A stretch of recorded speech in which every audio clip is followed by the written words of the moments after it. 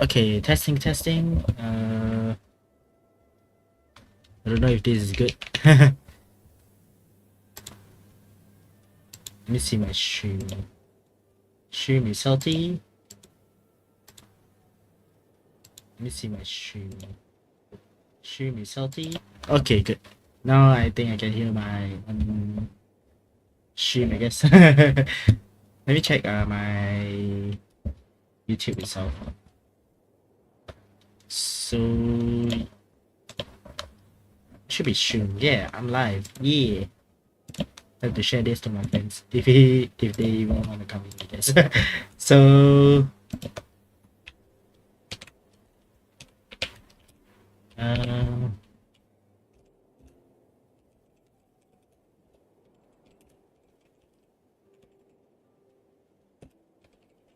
come live.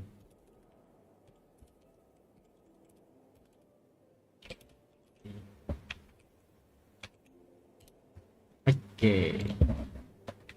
I don't know how many people are there gonna be.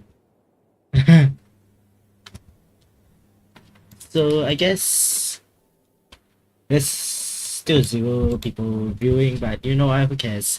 Hey guys, I'm AlifShow. Today we are gonna be playing Genshin Impact once again because I long time never touched this game, like literally.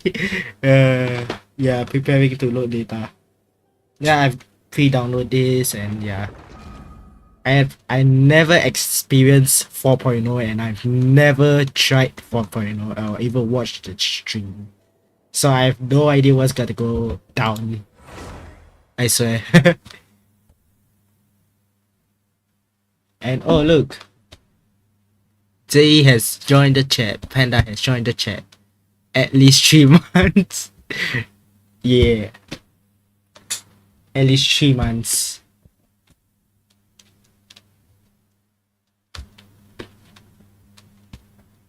Welcome, Panda. How's life? Oh, 3 primer. Wait, 5 primer gems. I don't know how I get that, but okay, sure. Let's check the mail, and yeah, that's a lot of rewards. Dang, that's a lot of rewards. Yeah. Life is okay. I see. Dang, that's a lot of rewards. What the heck did I just do? Oh, survey. Game survey. Okay. Let's do this, I guess.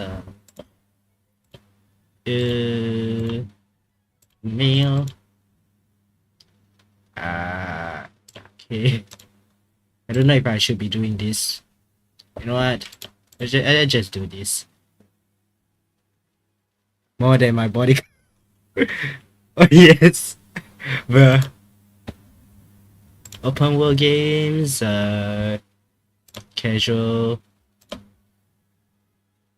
Uma Musume, yeah, I did play Uma Musume. Honkai Star Rail, Up Nights. Play a bit of Up Nights. Last game, Uma Musume and Honkai Star Rail. Oh, Minecraft and Velo. What else? I don't play any other of this game. Minecraft. I don't play any of this game, sadly.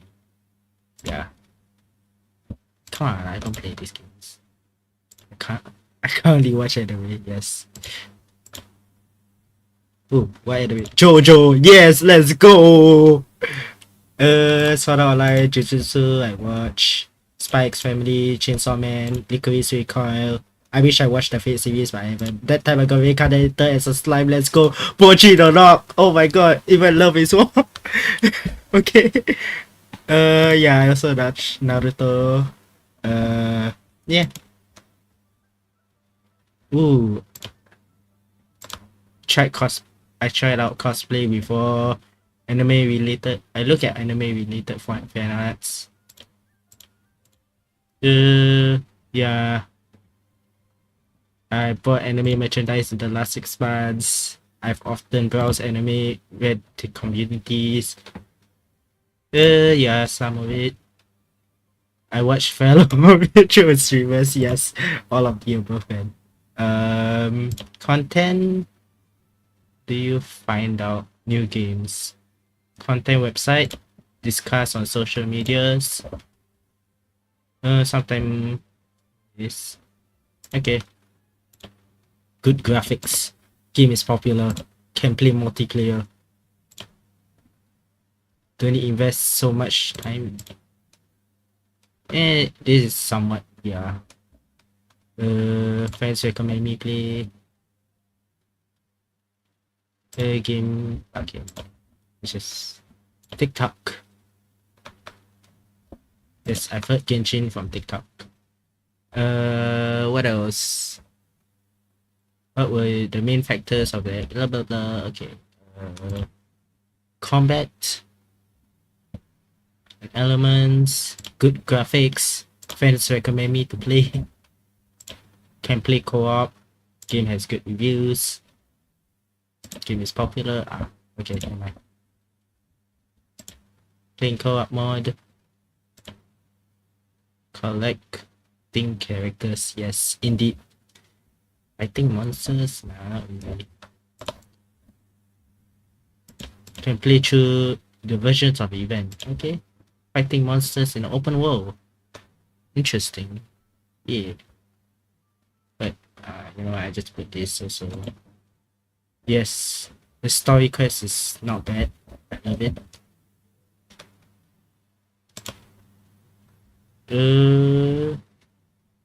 Team rewards, unlock maps to explore new areas. That's one of my favorite. Leveling up character stats. That's also one of the potential, yeah, good things. And I don't really have anything. So yeah, survey completed. So I should be getting the Primo Gems. Yeah. Thank you, Genshin. So I have no idea what's gonna go down. There's Gacha. Which is the new character. This girl, I forgot her name. But I have her as my thumbnail, I guess. And Lynette. I can't even pronounce it, but okay. Once there How do I was a skip? glorious king. Yeah. There's new weapons. Okay. Oh dang. Oh, I haven't been in the games for so long and they give me this. Wow. Okay. Oh wow. It's almost like a month I haven't played. Pull for Lynette. No, I don't have pull for him. But you know what? I'll pull for the girl. You know what? I should pull, and I don't know why pressing it. Okay, sure. I'll pull. Hopefully, I get the goal. Okay, ready, ready. Come live. I want to see in the chat if you are ready. No? Okay, you're not ready. Okay, sure.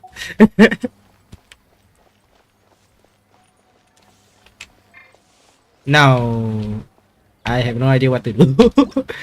I guess we finish daily commissions first. Oh, you're ready. Okay, okay. You're ready. Come on, let's go. Play in 3, 2, 1, go.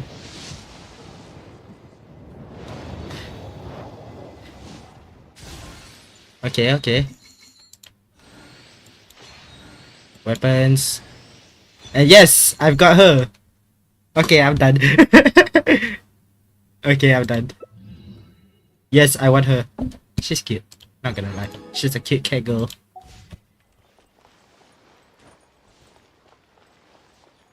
Haha. And now we shall do our daily commissions. And all our daily commissions is in Sumeru. Wow. Okay, sure.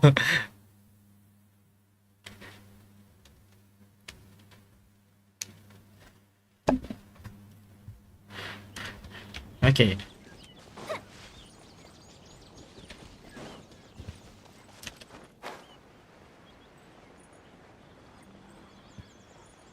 You guys may be saying why don't I have a webcam or something? Because I lazy put. That's why.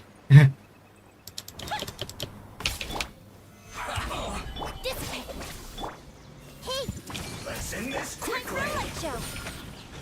Don't be a killjoy. Just because like I went too far. Okay. That's good, that's good. Solidified. Yeah. Where you go? Fire hazard. Okay. Wanna run away from me? Nope. Press G instead. Okay, give me the free stuff. Next is this daily commission. Just over here. Oh. Oh, I can get C1 the net for the event. Oh, that's a lot of stuff that I need to look through. Dang. Yeah, that's a lot of events that I need to look through. Okay, okay, interesting. Okay, let's... Let the magic begin. Oh wow, that's a voice line. Let the magic begin. Okay, I got C1. Nice. Let the magic begin. Okay, okay. Thank you, Panda, for the suggestion, I guess. I don't know what's this. Okay, I guess that's it, I guess. I don't know. I think if you haven't played Genshin for 30 days, they will give you like how to say, this kind of thingy. Yeah.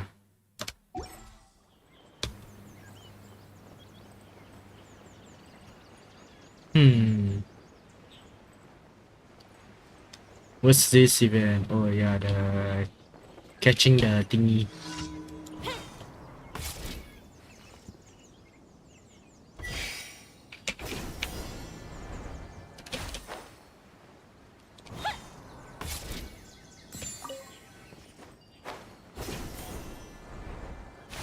Up and away.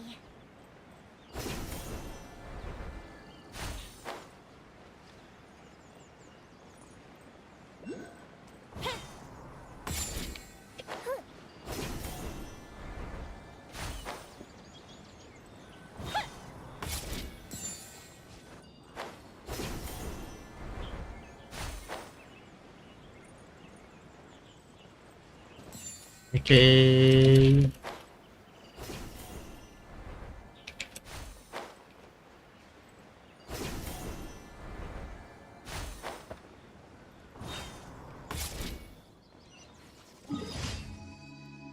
We got two more daily commissions.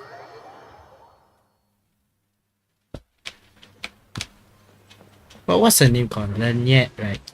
Yeah, the guy is called Lanyet.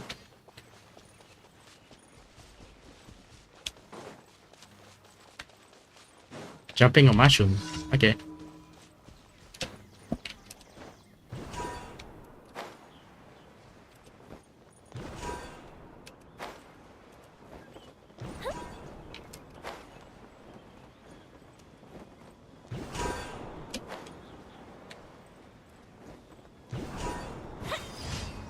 Okay.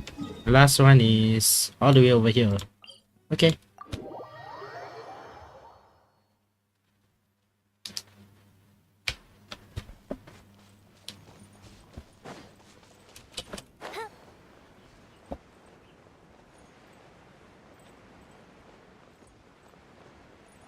Doo-doo-doo. I'm just gliding through the sky.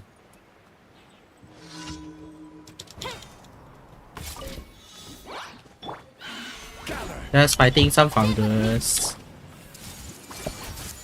Time for a light show.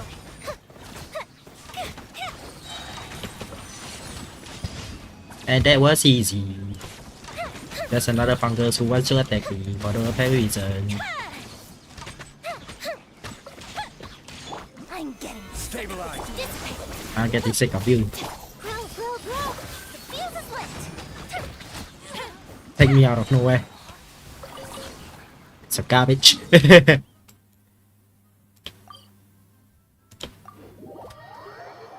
Wait, yeah, I saw something at the side just now.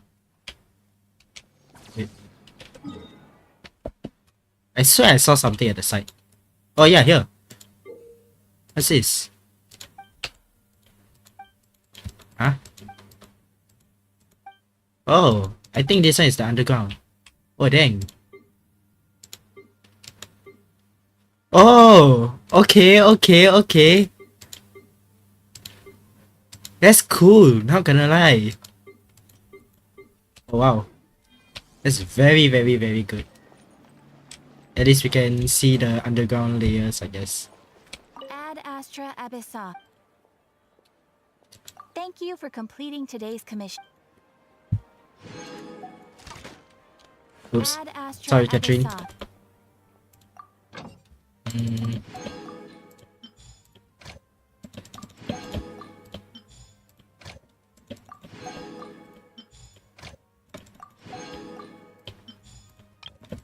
Me just spamming my mouse. Our bond is strong. Okay, now... Where's Fontaine? Oh, Fontaine is this way. Okay, it's... Personally, by the looks of it, it's not that big. Not as big as Sumeru. Yeah. It's like, quite small, I guess.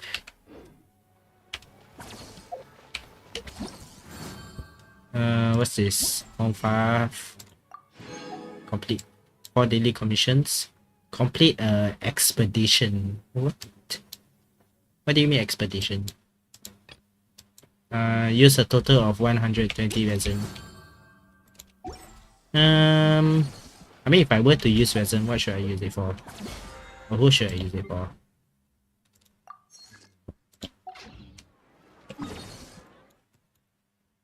Oh. I think this is the event. Yeah, this is the Archon Quest event. This is the Cave thing. Let's do the Archon Quest. Let's see what the story is about, I guess.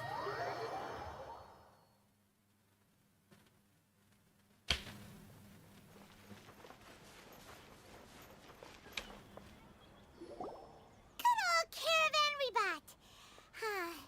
Now let Paimon think. What were we up to the first time we came here? Oh, Paimon remembers. Nahita's consciousness had been trapped by the doctor, but we followed the clues she left behind to help her. Yep, good memory, Paimon. So much time has already passed since then, and it seems Sumeru's changing for the better now that Nahita's in charge, right? Paimon just hopes this peace will last a long time, and then Nahita won't have any more new problems to deal with. As long as we're around. Yeah, guess you're right. We somehow always find ourselves right in the thick of it. Who knows what will happen next? Come to think of it, maybe it's all because of you. Maybe you're just a magnet for trouble. Bruh. I was thinking that you might be the problem, Paimon. Before Paimon ran into you, Paimon never ran into any trouble. At most, when she was super tired, Paimon got caught in some strange whirlpool and sucked out into sea. And even then, you fished Paimon out. Anyway, for Nahita's sake, maybe we should think about heading to our next destination for now. Yes, next stop, Fontaine. Ah, look who it is. Running into you in a place like this? I can see you two still love wandering around. Oh, look, there ya. Oh, it's Dia! Since when are we just wandering around? We're usually taking nothing to do with our journey. But never mind that. What brings you here? I just finished a commission in the desert for a usual client of mine. Nothing too interesting. Just escorting a shipment of goods. I'm on my way to report back. Okay. That's when I saw you two all the way over there, chatting away. What were you two talking about anyway? We are preparing to leave Sumeru and head to Fontaine, I guess. And somebody's looking at us. You serious? Can't say I saw that coming. But you are travelers after all. I guess you'd never stay for too long in one place. Yeah, true. Bumping into you like this will become a rarity. I'm starting to feel sad just thinking about it. Hey, how about I gather a few mercs to escort you two? What do you say? Thanks, but no need. Oh, Paimon had no clue you'd miss us so much. But don't worry, we'll come back to see everyone when we get a chance. Sounds good. All you need to do to get to Fontaine is cross this stretch of desert and navigate some waterways. Knowing you two, I'm sure it won't be anything you can't handle. Yeah. So, You can just when are you teleport there. leaving? As soon as we finish a few more preparations. Wait a sec. Paimon just remembered there are still a few dishes in Sumeru that Paimon hasn't tried yet. Now, where's that list Paimon made?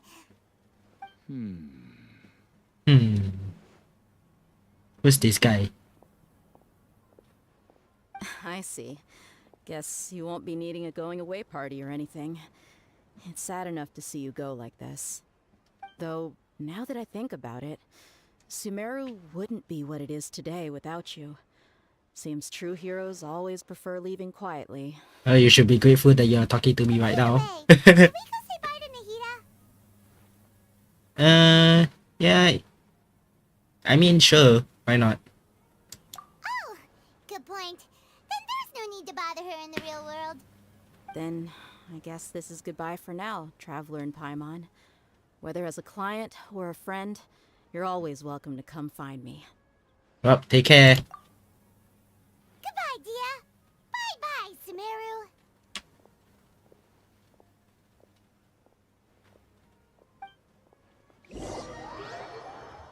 After settling in Sumeru, you're approached by a border with Fontaine. Okay.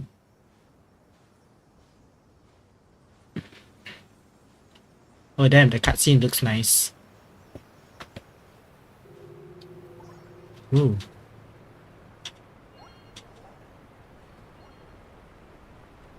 We have two viewers right now. Yo, what up? I can't see who's the viewers, but yeah. Oh, viewpoint. Oh damn, this looks nice. So where are we supposed to go? So I guess we're supposed to head this way. But how? Okay, that's a shipping dock. Yeah, which I guess we are supposed to take the ship.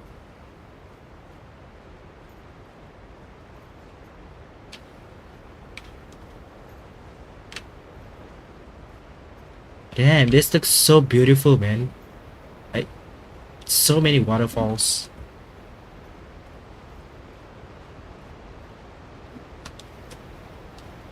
Dang.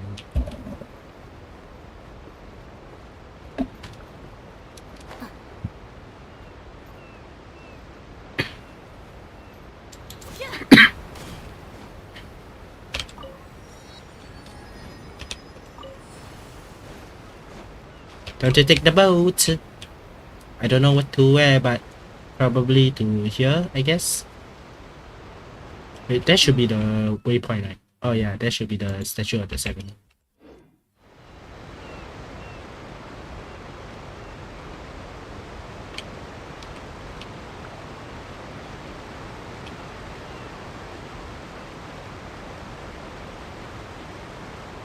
We are heading to unknown territory. Let's go!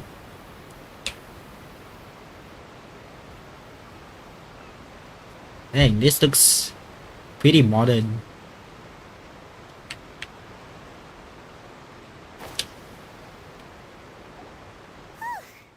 After crossing all that sand and water, we finally made it!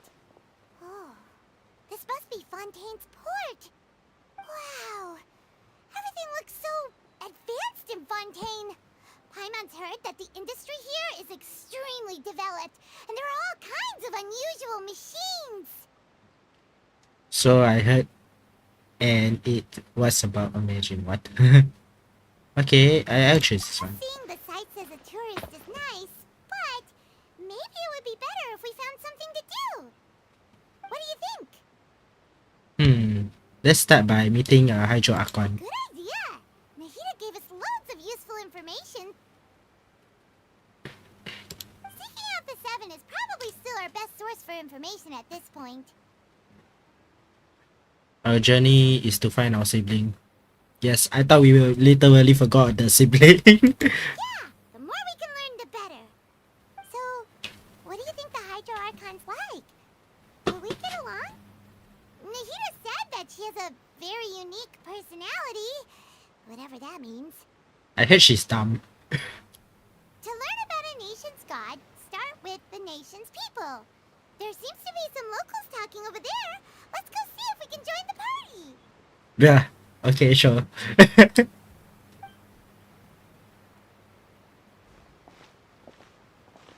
If you ask me, it's a tragedy how things ended for him. Clearly, he was a pretty decent person. Yeah, I didn't expect that kind of ending for him. I thought he would at least fight on a little longer for his family. I was expecting a sudden plot twist, but it's a pity that it never happened. Still, his story is quite the tearjerker.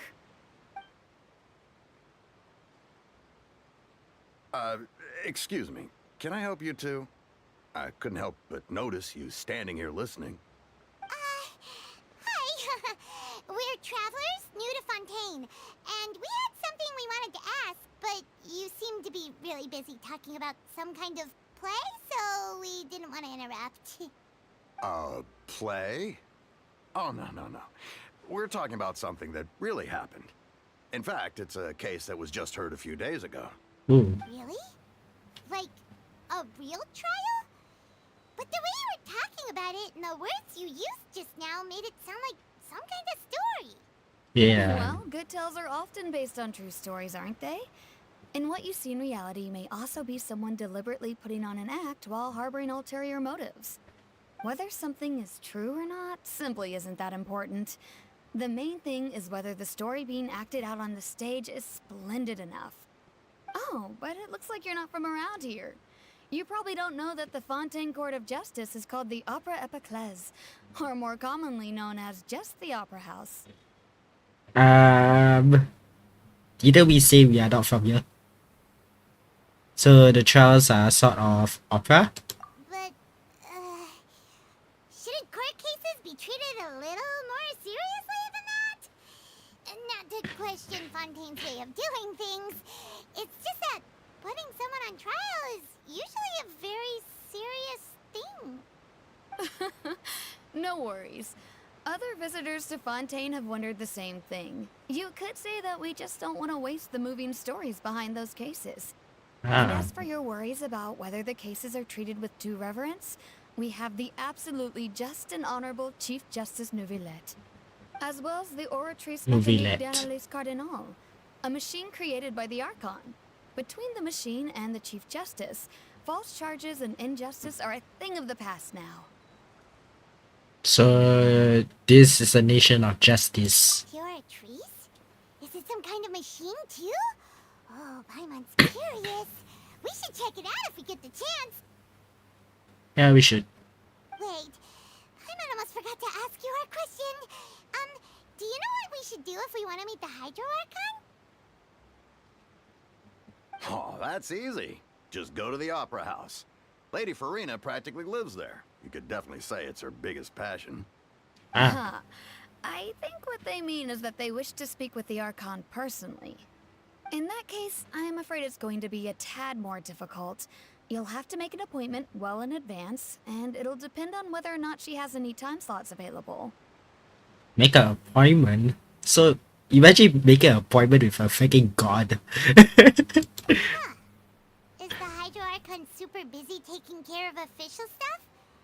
Wait, didn't you say that she's always at the Opera House?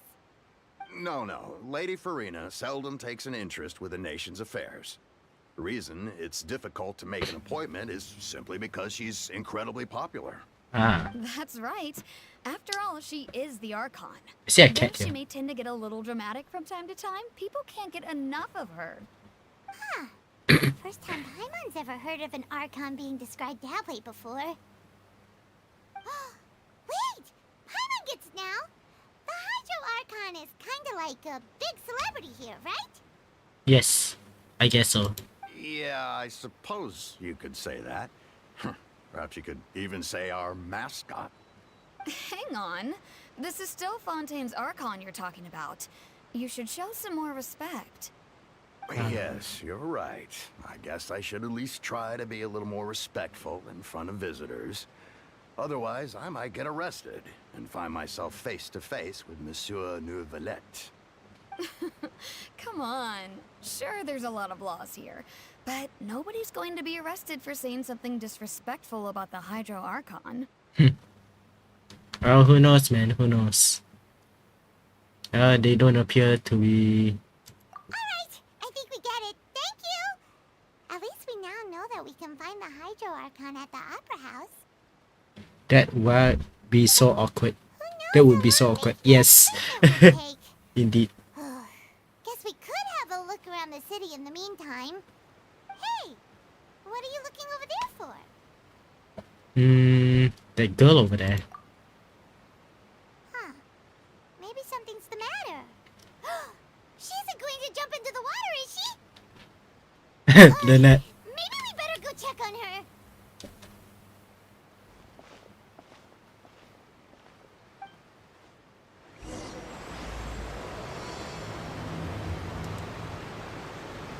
Oh, I see the thingy over there.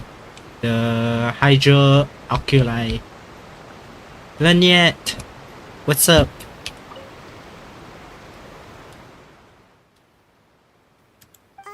Hello there. Excuse me. Are you alright? Huh? Ah, I'm fine. Thanks. Oh, okay then. We just noticed that you seem to be worried about something. About many things, actually. But there's nothing I can do but just keep my troubles to myself. I was just reminiscing about a place my brother and I would play when we were kids. It was just atop that hill over there. See? You're pointing at the sea. Wait, are you saying that you and your brother lived in the water? Maybe they are mermaids. No people call the waters around Fontaine a sea. It's actually just an inland lake that's filled with fresh water. And no, I can still see that hill clearly in my memories. Now, it's been completely submerged. He would skip and jump, tossing sand in the wind. The sun shone brightly, and the air was filled with the scent of the sea. But now, the water is gradually swallowing our memories. It won't be long before it swallows us. Sorry. Paimon doesn't really get what you mean. I get what she means. I don't believe we've had the pleasure of meeting. Are you Lynette's new friends? Oh, and you are? Thanks for looking after my sister. She often comes here to reminisce about our childhood, that's all. There's no need for any concern. Allow me to introduce myself. I'm Linny, and this is my sister Lynette. If I had to guess, I'd say you must be travelers from abroad. Nice to meet you. Paimon is Paimon, and this is the Traveler. We just arrived in Fontaine. Paimon is Paimon. We were just talking with your sister. Even though we didn't really get what she was saying. I see. It's unusual for Lynette to be so willing to talk with anyone. In fact, she seldom speaks at all. I'm usually the only one she ever talks to. Oh, really? Then you two are just like us. Paimon's always the one talking for some reason. Bruh. Because you're always stealing my line. So that's how you think it is? I also think my brother can be too talkative at times. Seems you were right, Paimon. We are quite similar. So, what did Lynette mean just now when she said that the water is engulfing your memories? And that it won't be long before it engulfs you too? Oh, The sea rises. It's from a prophecy that's been circulating in Fontaine for some time now. Well, I suppose prophecy isn't exactly the right word, because that implies a certain amount of uncertainty. There's no doubt about what's happening in Fontaine now. So what's happening in Fontaine? Where to begin?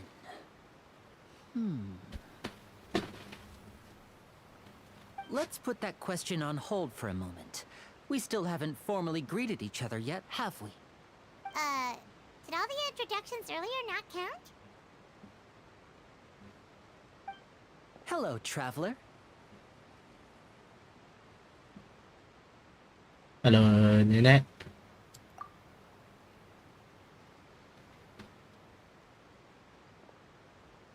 And hello, Paimon.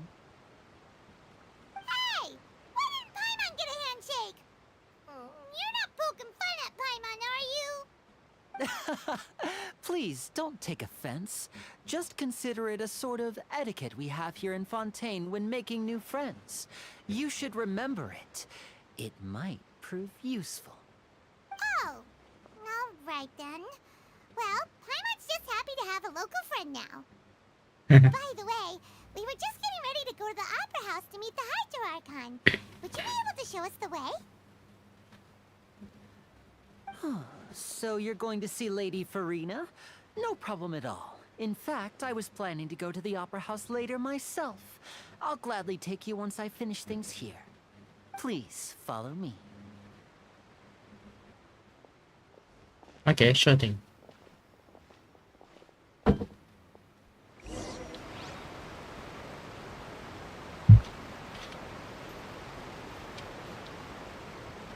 Stealing our line. Yes. They be stealing our line.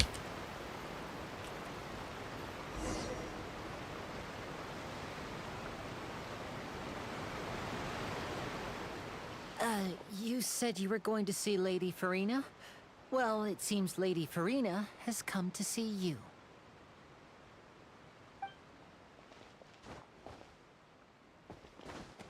Oh, dang.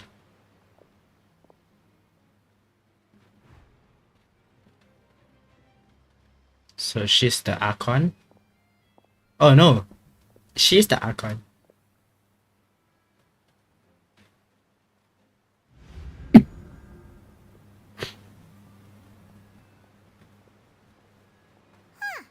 So, she's the Hydro Archon? But how did she know we were looking for her? My dear people, rich and poor, those with cup in hand and those with nothing at all, raise your glasses in celebration. If you don't have one, then just raise your hand in lieu.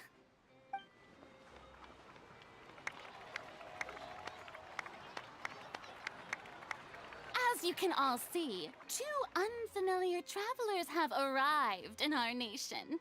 Come, let us make a toast in honor of this traveler and her companion who have journeyed here from distant lands. Okay.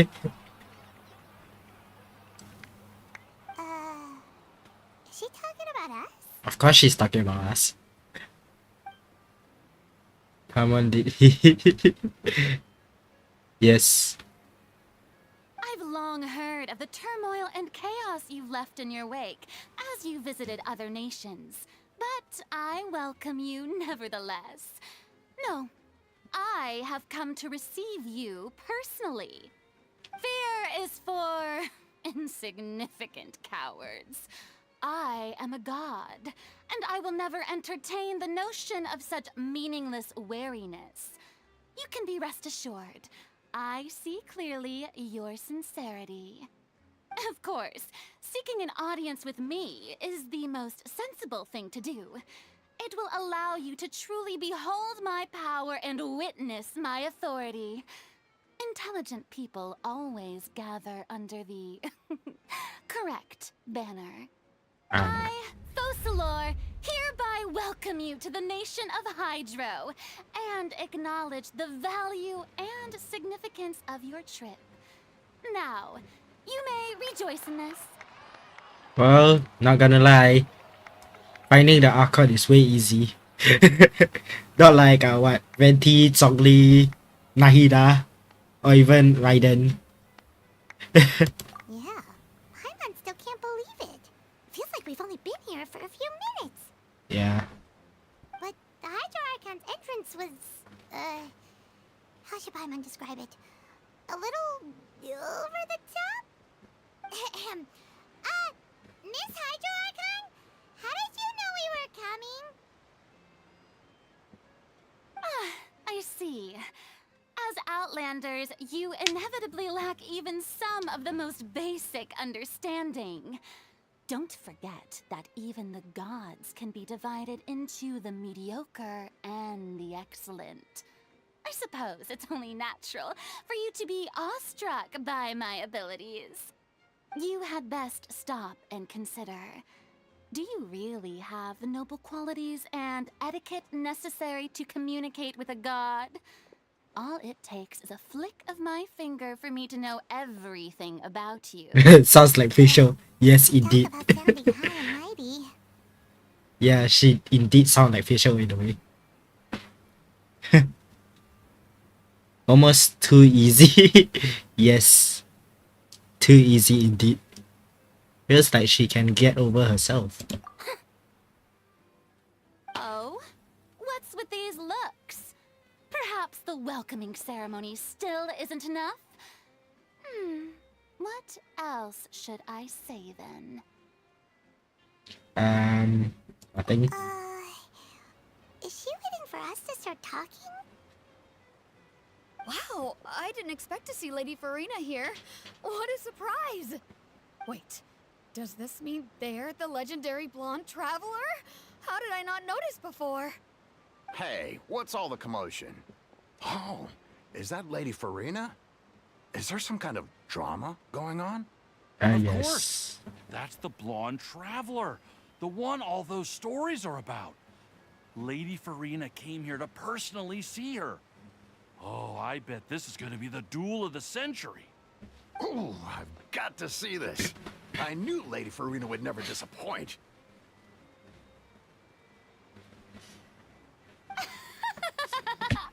Yes, but don't get too excited now. My dear believers and spectators alike tend to get quite rowdy. And despite the noise, I've come to tolerate all their ruckus. Tolerate their You may ruckus. consider this my reward to all of you. I have determined that there will be an epic duel between myself and this traveler from another land, just as you were hoping to see. What? Now she wants to fight? Aren't we getting a little ahead of ourselves? My gosh, that's a resume.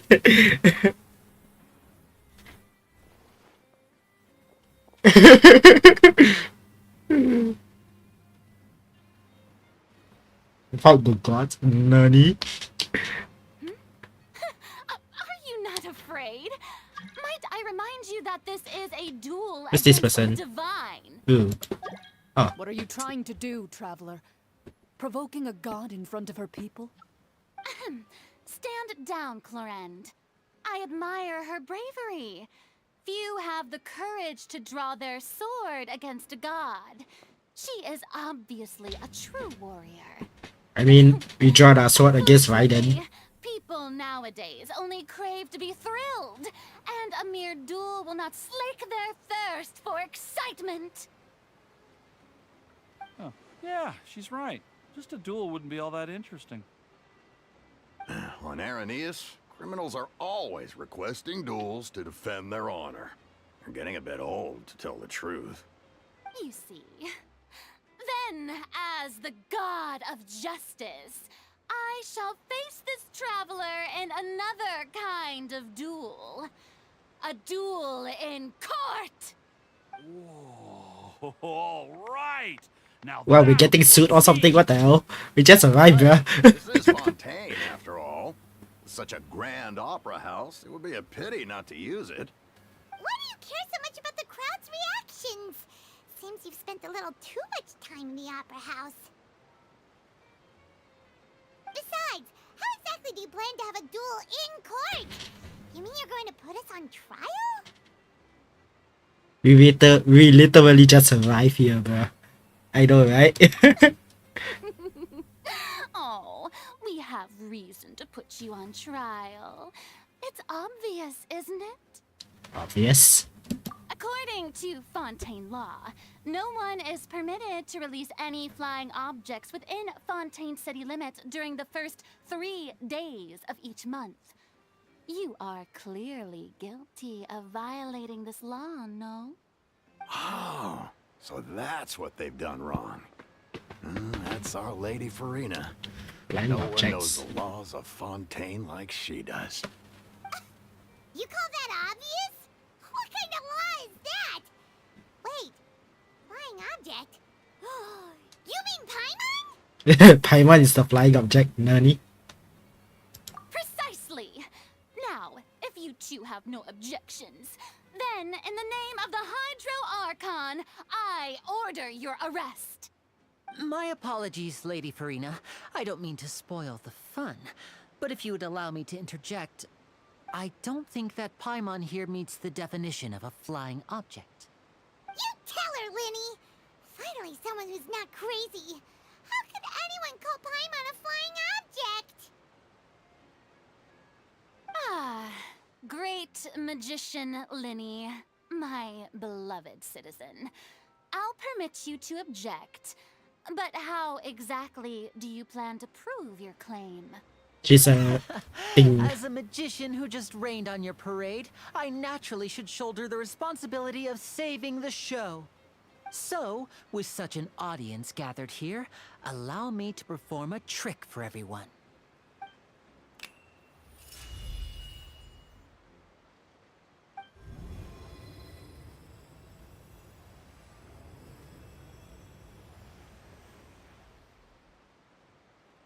Ta-da! What? What's that on Paimon's back? Hey, when did you do that? Ah, what the next path? Okay.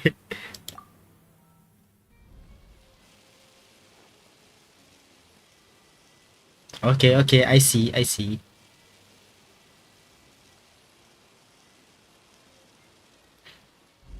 There.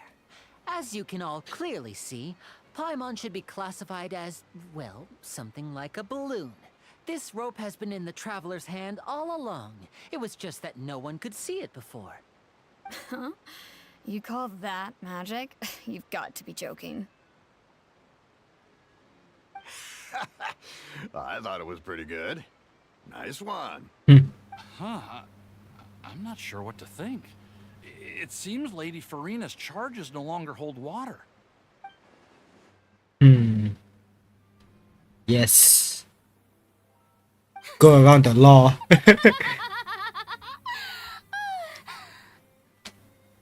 Amusing. Very amusing, Linny. Jellyfish Just hair. the sort of unexpected twist that I enjoy. Yes. You think Sherlock Holmes? Today's performance can finally be called complete. Performance? You see all this as a performance? In Ah. which case, consider the matter of your trial resolved. The god of justice will not bring charges against an innocent person. But when there are valid grounds, I will not only judge travelers from abroad, but even the gods of other lands. Even God of other lands. I look forward to seeing your upcoming performance at the Opera House, Mr. Linny and Miss Lynette. That's enough for now. Toodaloo! Well, to be honest with you, she's full of herself. Literally. I expect a god to be full of herself. And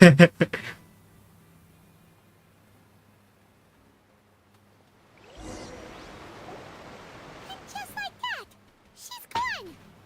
Well, that's the most unpredictable Archon Paimon's ever seen. He never even had a chance to ask her anything. But that's a problem for future Paimon. That whole scene just now was really... Well, thanks for bailing us out, Lynette. Don't mention it.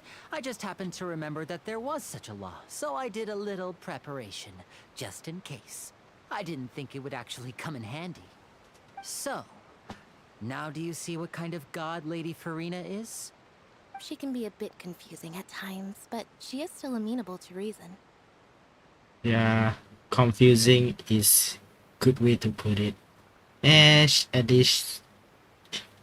she's really that reasonable. And yeah. Anyway, Paimon had no idea you were a magician, Linny. It sounded like you'll be performing at the Opera House, right? I just know a few simple tricks I use to make a living. Lynette is my assistant.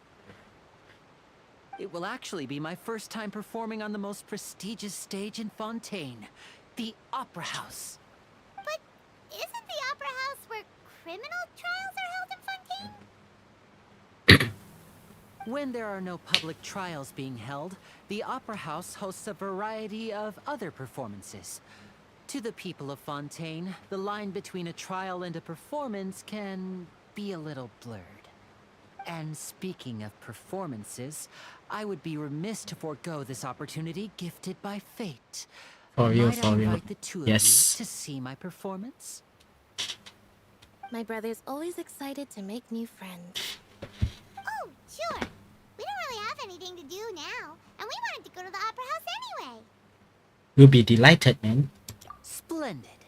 In that case, why don't we go together? I'll show you the way. I just have something to take care of first. Yes, show me the way, my brother. Show me the way. You really mean it? Then I'll take you up on your offer. This is a magical item known as a magic pocket. Perhaps you can help me distribute them to the people here. What the heck is this? A bag?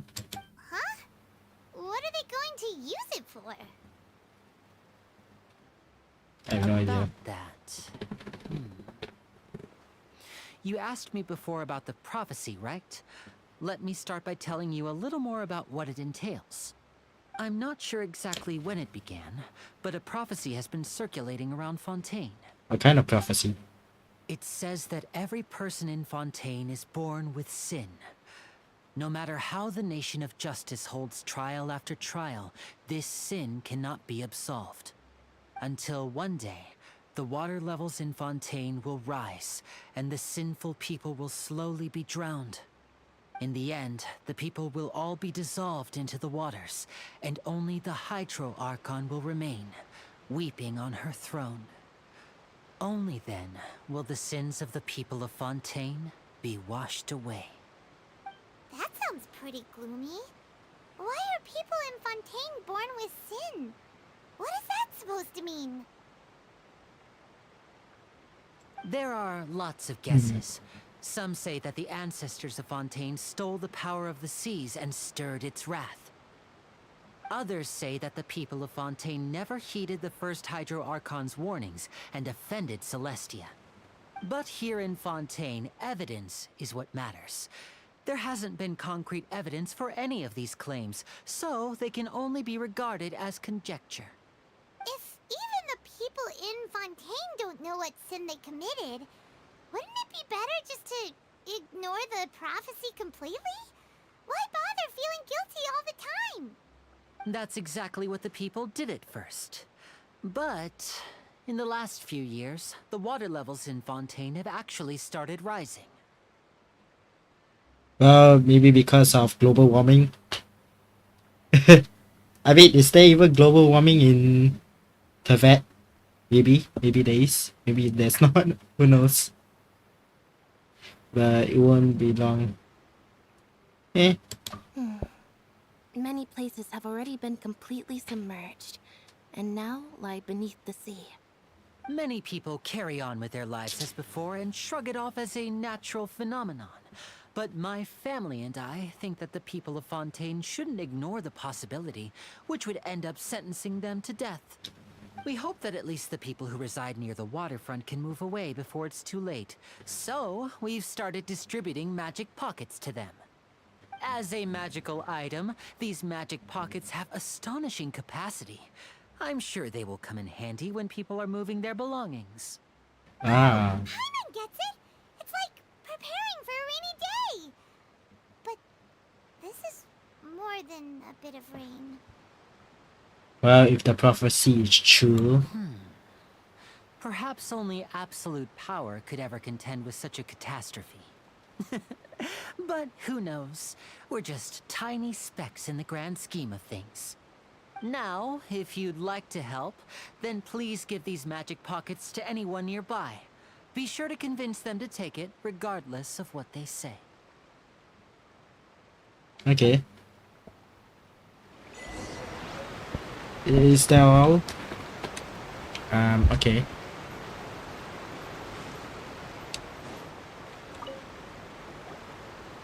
So you're the blonde traveler that everyone's been talking about. My apologies for not recognizing you earlier. No, it's okay. Ah, here you go. Oh, a magic pocket? Seems you really thought of everything. I guess it's better to prepare for the worst and hope for the best. Thanks. Please, also thank the magician on my behalf when you get the chance. Okay. Here you go, Mr. Guide. What's this? So you also believe in the prophecy. Keep it. I won't have any use for it. What? You mean you don't believe in the prophecy? No, I believe in the prophecy. But I also believe in another story. The story says that people once lived in the ocean. They were one with the ocean and couldn't live apart from it. But as time wore on, people desired to live on land and developed blood vessels, encapsulating the sea within their bodies. Thus could people set foot on land. So, if you ask me, when the water rises and takes us all, it'll be like we're going home. Yeah. Oh, we hadn't heard that one before. But people can't live underwater. They'll die. You should probably still take it. Yeah, just take it, man. Just take it. All right, I'll take it. I guess I just feel that being dissolved into the water doesn't necessarily mean death. What do you mean it doesn't mean death?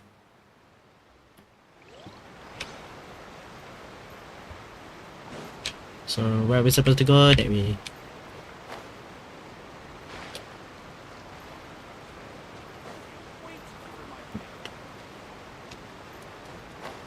Here you go. Huh? I don't want that thing. Way I see it, if the prophecy's true, it's still gonna be a long time before the water can cover everything. Life is all about living in the moment. What use is there in worrying about the future all the time? We'll cross that bridge when we get to it. You should still take it. You never know when it'll come in handy. Oh, all right, fine. Thanks. It's just that if I start moving, that means I've already given up on the life I have now. I'd really rather not. Oh, things change, man. Things change.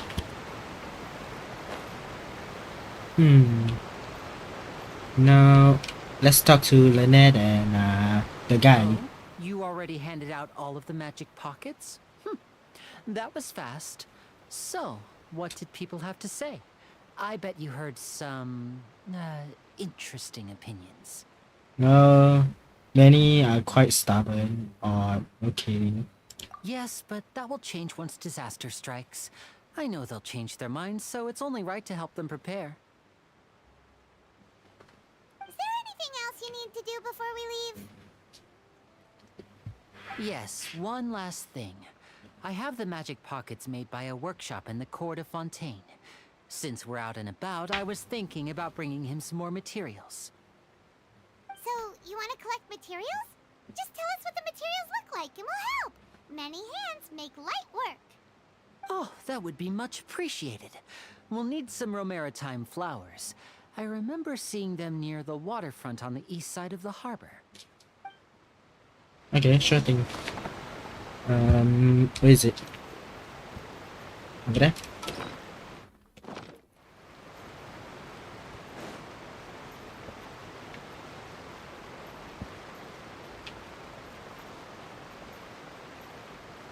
I'm guessing it's over here. Huh? What do you mean, huh? Hydro to collect Romaritime flowers. Oh, okay, that's easy. Where's Hydro? Oh, damn! Oh, damn, this is cool. Okay, okay. We need Hydro, right? Let's change Shinobu to... Okay, like this background is cool.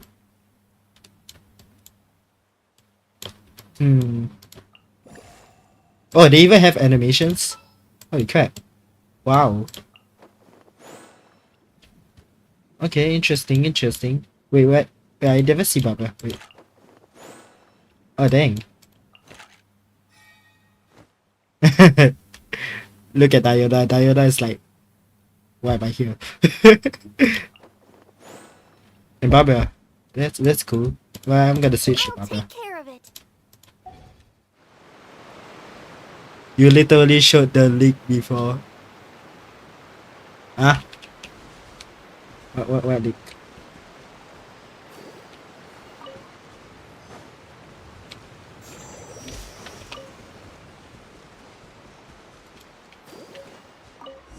Okay. I'm gonna collect this just for fun. Wait, there's still more. Wait, I can't climb. Oh, the animation of the party setup. Okay. You made quick work of that. I can tell you're an experienced traveler. I've also finished collecting a few here. Maybe next time you'll feel like helping too, Lynette. No way. I'm in power-saving mode today. Otherwise, I fear I may not have any energy left for the performance at the Opera House. I mean, Fine. I only see a Though bit the of the leak. performance is still a long way off. Now that we're finished here, we should get ready to head back to the Court of Fontaine. So, we're going to the Court of Fontaine before we head to the Opera House? Good. Paimon wants a tour of Fontaine's largest city and try... And they ignore Paimon. Wow. Wait, shh. Have you noticed that person over there? The young girl. Midnight girl? Huh? What's wrong with her? Paimon didn't notice anything. She's obviously a thief. Magicians and thieves practice similar methods. We divert attention, and a distracted audience is one that won't discover what you're really doing. Watch her movements carefully.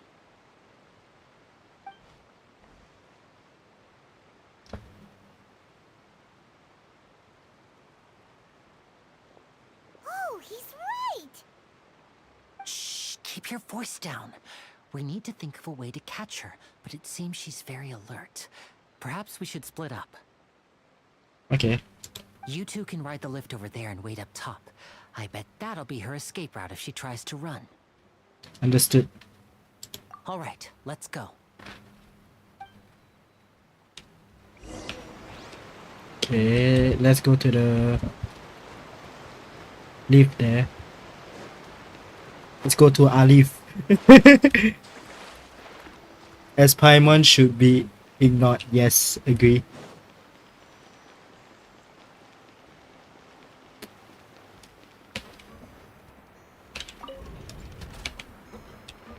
So we're going up. Okay, going up. Next level. The Fontaine Town, I guess.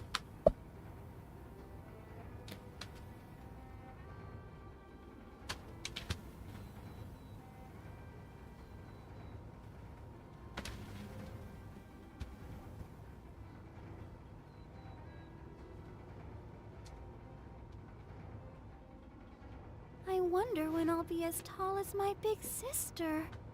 It's taking forever.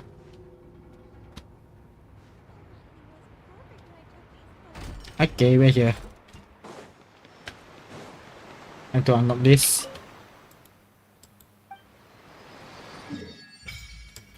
Ooh, look at this train. That's cool. Okay.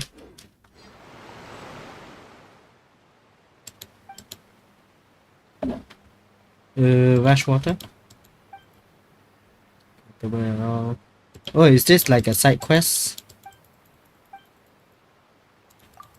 I'm not gonna read all of this. There's no dialogue. There's no sound. Oh, okay, never mind. Guess we can go down.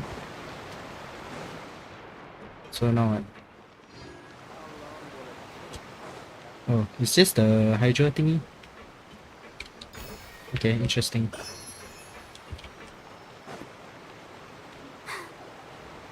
This is the spot where Lenny wanted us to wait. Oh, look! Isn't that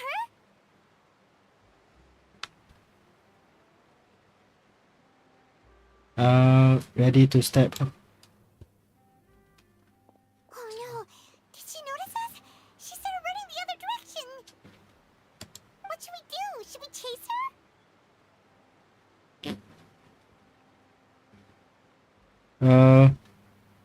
The rest is up to Lenny. You're right. She might also be trying to lure us away.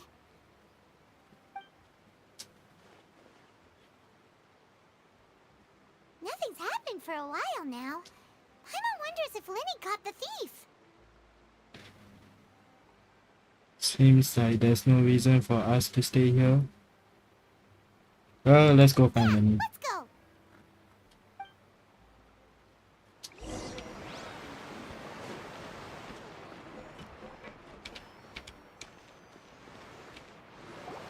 Are you sure that's all she took? You should check to make sure you're not missing anything else. No, that was all. Oh, I can't thank you enough. I didn't notice a thing earlier. Anyway, I should be going now. Thanks again. Oh, were you returning what the thief had stolen? That's right. Pity I wasn't able to catch her. She distracted me by dropping the thing she stole on the ground. By the time I looked back, she was already gone.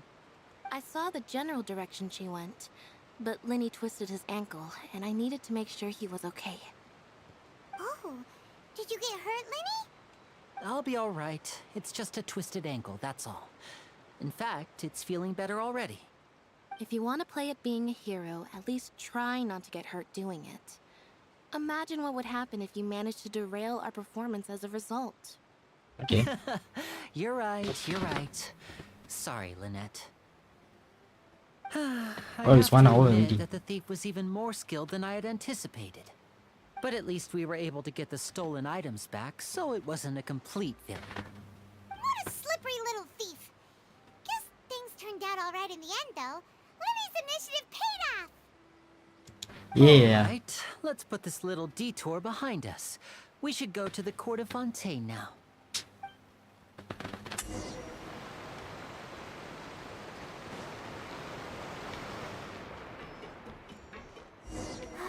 Keep going. Yes, indeed, Barbara. Keep going.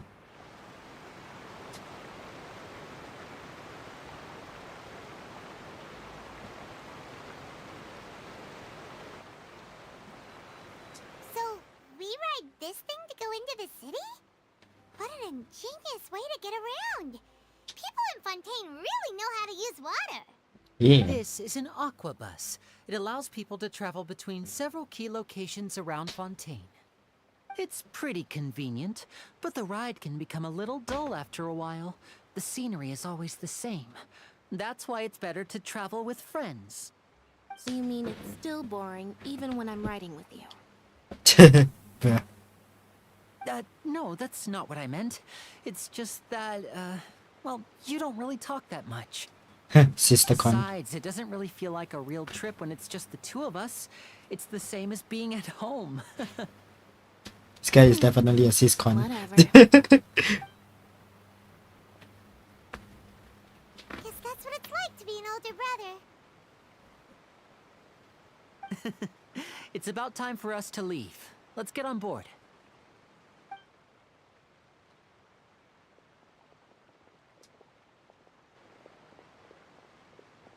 And who's running? Oh, is that the journalist? Huh? What? Oh my god, Traveler, it's Charlotte. Charlotte! It's Charlotte. Oh, I never guessed I'd bump into you while riding the Aquabus. In the story of my life, this is big news. What are you doing in Fontaine? I didn't hear anything about you paying us a visit. Yeah, it's quite the coincidence. But as travelers, we're always on the move. It's not surprising that nobody knew we were coming. Though we still have no idea how the Hydro Archon knew about us. Oh, let Paimon introduce you to our new friends. Oh, no need for introductions, Paimon. I would recognize the great magician Linny and his assistant Lynette anywhere. Lenny and Lynette. I wouldn't be much of a reporter if I didn't know who they were. It's a pleasure to meet you. I'm Charlotte, a reporter for the Steambird. Nice to meet you. From the Steambird, huh? We've often relied on your paper to promote our performances. It's an honor to meet you. Now that everyone knows each other, Fontaine suddenly doesn't feel like such an unfamiliar place. So, what have you been up to lately, Charlotte? Any big news? Not too much. When there isn't any breaking news, I mainly cover the trials at the Opera House. You can still manage to keep readers' attention as long as you tell things from a clever enough angle, even if it's the same old topics. For example, reporting on how a scammer once deceived vulnerable girls into relationships, or how a financial criminal was once so poor that they ate a single piece of bread for 5 days. Single piece of bread for 5 days. The heck? That would be... Yeah, they'll definitely get my attention. You're right. Seems you know me pretty well. What I'm really after is exclusive, sensational news pieces that could shake the country. These smaller stories are a waste of my talents. Oh, I just remembered. I've been following a case lately. Well, a series of cases, actually. You mean the serial disappearances of young women case? That's right. These stories are the talk of the town right now, and it's probably the most mysterious case we've ever seen. If I'm the first with a draft ready to publish when the case is finally cracked, and it's the headline story in the Steambird, oh, when that happens, I bet all the other reporters will shed tears of envy. I've already gathered all kinds of materials. I just can't wait for the truth to be revealed. Yeah. So, what is the serial disappearances of young women case? You mean the culprit hasn't been found? That's right. The first missing girl case happened almost 20 years ago. 20 years ago. And ever since, after a period of time, another girl disappears. What the cases have in common is that the girls are all of a similar age, and that they've all vanished without a trace. But the scariest part is that to this day, none of the girls have ever been found. Many suspects have been arrested over the years in connection with this case, but shortly after each arrest, another disappearance would always happen. Okay. Then maybe there are many copycats criminal. More than one criminal at work. Yes, it's possible. But either way, I believe that every case has some precise truth behind it, waiting to be exposed. Yes, I agree. And at the very least, the family of those missing girls deserves some sort of explanation. I just imagined for a second what I would do if Lynette were to suddenly disappear. I'd pay any price to get her back, and then find a way to track down the culprit. Please Yes. don't imagine that, Lenny. Yep. This guy is indeed a sister con.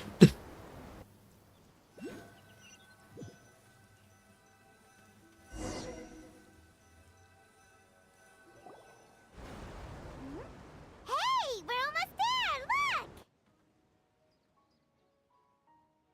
Yes, we are so close.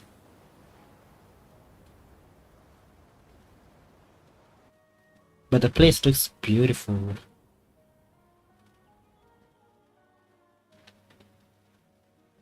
Dang.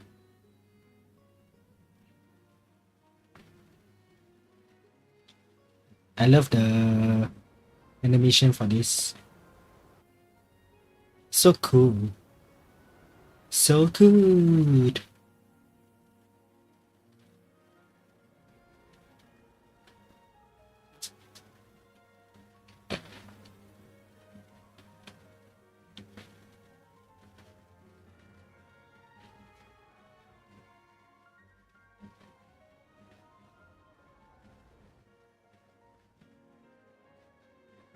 Well, I really enjoyed chatting with you. Life should be full of pleasant little surprises like this. Yeah, us as well. Yes. The ride went by too quickly. Okay. I have an interview to get to. I should get going before I'm late. Well, good luck. Okay. Paimon hopes we can chat again soon, Charlotte. See ya! Bye now. Oh, be sure to stop by and see me at the Steambird when you have time. Okay, sure thing. Don't miss your interview. Always running around and interviewing everyone? Well, where should we go now? If you don't mind, how about we stop by my home first? Besides, I still have all the materials we collected. Sure, we wouldn't mind at all. This city is so huge, Paimon wouldn't know where to start anyway. Okay. Show us the way.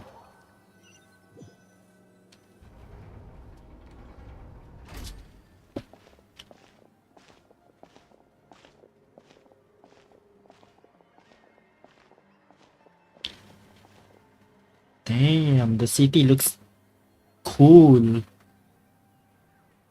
Awesome.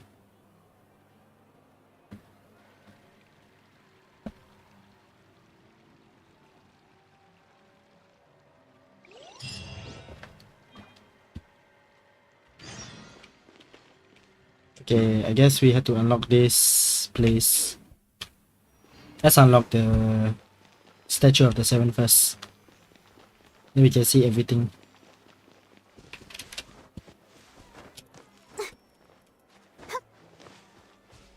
Now the question is, where's the statue of the seven? Is it all the way up there? How are we gonna get up there? I think the only way we can get up there is climbing. Come on, Barbara, climb. Let's go.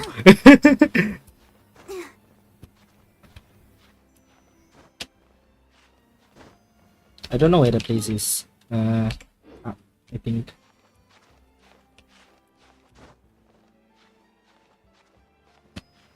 I should change the Kiwala.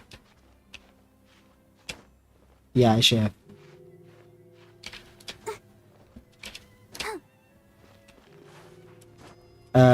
Am I supposed to go here?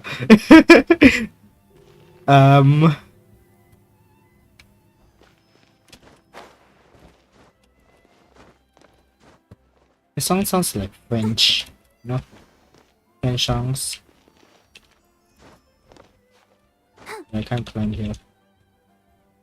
How about this way, then I just jump? Yeah, should be climbing. There, I just jump. Okay, I'm here. Now where's the waypoint? Should be all the way at the front. Is it down there? By the looks of it, no. Is it up? Yeah, it's there. So we have to climb a bit more. Oh look, water.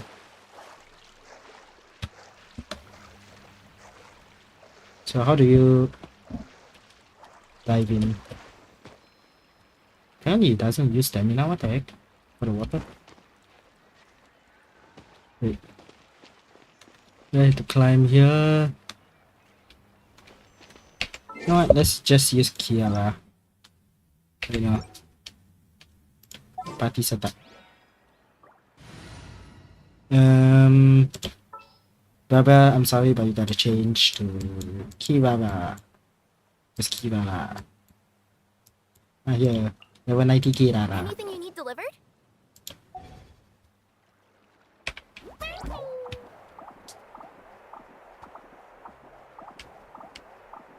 Perfect. Oh no no no no no! Okay, lucky that's water. I mean I tried. Okay, let's wait for 6 more seconds. Okay, let's go. Wait now. Perfect. Okay, I guess wait for 4 more seconds. Okay. Come on, Kikibara, let's climb.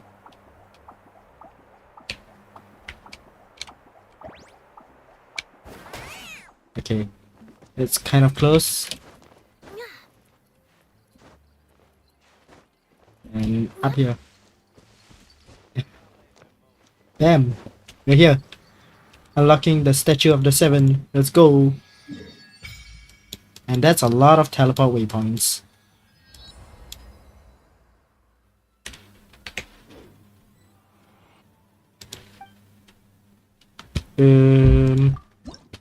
We could just offer one, I guess.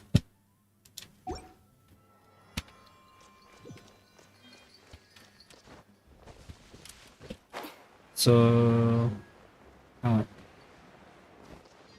we go to the Leonette thingy. First, we gotta change it into Shinobu. But damn, Shinobu's animation looks cool. Don't tell me they did it again.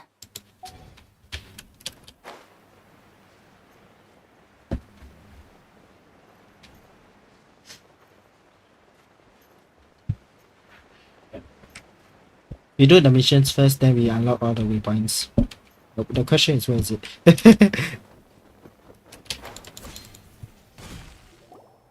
This is our current abode. Ah, Fremine, you're home. Where did everyone else go? Fremine. I have some new friends that I would like to introduce. Oh, they all just went out a moment ago. I see. Everyone is getting busier now that Father will be returning soon. I suppose that can't be helped. Are they brothers again? Allow me to introduce you to my little brother, Fremine. He is a phenomenal diver. Dang. Hello. Sounds depressed. Nice to meet you. Paimon is Paimon, and this is the Traveler. Oh, you sound very proud to have a diver as a brother, Linny. Yeah. What a talented friend. Lenny, could you come here for a moment? What is it, Fremine? Do you have something to tell me? It's alright, you can go ahead.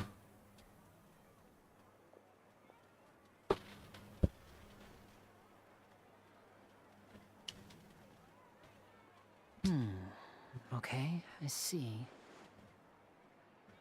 Is everything alright? She's cute in the background. Oh, it's nothing. We were just discussing a little housework. Sorry for the interruption. Oh, before I forget, the Traveler and I collected more materials to make magic pockets. Were you able to get any, Fremine? Yes, I went diving and gathered lots of materials. I was about to give them to you. That's our Fremine, always quick with the underwater work. All right, I'll take these to the workshop. And it started raining.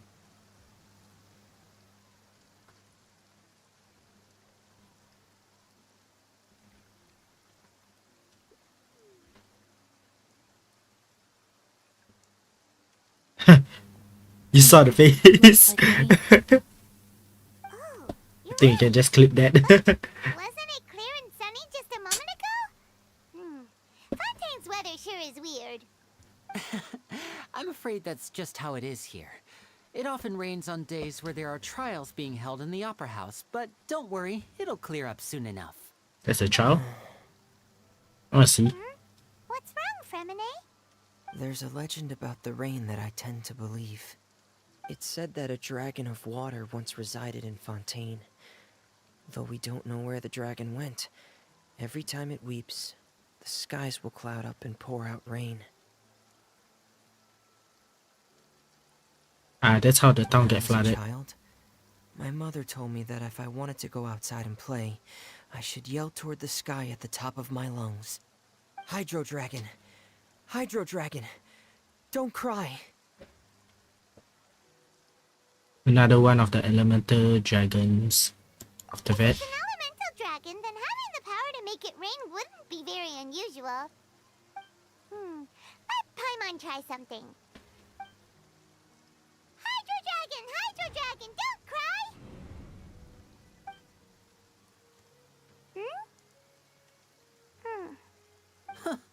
Doesn't seem to be of any use. It is just a legend after all. You know, you might be a more popular magician if you understood the concept of romanticism. Or could at least play along. Sorry. It might be because we've never met the Hydro Dragon. Perhaps it can't be comforted by the words of strangers. After some time, the wind stopped. It rained for longer Okay, than bye-bye, Panda. It's Bye-bye. already getting late. Was there something you needed to do, Linny? Yeah, some preparations for the show at the Opera House. I need to find a way to catch the last aqua bus of the day. On the day of the performance, just ride the aqua bus to the island of Aeneas. I'll have Lynette meet you at the fountain in front of the Opera House. Sounds good. Let's go. Oh, are you leaving now? Me, you want us to What is stay? it, Fremine? I'm in a hurry. Oh, I get it. You feel nervous delivering the materials for the magic pockets, is that it? Perhaps we could trouble the Traveler to help us take these materials to the Beaumont workshop and deliver them to the owner there? I don't mind. I'm afraid that Fremine can be quite introverted, and the boss there tends to be pretty talkative. Fremine has always been a little afraid of her. No trouble at all. Don't worry, we're on the case. Yeah, let's go. Sorry for the inconvenience. I'm quite useless when it comes to such tasks. I'll think of a way to make it up to you. Oh, no need. This will be a walk in the park for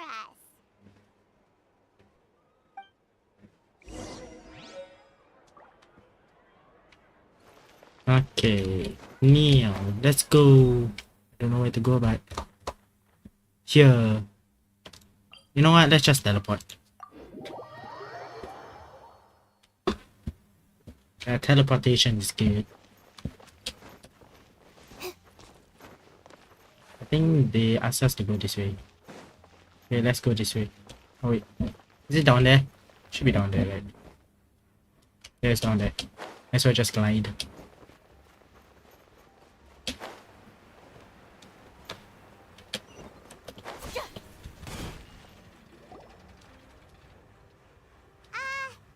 Hello?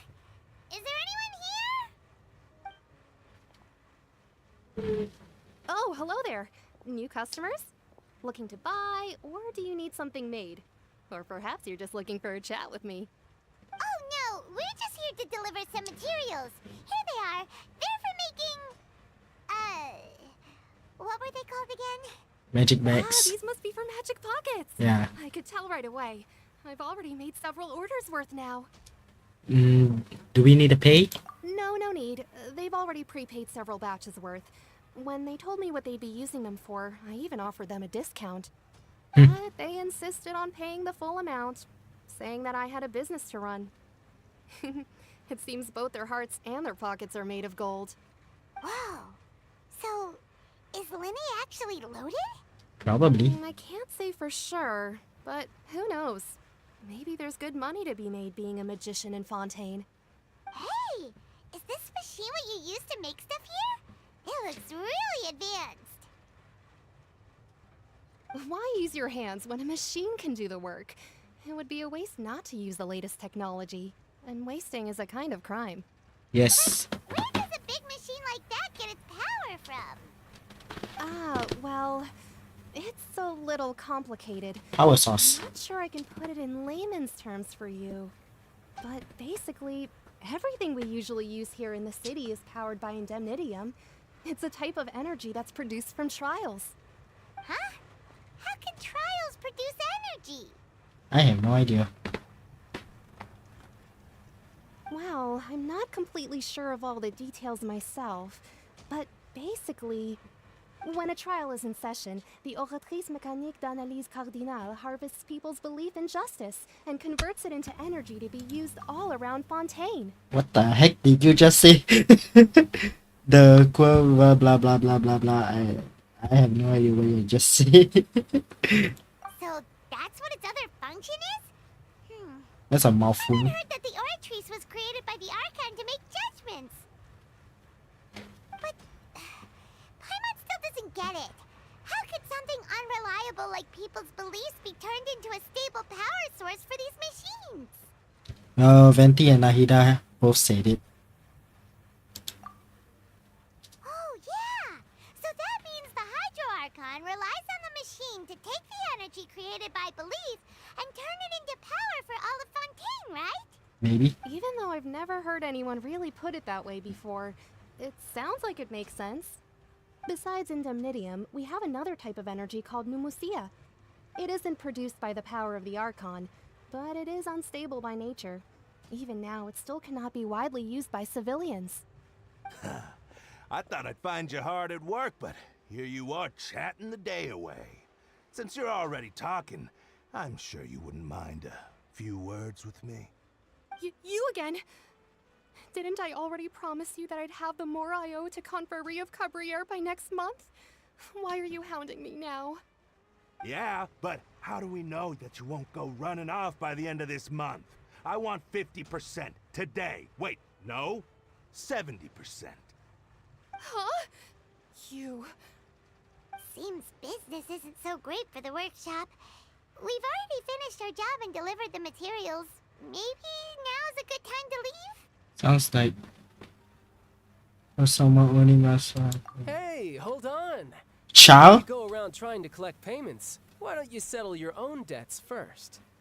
If Confrérie of Cabriere wants to poach clients from Northland Bank, that's fine. But I'm afraid you still owe the bank a hefty sum of mora. So why don't we work things out between us first, before you get back to your little conversation here? Chow? You're from Northland Bank. But we said we'll pay everything we owe next month.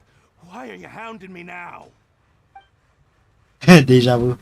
Traveler, Paimon! I didn't think I'd run into you here in Fontaine. What are the chances? We're surprised to see you too. What are you doing here in Fontaine? You didn't want to stay in Snezhnaya? I thought you were dead. Like literally, I thought you were dead. Oh, Fontaine is a curious place. Long story short, I've already been in Fontaine for some time now, and honestly, things have been pretty boring. But it seems that fate brought our paths together today. Not only will I have some good friends here now, but ones who always seem to find trouble. Either way you look at it, it seems things are going to get a lot more interesting now. Pretty sure we'd want to avoid anything that you'd find interesting. Besides, our trip here has gone pretty well so far. Right, Traveler? I don't mind a little excitement every now and then. Hey, you, Northland Bank boy. Aren't you forgetting something? Don't interrupt. It's not often I run into the Traveler like this. Why don't you wait for me over there for a while? You kidding? Aren't you the one looking for us? You really expect us to sit and twiddle our thumbs while you catch up with your friends? Listen to me, boy. If you want your mora, fine. Why don't you come and take it? Hey, I just said not to interrupt. Oh, by the way, Traveler, the last time I took Tonya and Tusser ice fishing, Tusser said... Hey! That's way over the line! All right, boys, let's see who has to pay up now! Can you at least let me finish one sentence? Fine. Though the bank told me not to get rough with our clients. You're the ones who started it. This is an act of self-defense. You two will have to be my witnesses, okay? Go ahead, they're all yours. I'm sure this won't take long. I guess we're using Chow.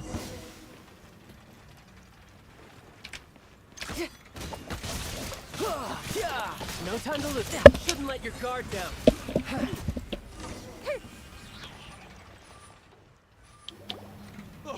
What's your deal, Brad?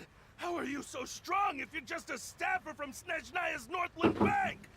Wait, don't tell me you're... Oh, now you notice.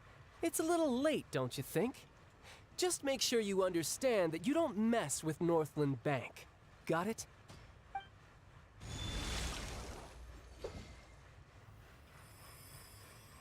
Huh? Now's my chance!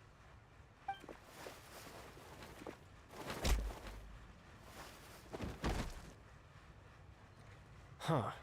That was weird.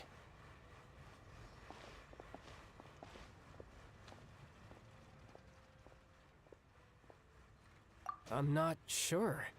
It's as if I suddenly lost control of my hydro powers when I needed them. Maybe there's something wrong with my vision? Strange. How could that happen? First time Paimon's ever heard of someone losing control of their vision.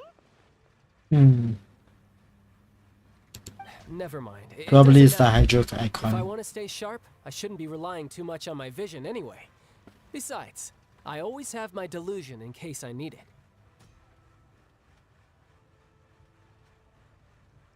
Better not use a delusion too often. So what are you doing in Fontaine, child? I don't see its work for Northland Bank. Well, I guess it's because I've been in a bad mood lately. Huh? What kind of reason is that? Wait, since when do you feel down about anything? I don't know. Maybe I still have a lot to learn about myself. But recently, there seems to be some sort of restless power stirring inside of me. And I don't know why, but every now and then I feel like I'm in a terrible mood. Maybe you losing control of your vision just now is connected with that power you're feeling inside. That is a possibility.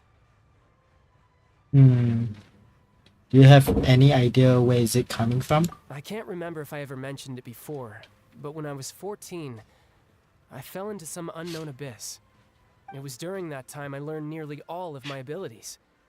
The one who took me under her wing and taught me was named Skirk. She was always quiet and very mysterious. Nobody knew where she came from or what she had been through, and she was always very strict when teaching me combat techniques. One time, I asked her why she was willing to take me on as an apprentice. From what I could make of her answer, it was because I had awakened it, and traces of it remained on me. She said that all my combat training would be useful in the future. But what is it? What did you awaken? Probably it's the She never beast inside of explained you. that, but my guess is that it's related to a dream I saw when I had just fallen into that abyss. In my dream, I was in the deepest depths of the sea, and the boundless seabed was all around me. But in front of me appeared a whale that was so massive, I felt like I couldn't breathe. A whale? Oh, that sounds familiar! When we fought against you before, you summoned a huge whale that seemed to leap at us. Is that the one? That's just an abstract form of a whale that I create using my elemental powers. It takes that shape because the scene I dreamt of the whale has always been stuck in my mind. I'll never forget it. So you used the whale as inspiration for one of your moves? Huh. Seems a little twisted to Paimon. Well, it's very possible that So why don't you just go ask your master? Maybe she knows the answer. You make it sound so easy.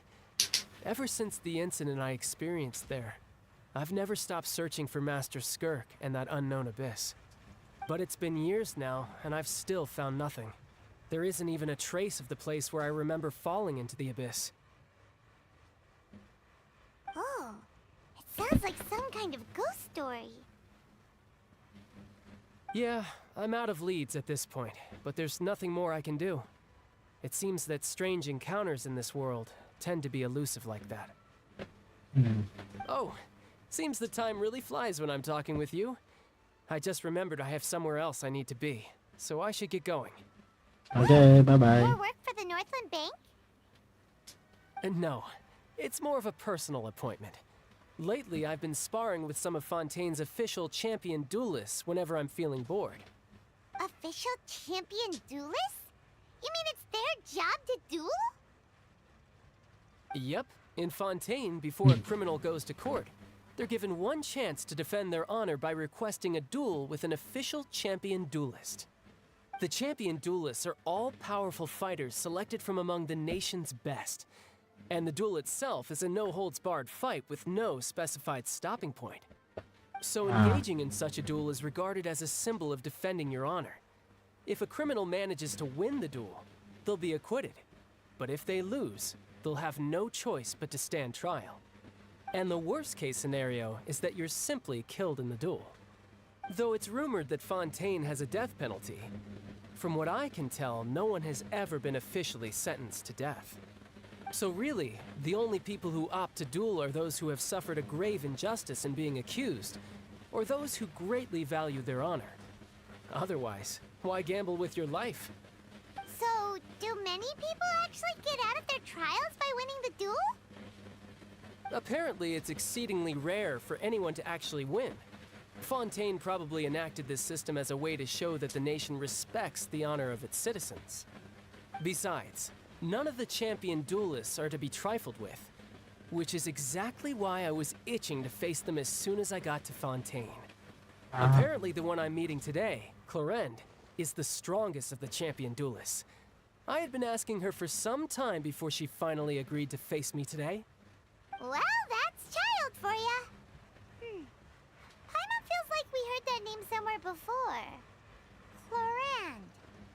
Huh. When we made a hydro icon? Oh, before I forget, I want you to have this. Vision? Your vision? You're seriously just giving it away? I'm just worried that it could become uncontrollable again. I'd be pretty upset if it got in the way of my duel, so I think I'll be better off without it for now. Besides, I just need you to hold on to it for a short while. I'll come retrieve it when I have some time later. Paimon knows what you're up to. You just want an excuse to come talk to us again, don't you? Whatever gave you that idea? I'll be in touch later.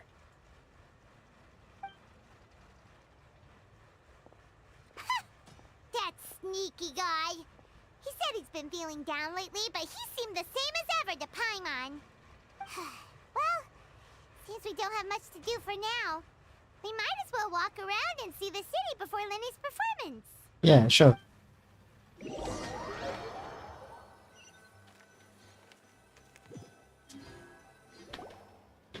Wow! Who could have seen that coming? The reporter who was barely around for most of the story was the murderer all along! Don't blended it out, Paimon. It's rude to spoil mystery for everyone else. Sorry. Paimon was just surprised, that's all. Paimon never saw that twist coming. The murder mystery novels here are amazing! I never thought I'd see the day when Paimon would enjoy reading. The whodunits here in Fontaine are a lot different than the light novels you see from Yai Publishing House. Both have their merits, but Paimon thinks this style of novels are more, well, novel. It's so exciting to reach the moment when the mystery is uncovered, especially in the one Paimon was just reading. You should buy a copy and read it too. I'm good. Oh, sorry about that. Paimon will be more careful next time. Hey, shouldn't we be heading to the Opera House to see Linny's performance soon? It's almost time for the show to start, so we should get going. Yeah, let's go. Linny said that the Opera House is on Aranias, so let's go ride the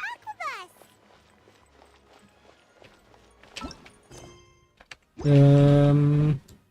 First I want to change to the area. Is it? First I want to change to the Hydro Traveler. Yes. This world is full of unsolved mysteries. Okay.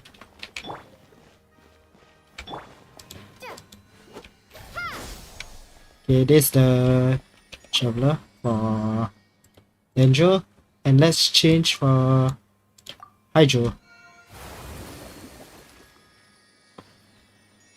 Okay, let's see here. Wait, I want to see again. Not bad, not bad.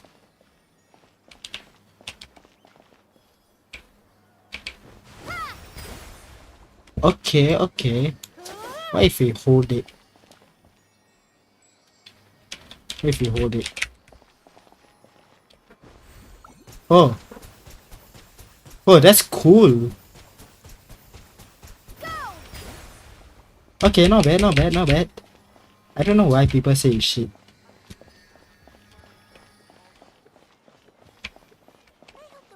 Now imagine shooting water in the sky, man.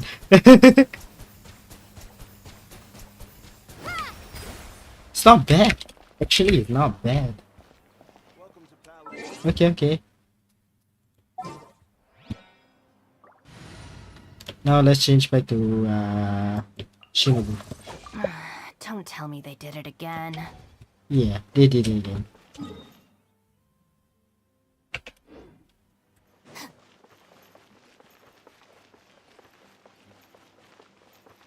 So I'm guessing we had to go this way.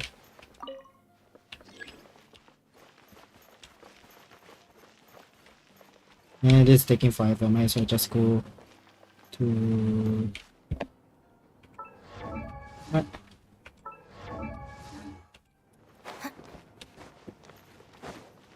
10 years later. Why the leaf so long one?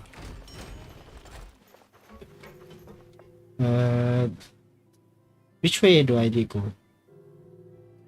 Level 3? Let's go level 3.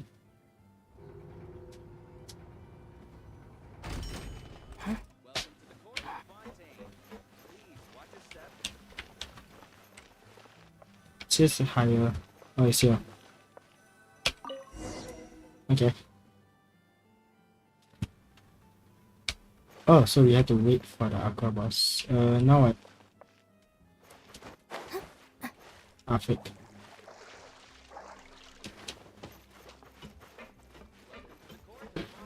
Then we have to ride it all the way to here. Okay. Yeah. Damn. This is pretty cool. Welcome to the Navia line. I am Elfan. The boat will be departing imminently. Please do not stick your head, hands, or other body parts outside the boat. The Aquabus operator is not responsible for any accidents or injuries resulting from doing so. Also, please remember to buy the Steambird, though I don't read it myself. Oh, this is cool. The destination of the current tour is Erinias. Points of interest worth visiting include the Fountain of Lucine and the Opera Epiclese. If you look to the left in the direction we are currently traveling, you will see the famous Fontaine Research Institute up in the sky. An experiment gone wrong turned new sightseeing opportunity. Hey. Human ingenuity truly is a wondrous thing. Oh, that thing. Okay.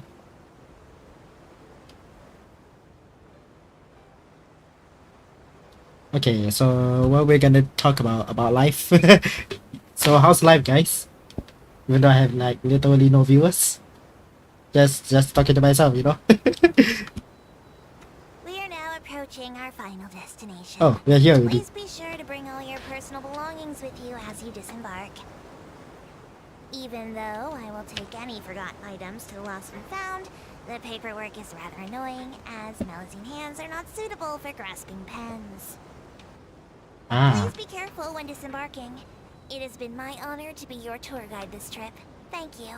Thank you, Mr. Tour Guide. Or Mrs. Tour Guide. What are you? A robot? Okay, we got achievement. So where are we supposed to go? That way apparently. Okay. Let's unlock this teleport waypoint.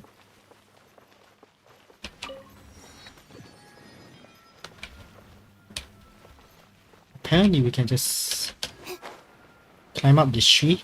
Oh, this tree looks nice. Wonder what kind of wood they give.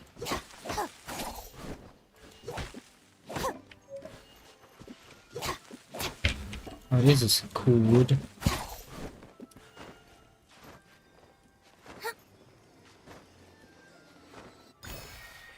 Okay.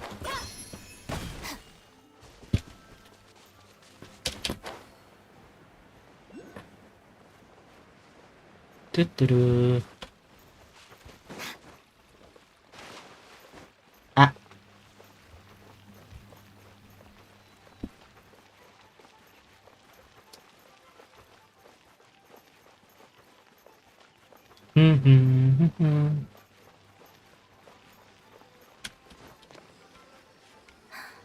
Now where's the... Oh yeah, it's here. I thought it's up there. Don't have to climb with Kiwara, you know. Doo-doo-doo.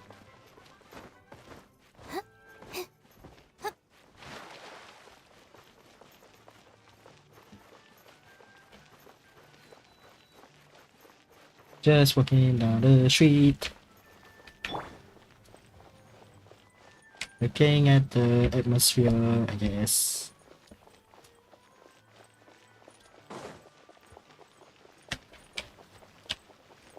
Not gonna lie, it looks so modern that I don't think this is actually a city.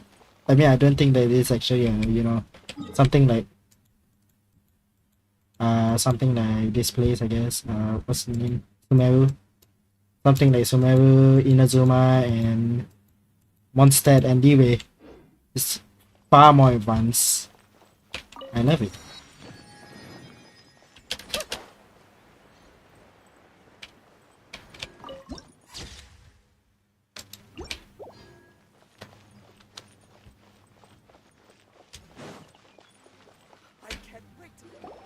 Whoa! Now this is fancy! The Opera Epiclese. What a place to hold a performance! No wonder Linny and Lynette were looking forward to it. Yeah. Looks like there's a lot of people standing around the fountain up ahead. Oh, Archon, please bless us with a bright and healthy child. We pray. I don't know why you always feel the need to ask so much. I'll be happy as long as our child is healthy and lives a peaceful life. I guess if they're our kid, then there's no doubt they'll turn out smart. Maybe this is one of the customs in Fontaine. There sure are a lot of couples here. Mm-hmm. Vache. Huh? Oh no, not another visionary again. What's wrong? Vache. Vache.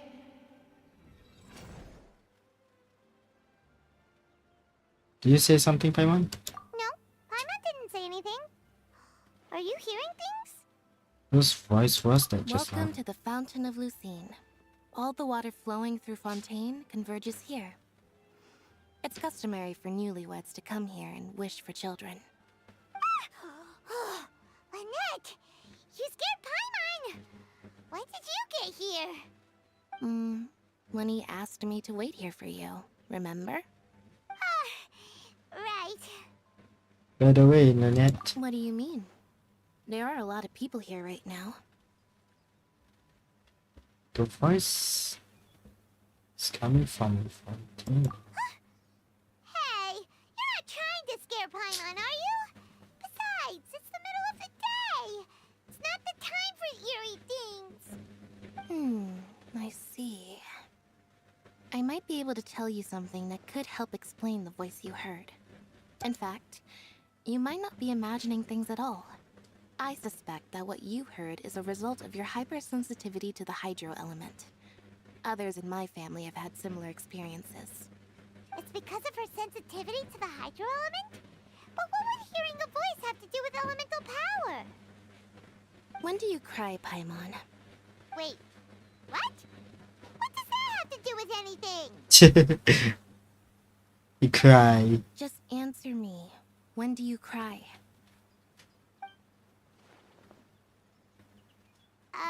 When Paimon's really sad? Oh, and when Paimon's super happy. Oh, and also when Paimon's really, really scared. Then you should understand that tears contain your most intense emotions. Like I just mentioned, the Fountain of Lucine is where all the flowing water in Fontaine converges. Even the tears that fall to the ground will eventually gather here. So maybe what you heard was the intense emotion coming from someone's tears.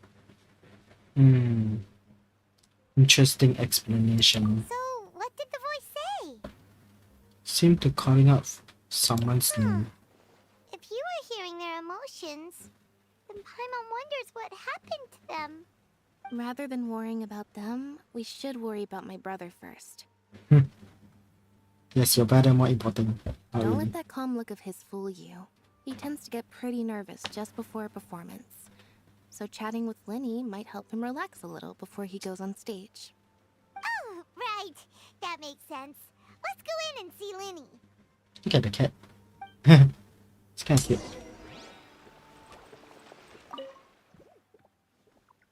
Ah, that's kind of cute. Could I ask you what you work on first?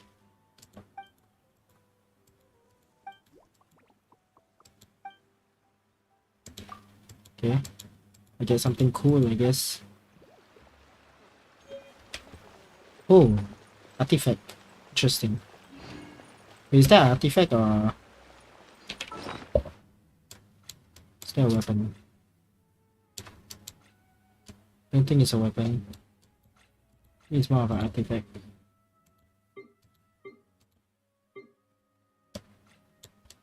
No, it's yeah, this one. Normal charge attack. Decrease crit rate will be. Wait, what? HP is decreased crit rate. Oh, this is good for Lynette. Oh no. Lane or something. I forgot his name. The cat name. The guy cat. You know who guess. Wait.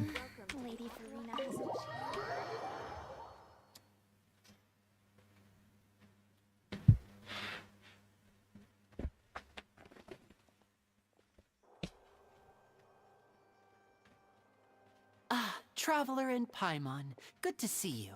I knew you two would come. Are you kidding? We wouldn't miss it for the world. We've been looking forward to it. I can tell, judging by how early you've arrived. But you're actually right on time.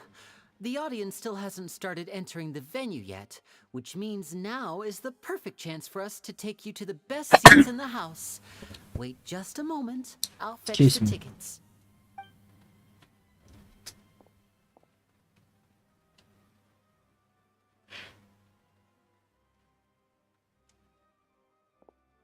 The Opera House has assigned seating, so you always have to make reservations.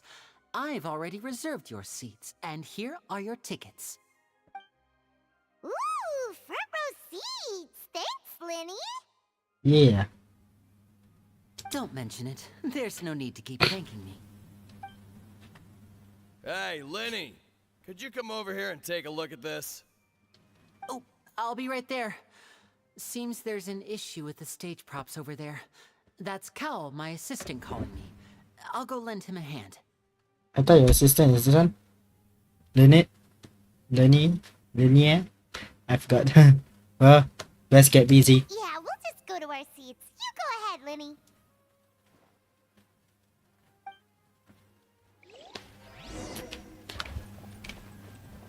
So the thing is up there? Okay, let's go.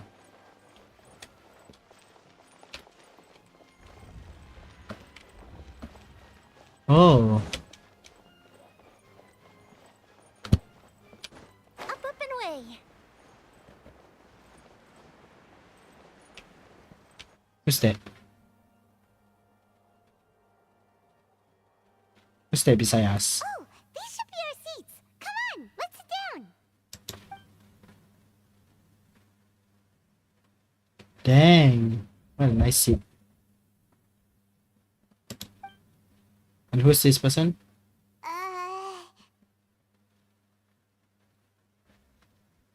Awkward.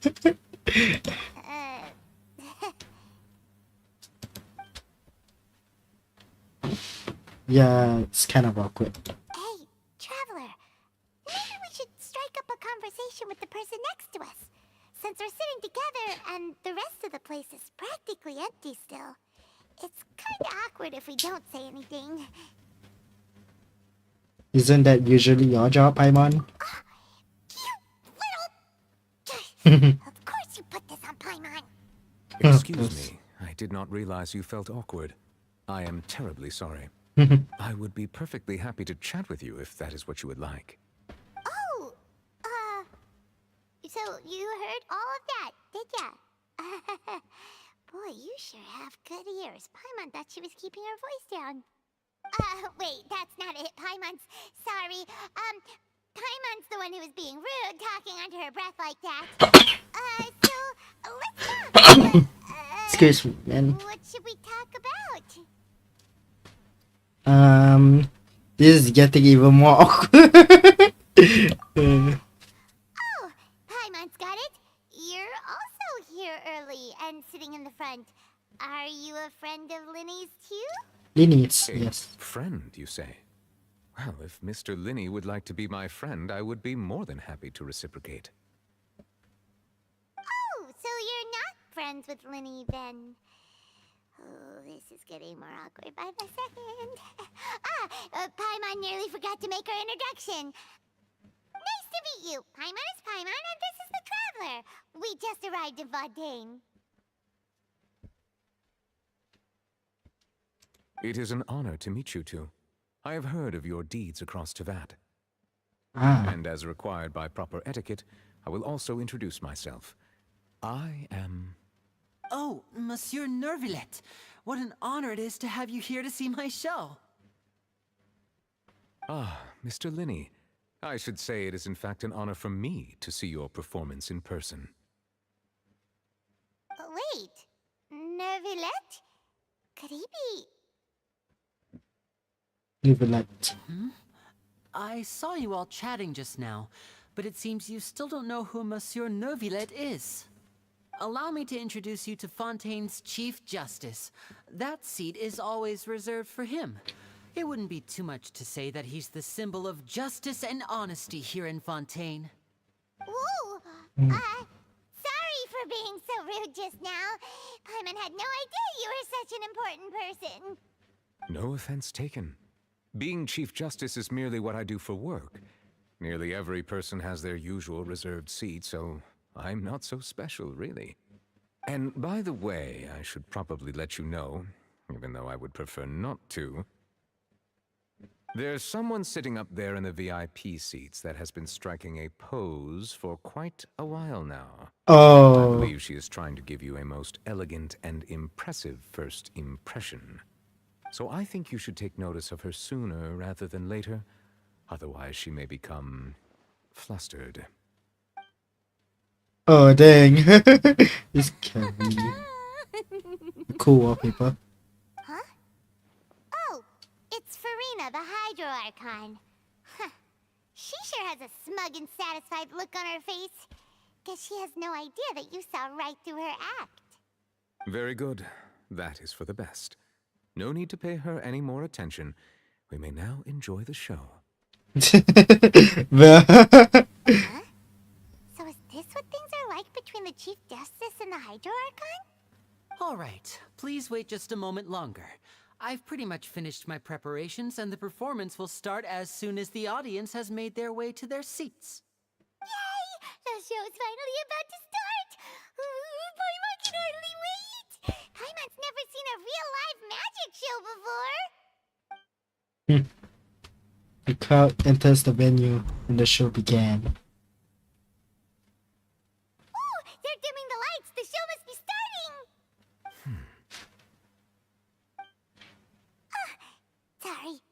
Paimon will try to stay quiet. Yeah. Welcome, one and all, to the Opera Epicles. I am the star of today's show, Linny. And over here is my sister, Lynette, who will be working as my wonderful assistant. Please, let's give her a warm welcome. Yes, very cute. Hello, everyone. I know she may seem to be a little sleepy right now, but that's just a sign that she's nervous. Whatever. Whatever. Now, some of you may be thinking, two vision holders who can freely manipulate elemental powers performing magic is not true magic at all. So, I would like to take a moment to assure you that elemental powers will have nothing to do with what you will witness on the stage today.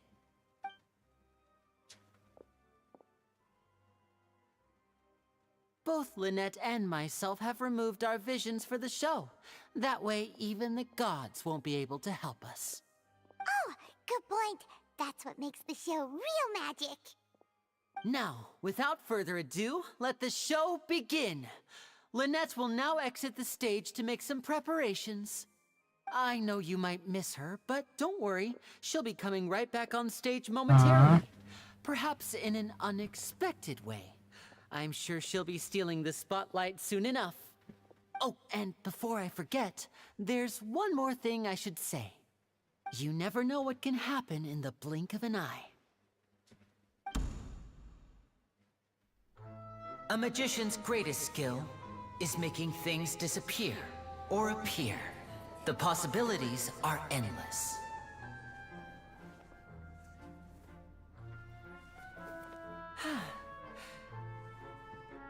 Anything in the head?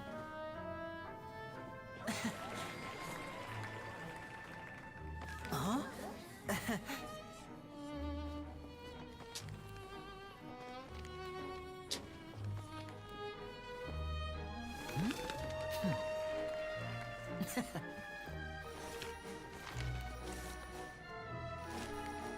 But this isn't what you came for. These little tricks, you've seen them all before. So it's time for something truly extraordinary, don't you think? This one's a little tricky.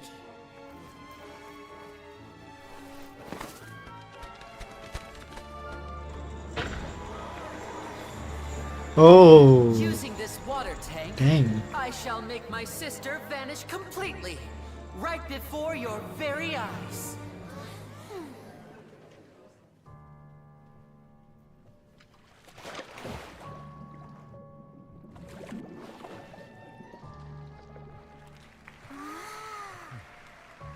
It's actually quite simple. She'll just turn into air bubbles and float right out of the top.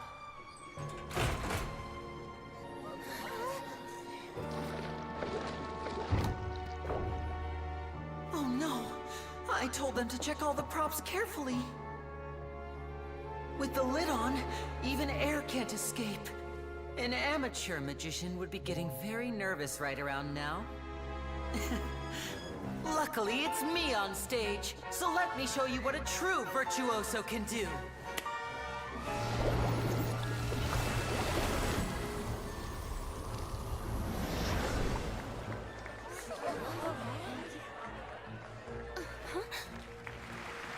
Lynette, are you still there? Don't go too far. We don't want to use up all our magic. Hi, I'm back. Uh-huh.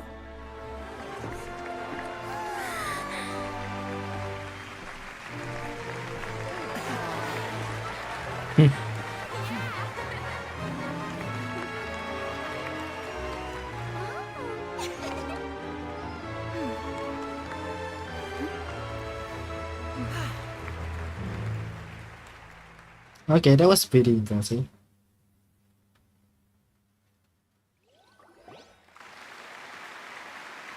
Whoa! What in the world just happened? How did he do that? Paimon didn't see him do anything. Wasn't Lynette inside the water tank? How did she disappear and then reappear out of nowhere? No wonder he's a famous magician. If we could see easily through his tricks, then that would mean that his skills are still lacking. To appreciate magic, You should focus on the show happening on stage, rather than getting caught up in trying to see that which has been intentionally hidden. Guess you're right. Paimon couldn't believe her eyes when Lynette reappeared. Amazing! Thank you everyone. I'm glad you enjoyed that performance. But our magical journey has only just begun. I've prepared even more astonishing surprises for everyone here. The magic of transformation and disappearance can go far beyond what you've just seen. I'm sure many of you are thinking that escaping the water tank was impressive enough. But Lynette is still my assistant after all. In which case, I have ample time to make all necessary preparations. So, for my next trick, I will require the participation of one lucky audience member. Please, if my assistants could bring out the magical boxes now. There are 2 boxes and only 2 boxes. One is here and one is there in the aisle among the audience. Okay. I'm sure many of our clever audience members have already guessed our next magic trick. A swap! Our lucky audience member and I will each enter a magic box. After 1 minute, we will each emerge from the opposite box. Now please, everyone pay very close attention to the box you see here. Don't give me any chance to make a move. Wow! How's he gonna do this? Hey, do you think this is all magic tricks, or does Lenny have actual superpowers? Let's watch and see. The lucky audience member will be generated by this random number selector. It selects numbers entirely at random. Even I don't know who will be chosen to participate. Now then, let's begin. Let me see. Oh, row 7, seat 3. Congratulations! You now have the chance to experience magic firsthand for an entire minute. Please, come forward. My assistant will take you beside the magic box. I'm sorry, it might be a little cramped inside, but no need to feel nervous. We've carefully arranged everything for you to be as comfortable as possible. You don't need to do anything, but no matter what strange things may happen, don't come out of the box. If the magic is interrupted, who knows where you might end up? You might even find yourself in the Fortress of Meropide. Oh, okay. Okay. All right. Before I enter the magic box, there is one more thing I need to ask the audience to do. Could you all give me a countdown? Like this. 60, 59, 58. Just 57, keep counting down. 56, You can go a little faster or slower 55, if you like. 54. I won't be able to see anything in the pitch black box, so I'll be relying on your voices to know when time is up. Oh, and no tricks now. If you quickly count from 60 in just 30 seconds, then I'll be in a tough spot.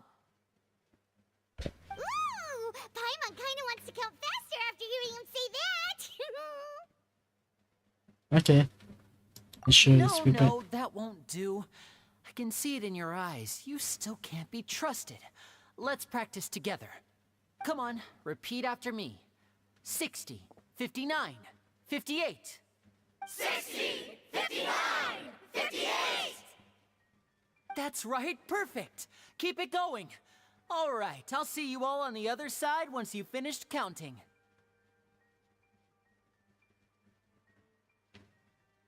54, 53, 52? Huh? Why aren't you counting, Nervalette? I am counting in my head. I think things are exciting enough in here as it is. Merely a consequence of my identity and personality. Do not worry about me. Just enjoy the show. Yes, just enjoy the show, Paimon. Right. You look so serious that Paimon thought you might be feeling uncomfortable or something. 40, 39, 38! Okay. Mr. Linney, are you all right in there? Is everything ready? Yes, I'm fine. I'm just double-checking the direction of the magic. It would be a disaster if we get sent to the wrong places. For example, midair right above the audience? Even though he's saying that, Lenny doesn't seem nervous at all.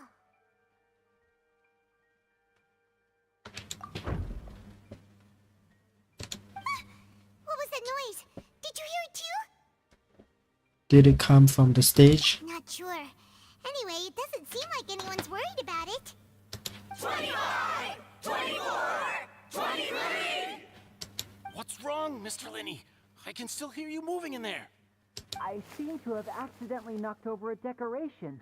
I'm trying to fix it, but it's pitch black in here. I can't tell left from right.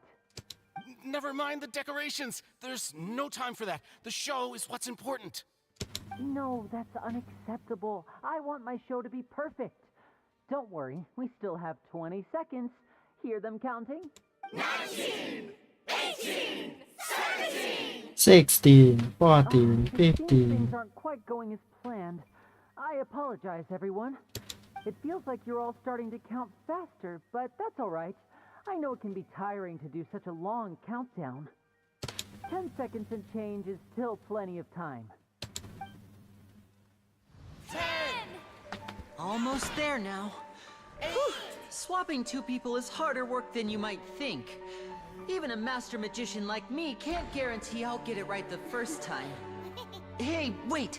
Is this the back one? I can't tell. They both look the same inside. Huh? No, that's not it. I'll try again. 7! Hey, slow down! Honestly! 5! 4! 3! Whoops! That doesn't count! 0!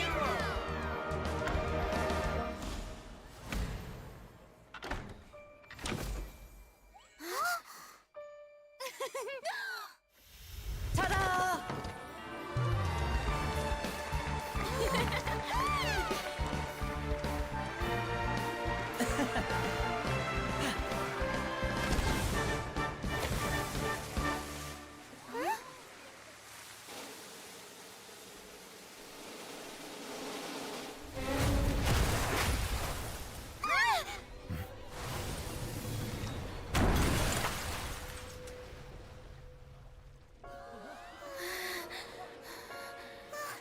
What happened? Oh no, somebody died? No way. No way. Huh? Is this part of the show? Mr. Lenny, you're going to use magic to fix the stage now, right? What happened? No way. Oh no. Maybe this isn't part of the show. The girl was still in that box, right? This performance is over. Medical staff with me. Guards, secure the scene and detain all the performers. Seal the exits. No one is allowed in or out at this time. Yes, that's right. If this was just an accident, then we must investigate the cause. But if this was all part of some scheme, then those accountable will not escape the judgment of the God of Justice. No need to be alarmed, you two.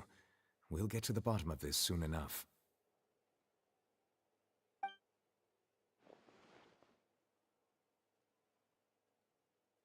Unfortunately, the person who is in the magic box has been pronounced dead.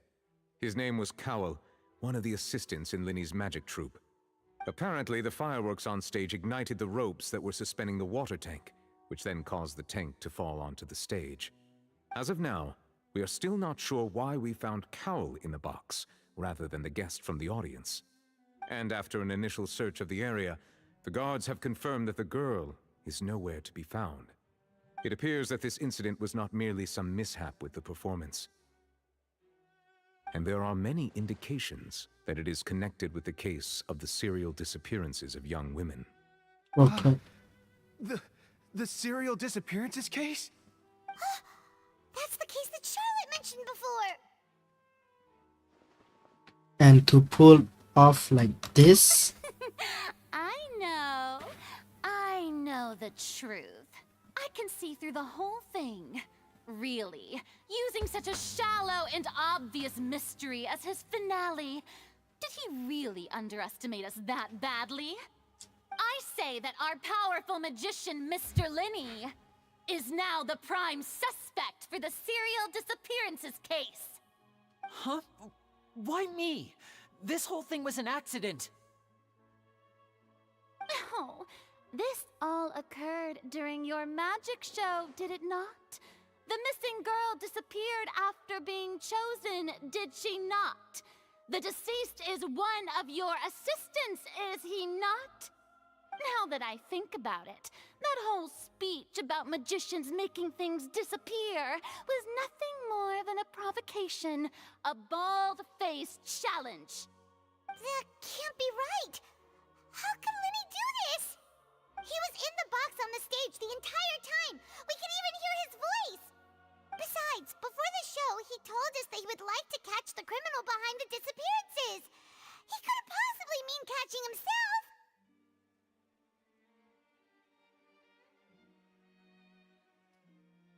Save discussion for a later time, please. Lady Farina, may I assume that your comments just now constitute an accusation against Mr. Linney and his associates, and that you are pressing charges? Huh? I just think that he... Well, I think it might be a little early to talk about formally pressing charges. But what Lady Farina said just now makes perfect sense. Looks like she's gonna personally deliver justice. A kidnapping and murder carried out under the cover of a magic show. Lady Farina said it all.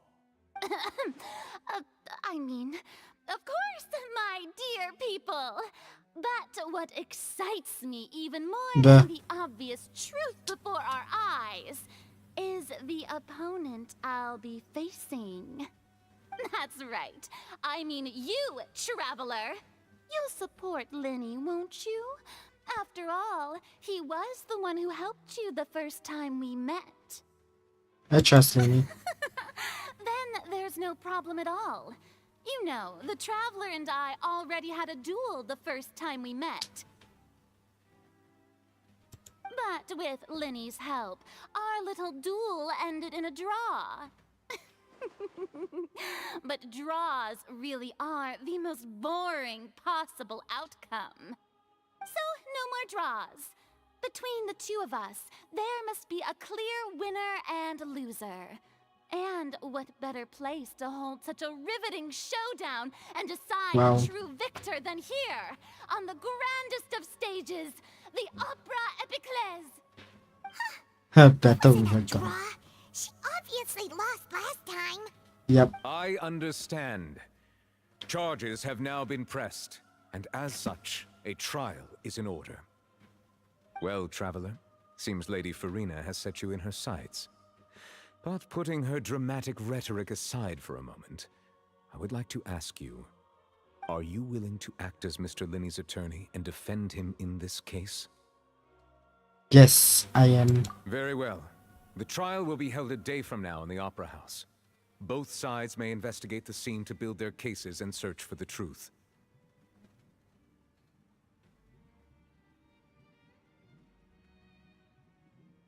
Linney and his troupe are all potential suspects, and shall remain within the Opera House.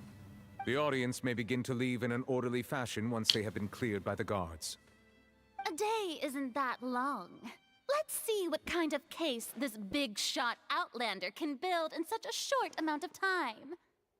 I'm really quite looking forward to hearing it. Oh wow, this icon is very cocky, I swear. Hey, bruh.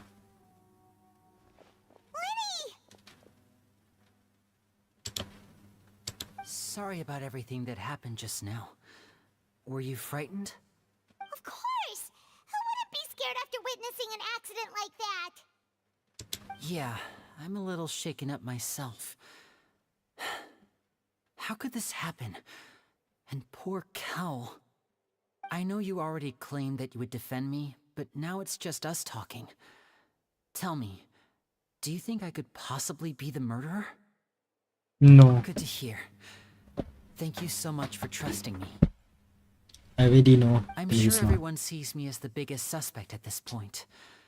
But if you ask me, the whole thing is mysteries layered upon mysteries, such that all that's left is confusion. I don't know whether what happened there on the stage was purely an accident or not, and I don't know why poor Cal was in the box. As for how that girl chosen from the audience could suddenly disappear, I'm afraid I don't have any answers either. If someone tampered with my performance, then we need to figure out what they did. Even a skilled and knowledgeable magician like myself couldn't pull all that off in just 1 minute. Yes. It's very strange. Which is precisely why we need to investigate. As this book says, the impossible could not have happened. Whatever happened must have been that which is possible. What the heck do you get the freaking glasses and the mustache? I want those. Paimon bought them when we were reading at the bookshop in the city earlier. Pretty cool, huh? Don't worry, Paimon used her own savings to buy them. It wasn't from our travel funds. Bruh. I think they look cute on you, Paimon. You have good taste, Lynette. That's the right attitude. Feeling depressed isn't going to help me now. I need to get back to my normal self. But with the guards watching our every move, it's going to be especially difficult for Lynette and I to prove our own innocence. Good thing you agreed to be our attorneys. Thanks for that. We'll be counting on you. Yes, thank you so much. Well, we won't let you down. Yeah, just leave it to us.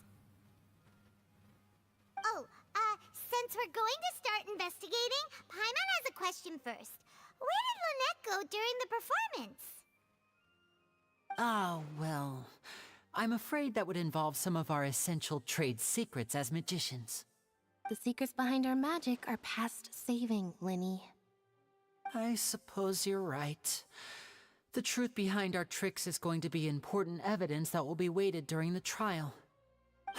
'Tis truly a pity. As a magician, our magic show is a work of art. We've poured countless hours and spared no effort in perfecting it.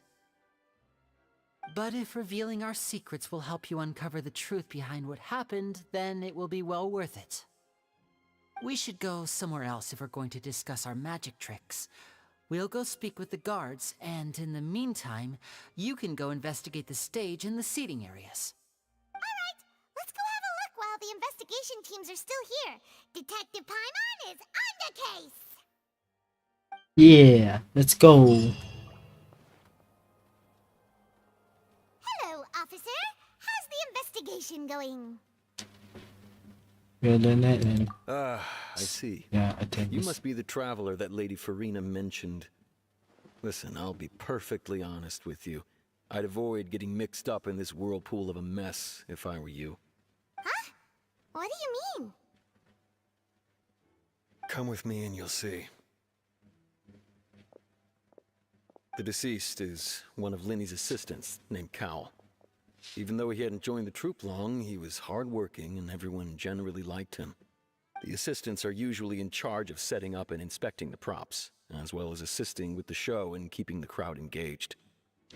As That's a you beast, man. probably saw when you were in the audience, the water tank suddenly fell and smashed the box with Cowl inside it. But why was Carl inside? This is the real mystery. We've already searched the scene and were unable to find any traces of the girl. However, if you look carefully, the box was positioned directly under the water tank. The ropes holding the tank were then burned by the pyrotechnics on stage, causing them to snap. All these factors lining up so perfectly makes it hard to see this as a mere accident. If anything, the more logical explanation is that the whole incident was intentionally planned, and Linny is the most likely person to have access to all these areas. But he doesn't have a motive. Are you both good friends of his? Well, you can't say we're good friends, but we've known each other for a little while. So in just a short time, he was not only able to win your trust, but even convince you to act as his attorneys. I know there's no such thing as magic.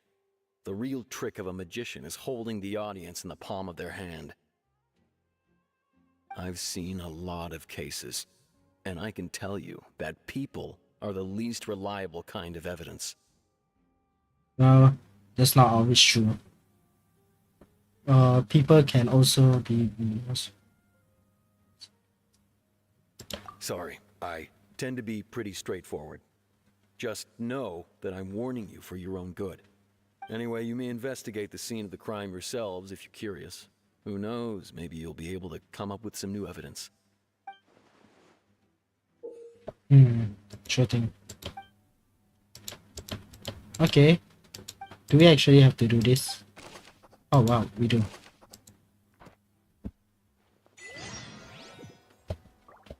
Okay. You see.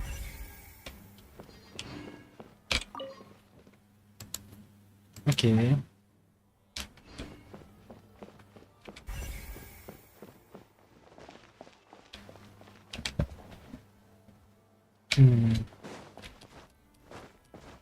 Wait, how could we just go up? Oh yeah, it's this way. It's like a hall, so it's fine.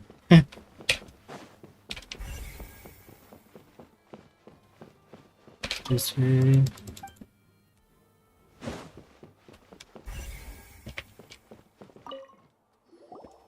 So this is the rope that broke and caused the water tank to fall.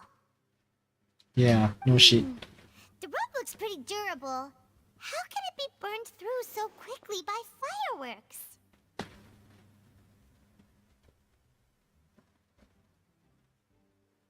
Realize it was a safety concern. Why are you suddenly so serious, Traveler? I'm just looking at where the rope snapped. Whoa. Look! This bit is made from different material! Most of it was burned away, but there's still a little bit of it left. Seems to be a flammable. So if a rope meant to hold something was made with that kind of material in it, then that means... Wait! Paimon should write all this down! Let's take notes!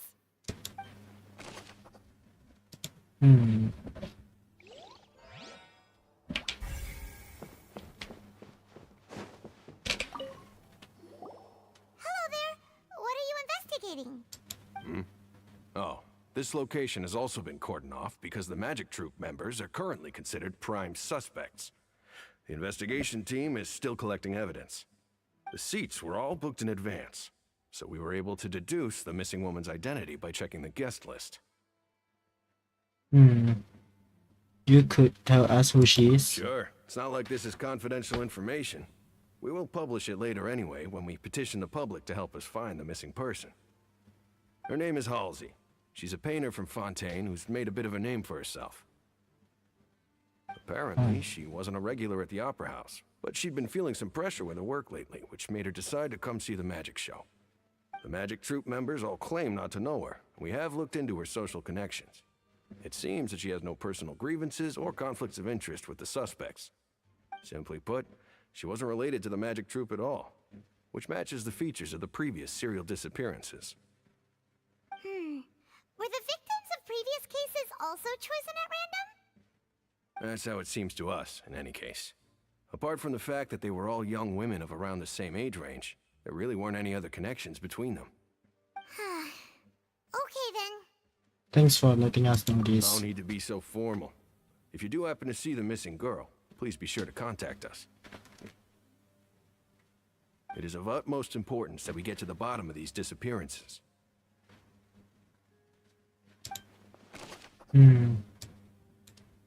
Okay.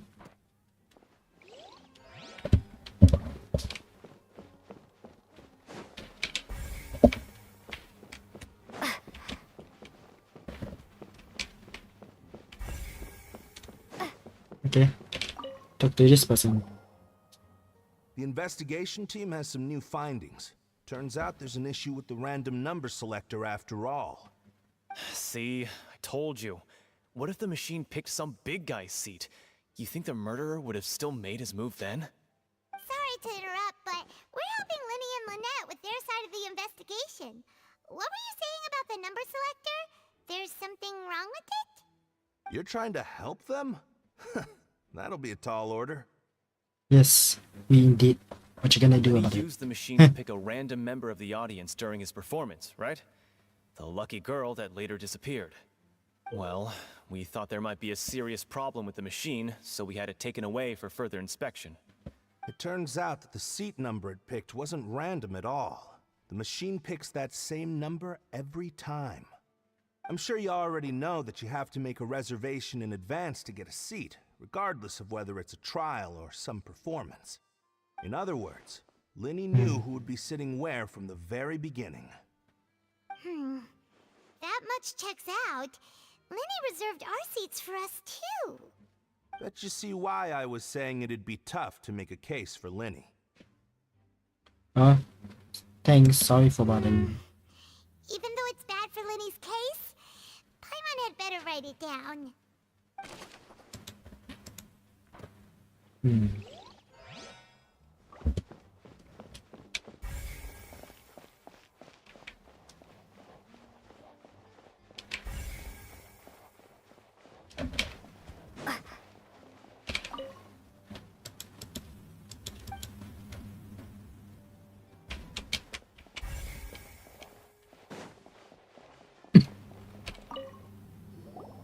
I see that you're investigating the area.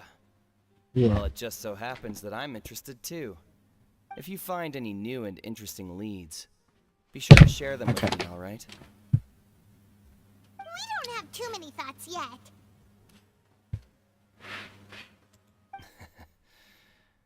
Then why don't I tell you my hypothesis first?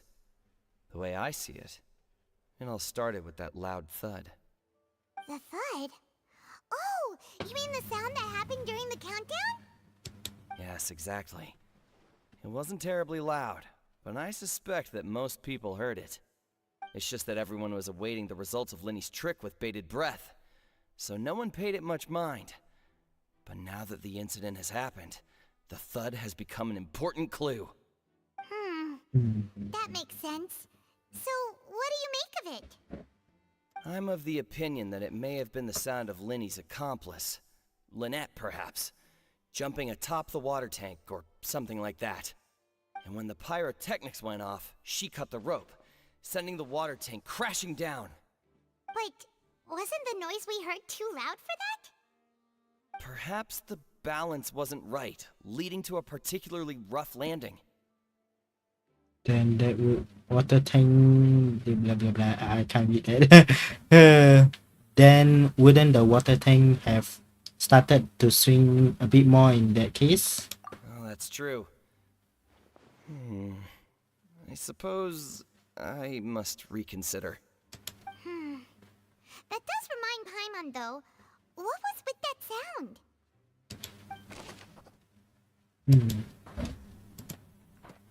Yeah, true. Let's continue our investigation. Okay, we got this someone over here. Okay. Linny's still talking to the guards. It seems he'll have a lot of explaining to do. I think someone will be assigned to monitor us later, but that's alright. Okay.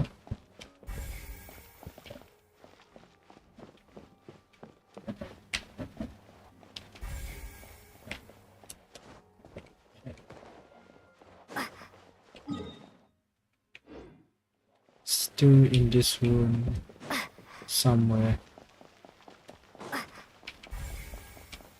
It's not here.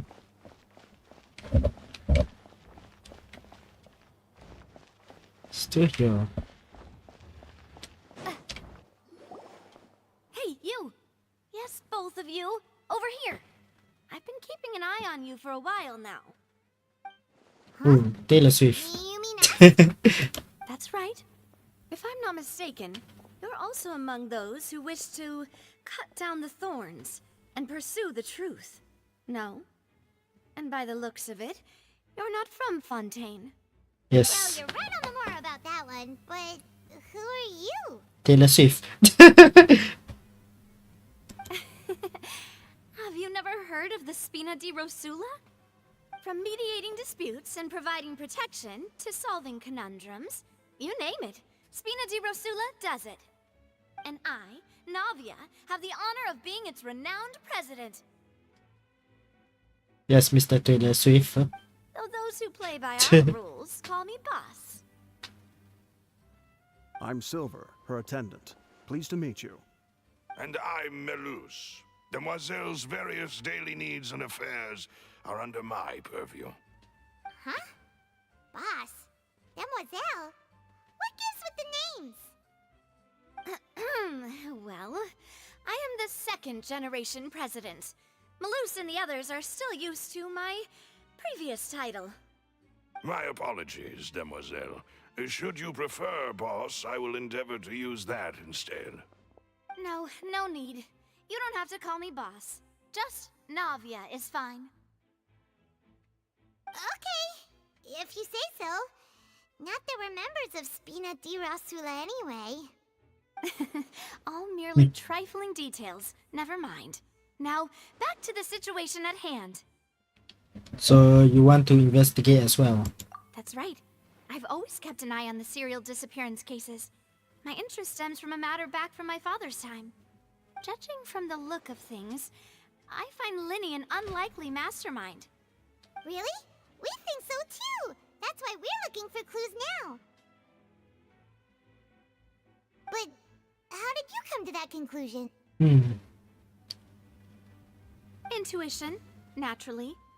My unparalleled intuition. Okay. Farina sure was quick to point the finger at Linny without any decisive evidence whatsoever, wasn't she? Yeah. But that's not uncommon for her. If you remember, the Justice had to interrupt her and ask if she was pressing charges just to keep her from getting carried away. Anyway, a trial begins the moment someone levels charges. And, of course, there was no way Farina was going to back down in that situation. Sounds more like you just don't trust the Hydro Archon. Yeah. Well, what's your opinion? I must admit that she can be interesting at times, but liking her doesn't mean that I'll blindly agree with her. Well, yeah, to put it that way. All right, I've answered your question. Now, it's time you answer mine. Wait a minute, did that answer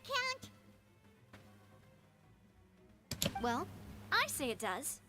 But don't worry, you won't hear any pointless questions from me. In your opinion, do you think it's right to treat a trial like it's an opera? Well? Not always. And why would that be? Doing so makes it easy for the truth to fall by the wayside. Something serious like a trial shouldn't be treated. Yeah. See, Silver and Melus? I told you they'd be different. Most astute of you, Demoiselle. I too think that the Traveler's response was most excellent. No matter how wonderful the script or how fervent the audience's expectations may be, the trials that go on stage here must be based in fact. And if that can be done, boss, then... All right, that's quite enough, Melus. Anyway, I like your answer. You passed with flying colors. Now, I need to make some preparations, following which our joint investigation shall commence. You two shall be my assistants. Wait! Since when did we become assistants? Oh, well, I can be the assistant. Sure. Or your companion, if you like. I'm really not that fussy. Yeah. That's more like it. Seems that you agree. Far be it from me to brag, but I believe that Demoiselle's intuition will be instrumental in uncovering the truth. You wish to save a friend from false accusations, and we wish to unravel the disappearances. In this sense, our goals are aligned. Yes. You have a point. Huh. You're quite the talker, aren't you, mister? And what about you over there? What do you think? You seem like you've got something on your mind. I have nothing to add. ready then. We'll be making some preparations first. Just be sure to let us know if they start revealing Linny's tricks. Thanks!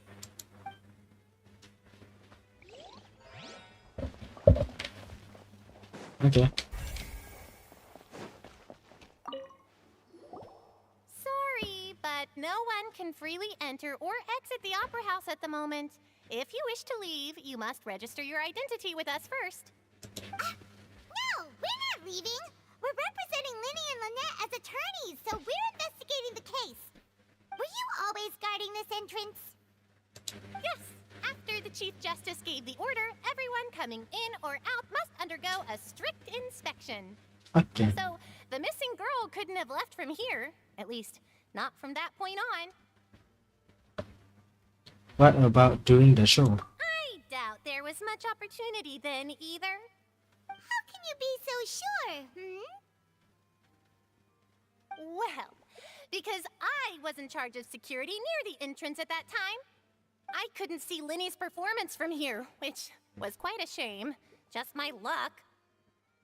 But still, I did not abandon my post, and I stayed put no matter how loud the applause was.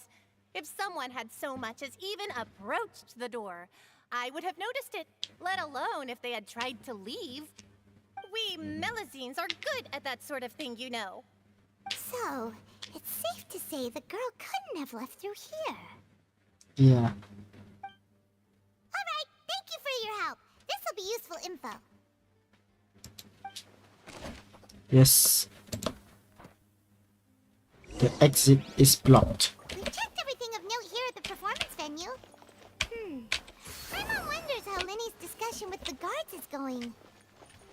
Let's go see, shall we? Yeah, sure. Ooh, things are getting interesting, huh? We're about to see how magic is made. Understood. Then I will be going with you. Just so you're aware, I will be monitoring your actions and making notes as necessary. Very good. Thanks for being so agreeable. I'd pull a rose out of my hat as a gift for you if I could. You may spare the pleasantries. I'm just doing my job. You've arrived. Who's this? Me? I'm Spina di Who's Rosula's this? guardian angel. If you've got a problem, I've got the firepower.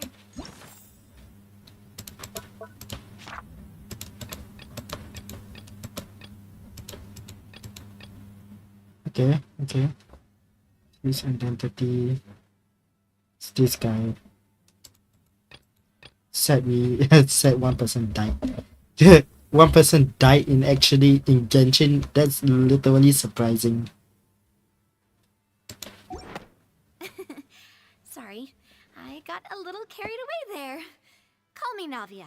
I'm a partner of theirs, and will be helping investigate this whole situation. And these are my companions. Would you mind if they join as well? Yeah, sure. It's up to you. Fine by me. Not really my problem. Oh, new helpers? I would be most grateful. Well, let's just say we're tagging along. It's not every day you get to see the secrets behind magic performed on such a large scale. I appreciate your kind interest. Come with me. We'll be heading below stage.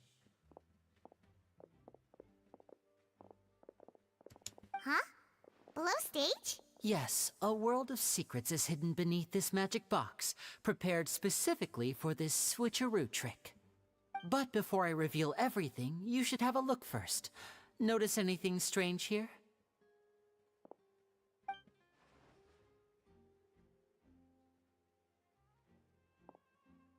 I'm not trying to be dramatic. Remembering the details of a trick will help you understand the methods used to perform it more easily. Huh. Weren't there balloons and other decorations here? Ah, good eye. Yes. That said, you're still far from discovering the answer. The back door isn't the same. The back? You mean the inside of the door? What's different about it? Paimon didn't notice anything. Very good indeed. I thought you might not be able to catch that, given that you were sitting in the first row. The back of this door was patterned, Those patterns are now gone, replaced by a smooth wooden board. So, if you put 2 and 2 together, what do you get? Wait, does that mean there's another box inside? This one? Exactly. All right, let's go. I'll tell you how it works as we head down.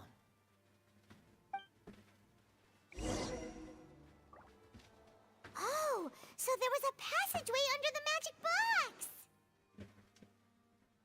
And this passage links to 2 boxes together. I knew you'd figure out most of it as soon as you saw this place. The 2 magic boxes are positioned right above the 2 entrances of the tunnel. See this flatbed trolley? The box with the lucky audience member in it would be shuttled over to the other side using the trolley. This trolley can raise and lower and even rotate, ensuring that the box will face in the right direction. Oh. I see. So that's the purpose of the box inside another box. Precisely. The inner box would descend after the audience member was put inside and be moved along the trolley, all while the outer box would remain on stage as if nothing had ever changed. So that's how you did it! Yeah, but it's still on trial. Once the box was lowered, the trolley would store some energy through this device here, with which it would complete the rest of the steps. The audience member would only be able to feel some slight movements in the dark, and by the time she walked out, she would already be back on stage. Then what about your side of the trick? Right!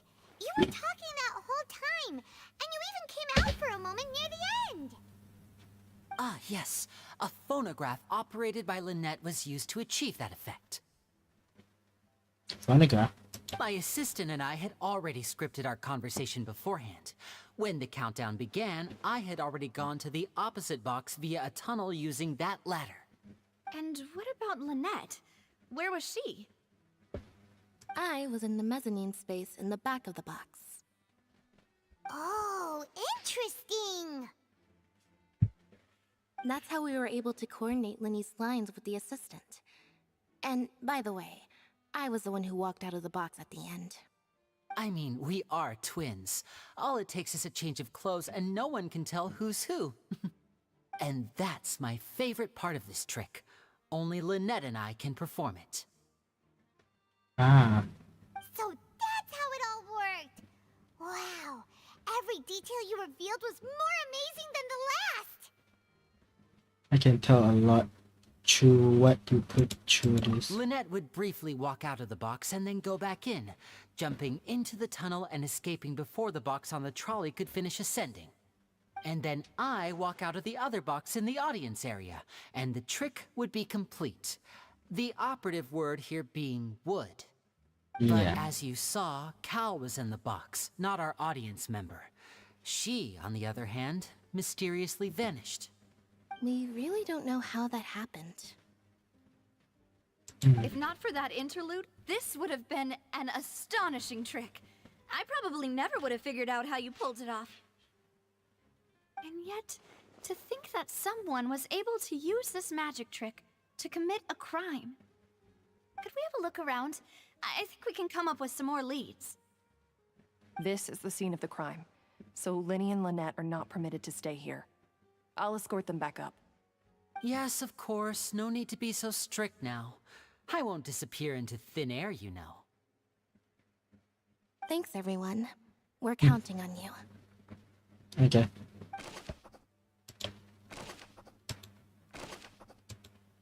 It's a lot.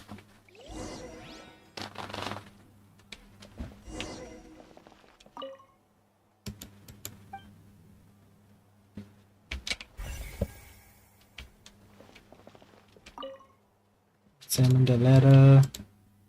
Okay, interesting. Examine the box.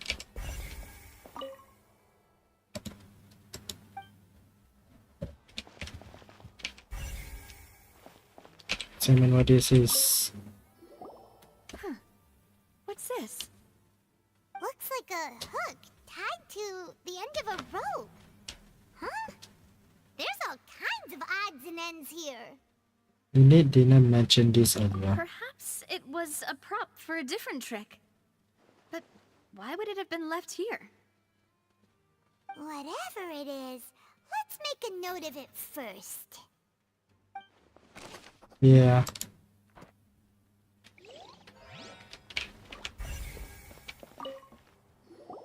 Oh, these are the clothes that the lady chosen from the audience was wearing, right? Her clothes are here, but she's nowhere to be found. Didn't mention the guys having a wardrobe change. And do you really need to do that if you're kidnapping them? Ugh, this is so confusing. Paimon doesn't want to be a detective anymore. Then don't be a detective. I'll be the detective, Paimon. Shush. Oh. The floor is wet. Please be careful not to slip. Speaking of which, why would there be water here? Maybe it was a trick. Oh, Paimon knows! It's one of those tricks where you pour water into a jug and then flip the jug over only for the water to disappear? And here's a broken vase. Huh. Did the trolley knock it down while moving? That can't be. The trolley moves along tracks from start to finish. It couldn't have hit the vase at this distance. Let's note this down too and think about it later. Yes. Water vase.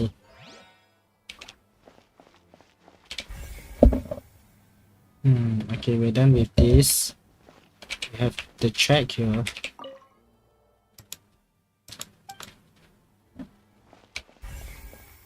We have whatever this is. Okay, probably not important. We have the vent. What is this place? Looks like a vent. Seems someone could fit. A mongoose. Could this have been the suspect's escape route? Alone, perhaps. But if they had to pull another person with them, the space would be too narrow. But there are no other ways in or out of here. Other than those through the magic box. Oh, you're right! Let Paimon write that down. Tunnel vent. Seems we're just... Oops, I accidentally interrupted Paimon. Yes. Let's head back up. Okay. So how do you head back up? I'll get it way.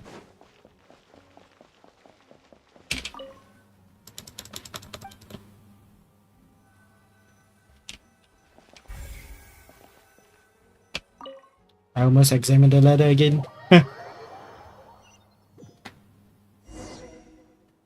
Well, we've ascertained the state of the crime scene. Let's find a place to sort out our findings once Malus returns.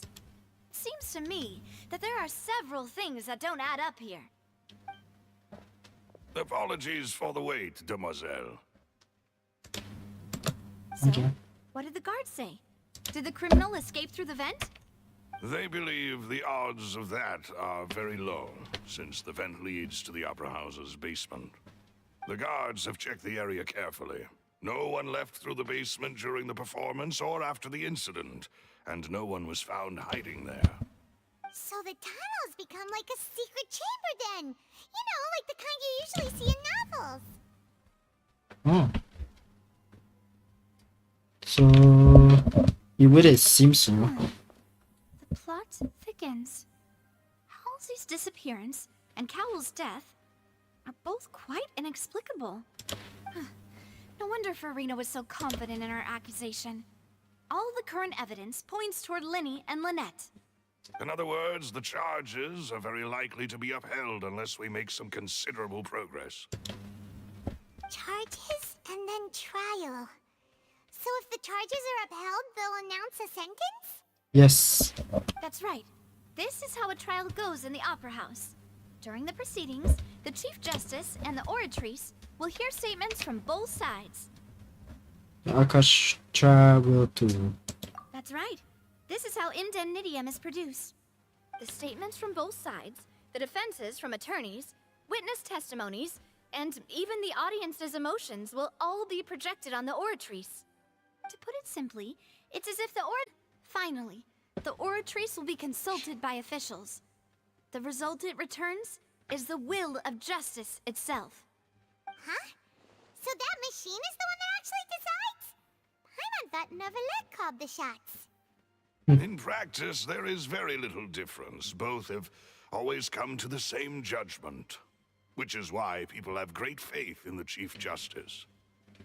Ah, yes, the guards also asked me to convey that none of us will be allowed to leave this place before the trial. Huh? Why? Because we've chosen to act as the twins' proxies. That makes us persons related to the case. Oh, I see, I see. They're concerned that we might be colluding with outside parties, or that we might find outside help to disrupt the case. And even if that were not so, it could prove problematic if we happen to spread key information about the case ahead of time. I'm ready to break out at any time. Whoa, there's no need for that. Paimon thinks they have a point. That said, are they providing food? They only care. Paimon, you only care about food, I just bruh. hope you don't mind the lack of options. I'm afraid that catering to all tastes is not in the cards, nor is any guarantee of balanced nutrition. Now, there's no time to be picky, Paimon. In that case, let's just sort out our findings together here. Pity. I was hoping to take you to try some of Fontaine's famous desserts, too. I mean, what better way to properly think through our findings than over some tea and sweets? Ooh. Huh. Breaking out suddenly doesn't seem like such a bad idea after all. Tch. Just kidding, just kidding. Paimon will still do her best, even if there are no snacks. What do you mean, no snacks? Of course we'll have snacks. If we cannot buy some, then we'll simply make some. Yeah. Huh? Here? But how? Understood, Demoiselle. Everyone, please come with me. That's a kitchen? Where? I'd like to make some snacks. I'm hungry. Wait, you're carrying a portable stove with you? Yes, I must be prepared to meet the Demoiselle's baking needs whenever the fancy strikes her. Oh. I have eggs, sugar, and almonds at the ready. Bruh. Good work, you two. Then I'll get to it. Please sit tight for a moment. You'll get to taste my awesome snacks soon enough. These three are quite the interesting group. Yep. Be the spender the resulting. I can't even read. It's like everything, you know? And Paimon thought it smelled good while it was still in the oven. Oh, it's even better now. Paimon can't stop drooling. I know, right, Paimon? Had these two guys carrying all that stuff around, Paimon thought you'd have them do more during the baking process. But you ended up doing the entire thing by yourself. Beating the egg whites, grinding almonds, everything. I was applauding. And I was giving encouraging smiles. Encouraging smiles. Paimon was just thinking, aren't you worried about getting your fancy dress dirty beating egg whites and baking like this? Well, I don't think it's carved in stone anywhere that fancy ladies can only read books, sip tea, ride horses, and play the piano. I just really enjoy making snacks. Don't underestimate beating egg whites, by the way. It's a real arm workout. You also need to beat them to just the right consistency, or your macarons will crack. Beat them. Give these a try, fresh out of the oven. There's 3 for each of us. I want some macarons. Well, eating too many sweet treats might send all that sugar to your head. You wouldn't be able to think clearly about the case on a sugar rush, would you? Tea is ready to be served as well. This is Demoiselle's favorite. Strong black tea with a floral fragrance that clears the mind and lifts the spirit. Why don't you take a break as well? No need for concern. I'm merely doing as I should.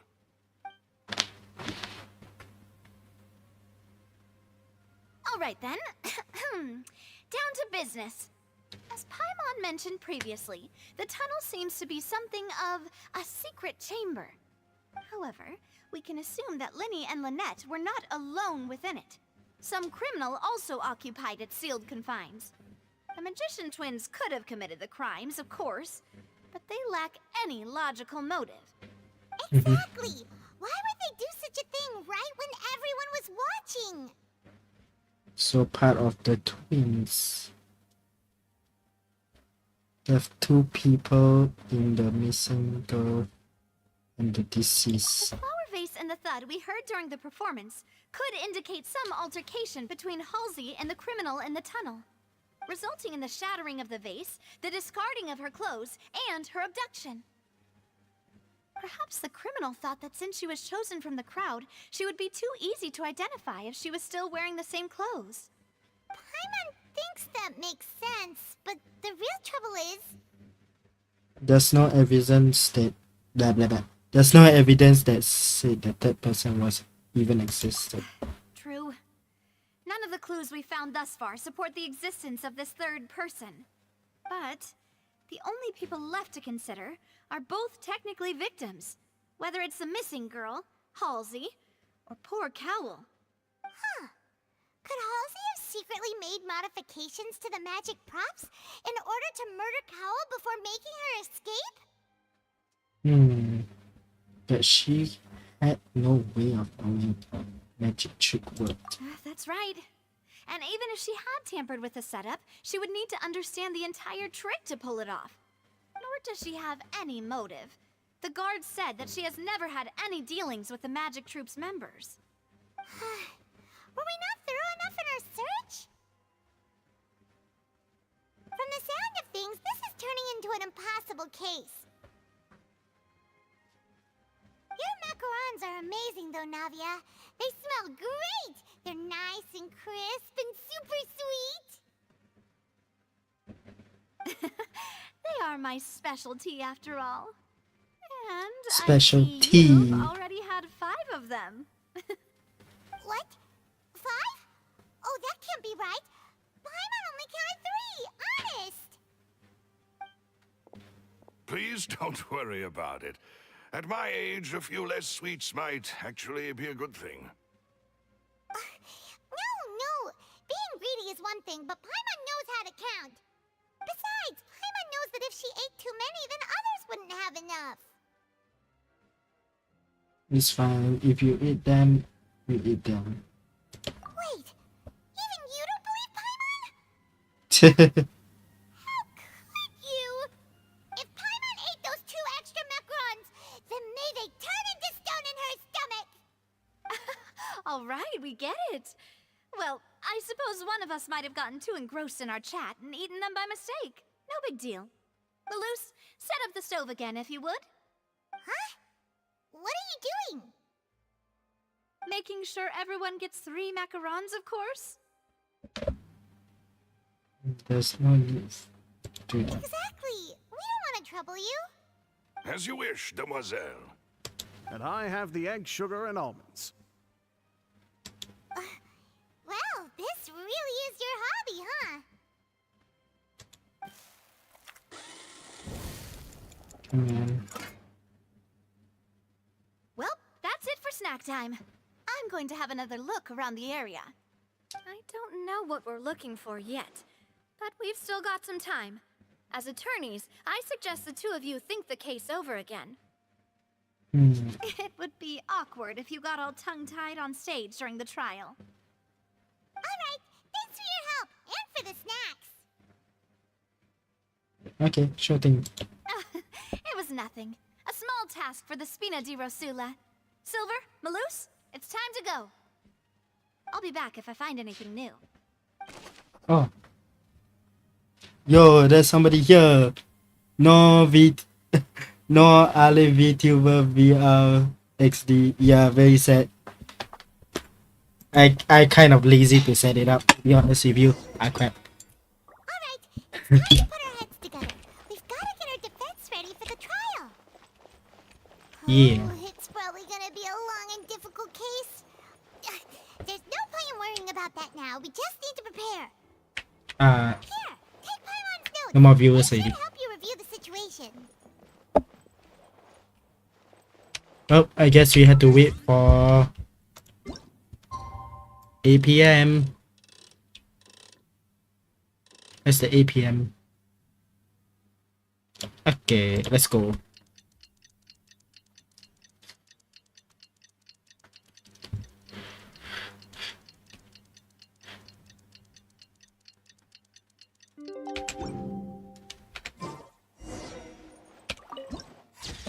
Yep, the Grand Hall looks damn nice.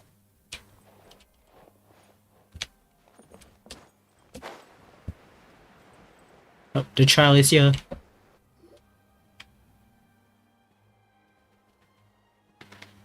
do we do?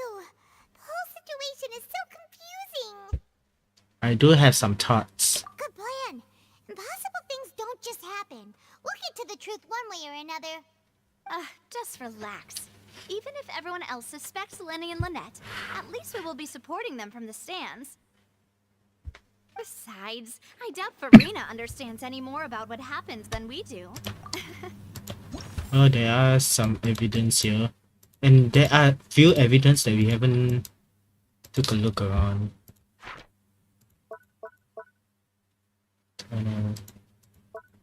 Yeah. There are these two evidence or three evidence that we haven't discovered yet. So that might be a problem. Thanks, Navia. Well, we'll be going then. Best of luck to you.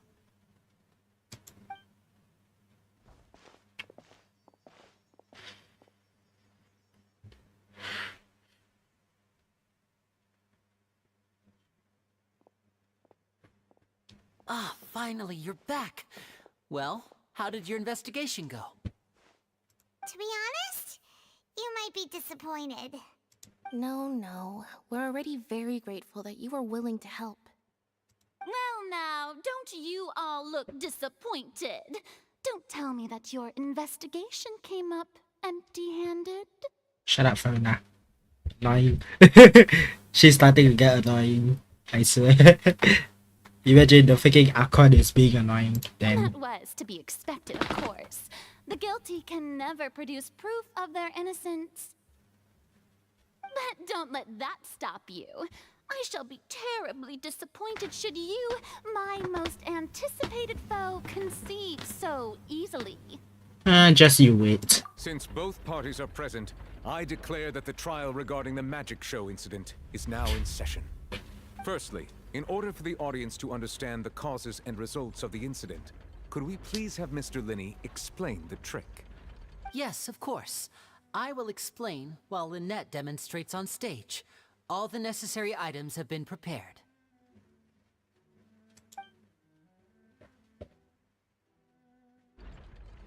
Thank you, Mr. Linney. In that case, I take your statement to be that you ran to and remained hidden within the magic box in the audience stands once the trick began, and thus could not have committed the crime. Is this correct?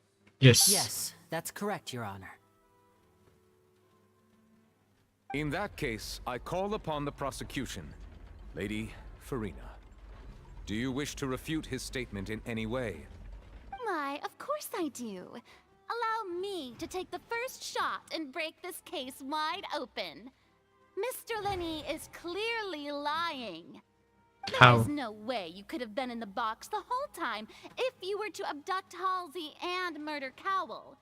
In fact, I'd say you were hardly in that tunnel at all. That is simply your hypothesis based on the presumption that I'm guilty. Oh, is that so? And if I may ask, what did you hear while you were inside your box? The roaring countdown of the crowd, of course. That's how I kept track of the time and built anticipation for the finale. And you didn't hear anything else at all? Nothing that might leave an impression of any kind? No, nothing. see. But when the count reached 30 seconds or so, there was a thud. What?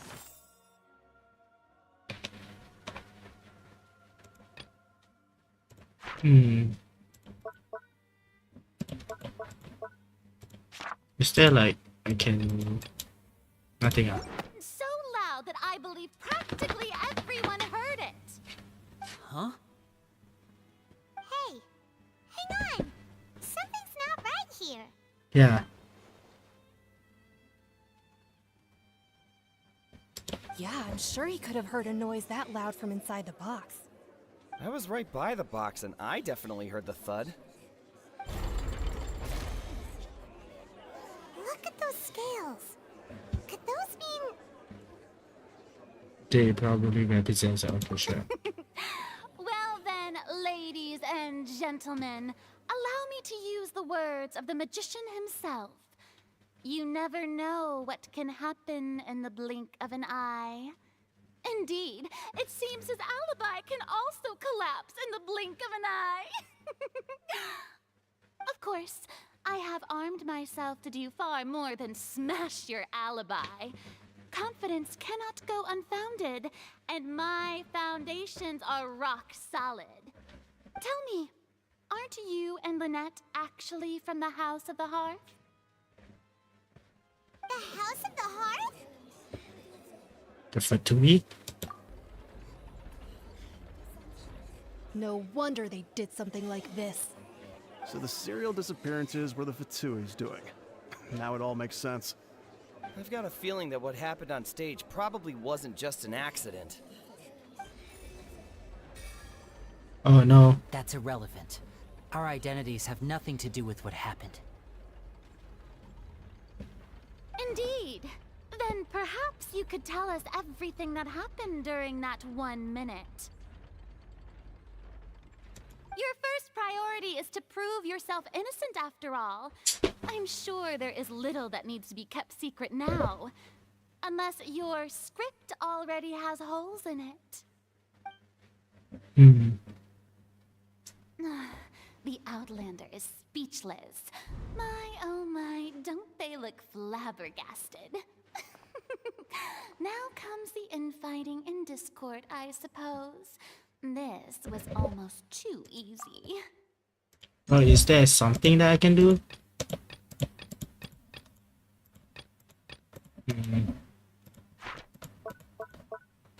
Is there like something I can drag out? No? Okay. So it is basically useless. Good thing I made all those preparations. Seems the all-nighter I pulled last night is really paying off. Yeah. All by the big shit. Hey, Linny, why didn't you tell us this before? And Order! Order! Mr. Linney, allow me to re-establish the facts. Lady Farina has raised 2 points. First, when the thud was heard in the Opera House, you were neither in the box nor the tunnel. Second, you and Ms. Lynette are both members of the House of the Hearth. Are these claims true? Shh, they are part of the Fatui. I didn't know that. To be honest with you, I didn't know they are a part of the Fatui.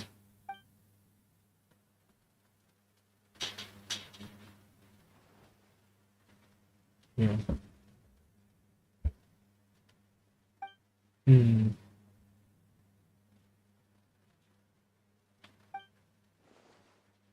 Please answer my question, Mr. Linney.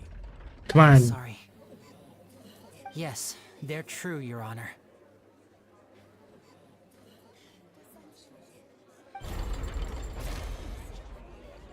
I knew it! Well, that's it. We might as well move on to the sentencing already. What should we do now? Permission to speak, Your Honor. Granted.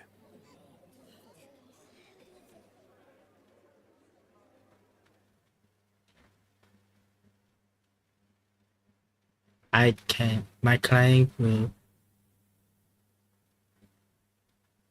In that case, what is your request? Request is to believe the rush. Is that really necessary? They're already as good as guilty. The defendant deceived their own attorneys. What is there left to discuss? Order! Order, I say! Your request is reasonable, and we shall adjourn. This trial will reconvene in 1 hour. So you would stick to Mr. Linney's defense even after knowing what you do now? You certainly have more professionalism than I thought.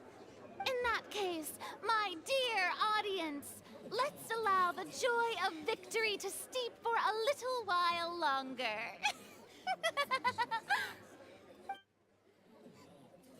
I mean, being in the Futui is not that bad. Am I right?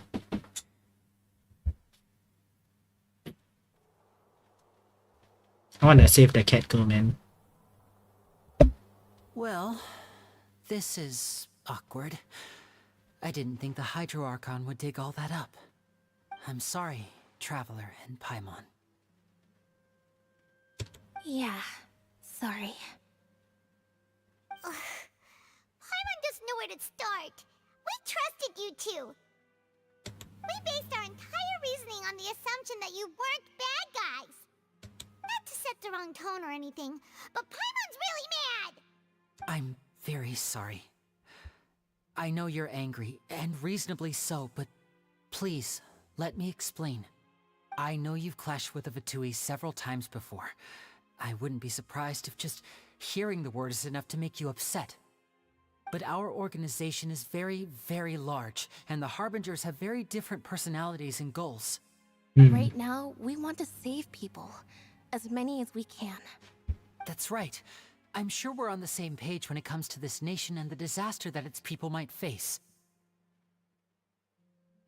I knew if it weren't for our respective identities, we could become good friends. That's why I didn't wish to flat out lie to you, but chose to hide some details instead. The truth is very important, but being completely transparent about everything would see us spending more effort than we need to. But how can we not... Wait, but how can we know this is on just another lie? Right. So, you be the judge. Heck, if I were you, I fear that I'd even struggle to trust me at this point. You met a Fatus who works as a magician, a trickster by trade. All by coincidence, too. But still, I'm asking you to trust me. I am no criminal. At least, not in this case. Sorry. Please forgive us. Well, It's okay. you both say that, but... Let's explain the other issues first. Right. Let's hear your answer first, and no lies now. Of course. I'll answer any question you ask. We've been trying to find out how the Oratrice operates. We want to know why it has a consciousness. Why can it deliver sentences accurately? During our investigations, we learned that the machine's core is beneath it. From that moment on, Lynette and I have been designing this box swap trick, with the objective of getting close to the core. Is that why you needed a whole minute? That's right. In truth, the audience would take about 75 seconds to count down from 60, while I would only need 15 to get to the opposite box. So, after jumping into the tunnel, I accessed the Opera House basement via the vent, and went to investigate the room in which the core is stored. That air vent was created during the construction of the tunnel specifically to execute this step. And what do you find? Well, nothing. As soon as I reached that room and was about to investigate, I heard someone's voice. Which should have been impossible, of course. I was quite certain that I was the only one in the room. That voice seemed to recognize me and tried to speak to me. I chose to err on the side of caution and retreated the way I came. On the way back, I saw the broken vase and the clothes on the ground, but the countdown was almost finished, so there wasn't time to give it any thought. After that, the homicide occurred just as you saw. Well, that explains why you didn't hear the thud. You want to understand? Because of that prophecy I told you about, of course. We must know all we can about this nation's secrets in order to deal with that prophesized crisis. That's the only way we can save everyone. So, there you have it. The whole truth. I swear, I didn't hide anything from you this time. It was never my wish to proceed under this cloud of mistrust either. But like I said earlier, you can be the judge. If you want to leave because you don't trust the Fatui, there's nothing I can do to stop you. Well, Traveler, you decide.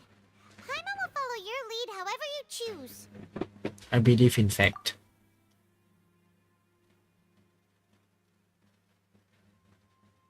I'll defend you from this. Okay, thank you. Thanks for giving us a chance. Yes. The current problem is that the scales are tipped pretty badly against you two. If we want to refute the Hydro Archon's accusations, we're gonna need a seriously watertight defense. Actually, we already. Huh? Yeah. It's almost over. Let's go back. Oh, Paimon thinks she gets what you mean. Okay, those are the two that we need. So there's one more. Okay, interesting. Let's go. Wait, is there anything here? Like any books we can collect or... Because I don't think we can enter this room again, I don't know. Yeah, let's go here.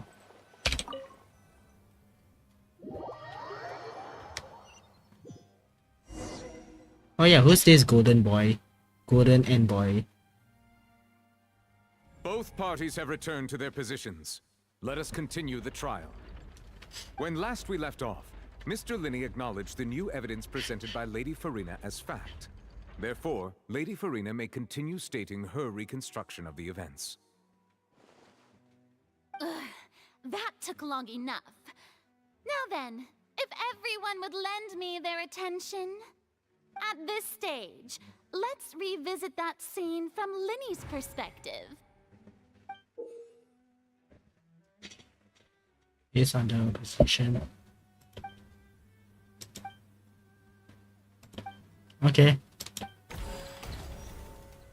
Oh, this is cool. As the countdown began, he entered the tunnel.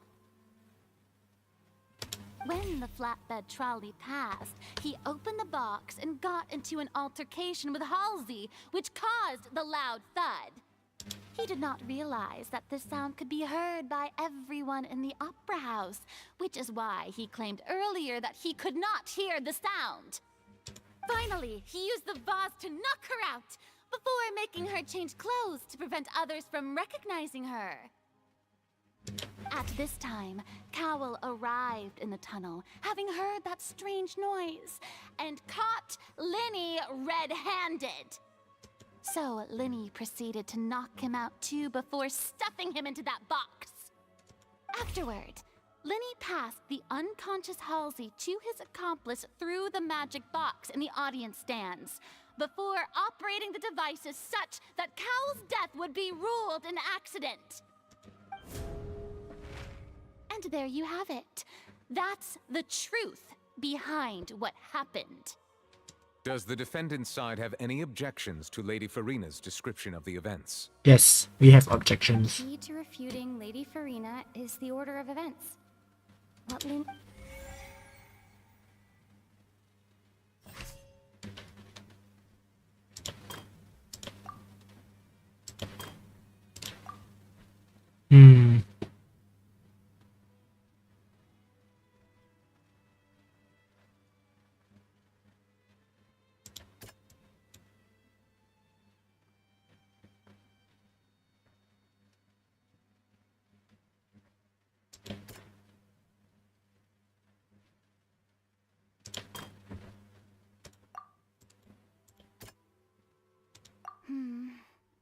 Seems this won't produce a particularly...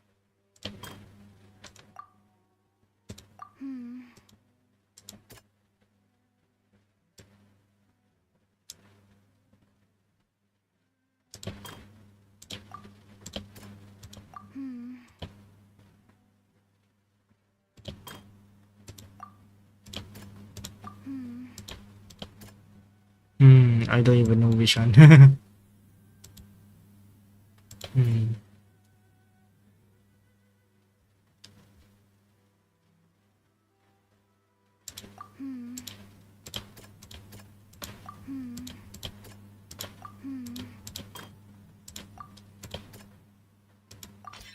According to Linny, he left via the vent after entering the tunnel. He couldn't have had that altercation with Halsey.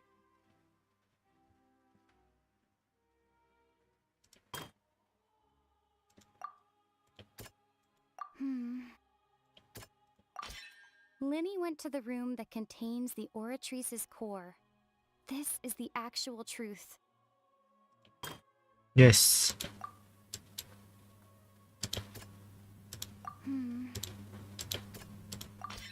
Linny did not take part in the underground altercation. He only witnessed traces of the aftermath. Attention! Ace Detective Paimon has something to say! When the countdown started, Linny did indeed go into the tunnel. But he immediately used a vent to access the Opera House basement, which is where the underground core of the Oratrice is stored. Once he reached that area, he heard a voice in what should have been an empty room. Since he felt something was amiss, he returned immediately. The crime scene had already developed by the time he reached the tunnel again, and in order to complete the magic trick, he did not remain there for any length of time. Finally, he reached the surface, and that was when the accident happened from his point of view. Therefore, he's innocent. Yep.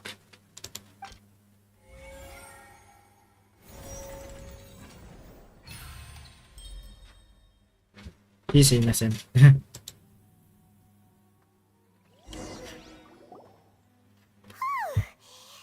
did it!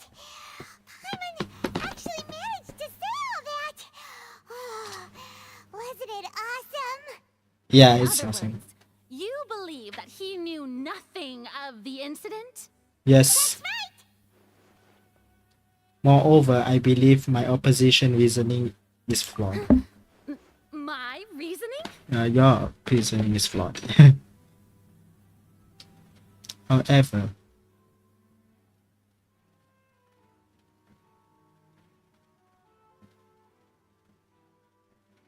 If that's the case, then if Carol hadn't entered the tunnel, who was the entire setup meant to kill?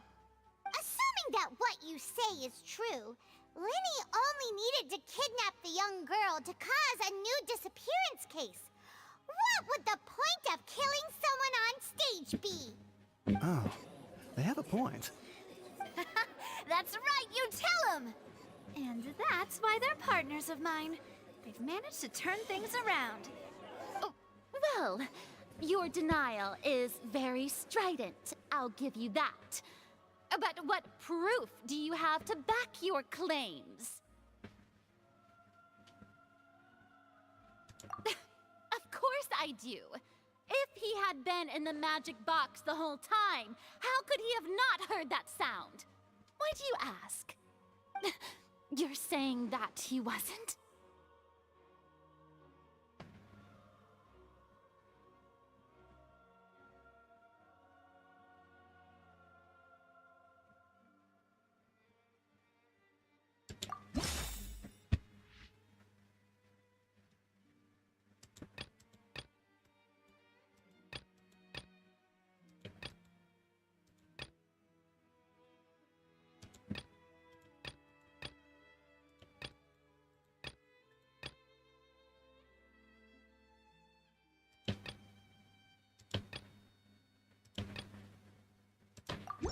Are you sure we don't need to give this more thought?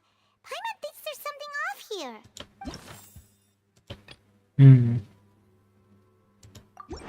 That's right! Linny wasn't in the box or in the tunnel. That's why he didn't hear anything strange during the performance. This means that when the crime happened, Linny had already entered the basement via the vent. The same clue you used to disprove his alibi has now become the best proof!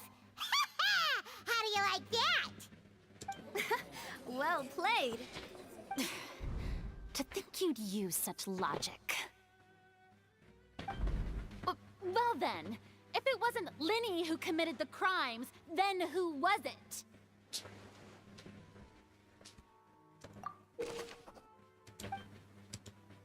Hmm.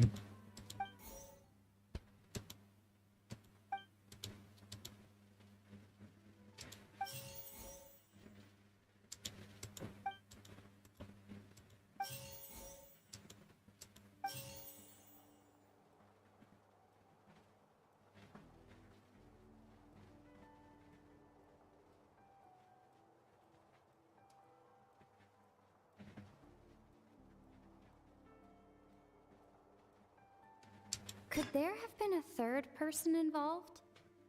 Is that really a possibility? The deceased's name is Cowell, Linny's assistant. He would have been able to tamper with the equipment. Halsey is the missing person and an ordinary audience member. Or did she have her own scheme all along?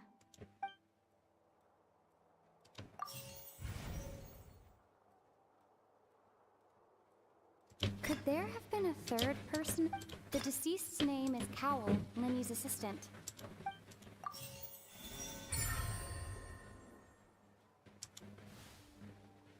Huh? That can't be right. Are you serious? The killer was, in fact, Cowell, the deceased! Oh, is that so? How interesting! Let's hear your reasoning then. What I must do next is recreate the truth. What Cowell did, and how he went from would-be perpetrator to victim. The sound we heard may have come from a clash between the missing Halsey and the criminal.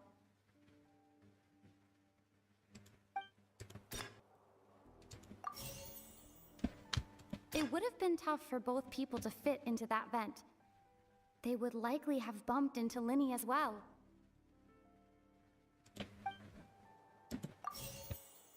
Linny was not in the tunnel at that. It would have been tough for both people. Linny was not in the tunnel at that moment. The deceased's name is Cowell, Linny's assistant. Halsey's clothing was in the tunnel. So there must have been some fear that she would attract attention.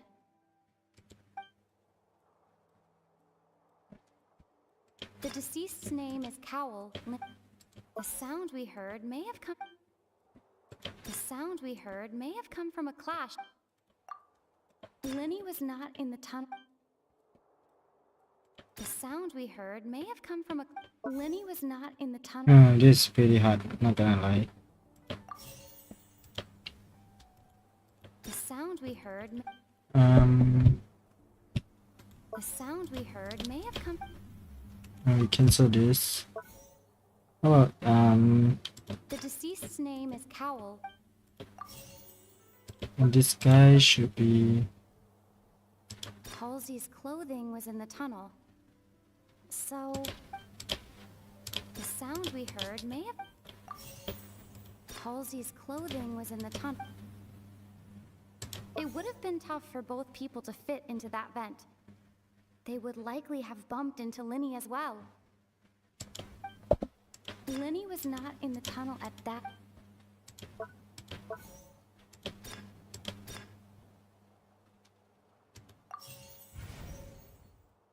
Correct hypothesis. Oh, okay. So only some of them is correct.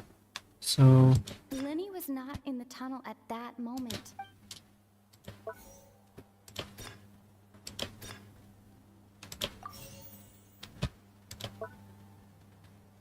Halsey's clothing was in the tunnel. It would have been tough for both people to. No one entered or left the. right. No one entered or left the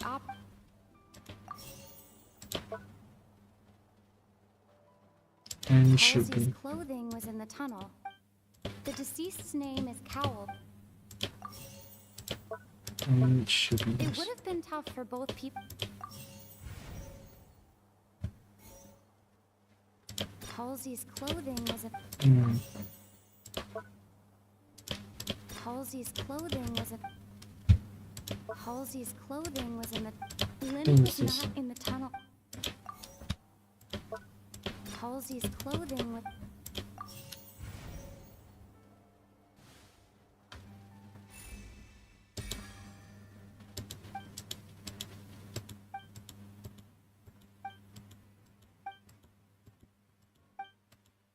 What's wrong, Traveler? Are you still having trouble figuring things out? I see how it is. So this was all just a bluff. And here I thought you had something to show for it. But it seems you're still far from the truth. Look, since we're at a dead end, why not consider a different track? Just like the trick as it transpired, the end result must have been utterly different from the magician's initial design. If only we knew how Halsey disappeared.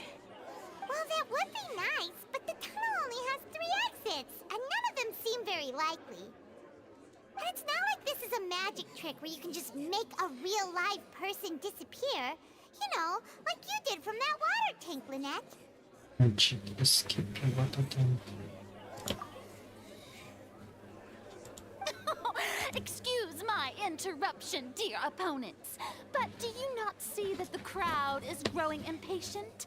There is no greater sin in this opera house than an awkward delay in the performance.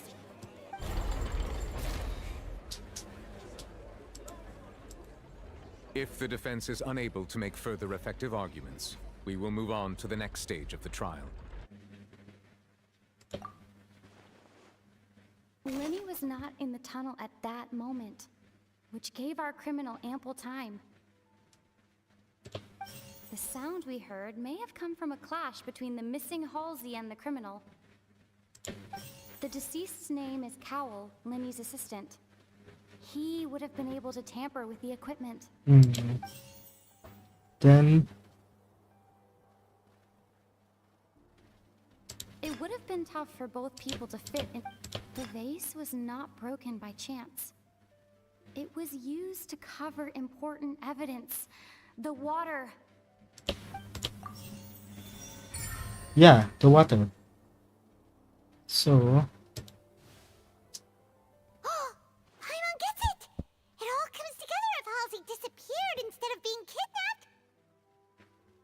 Lynette escaped from the water tank, vanishing gradually and leaving only clothes behind.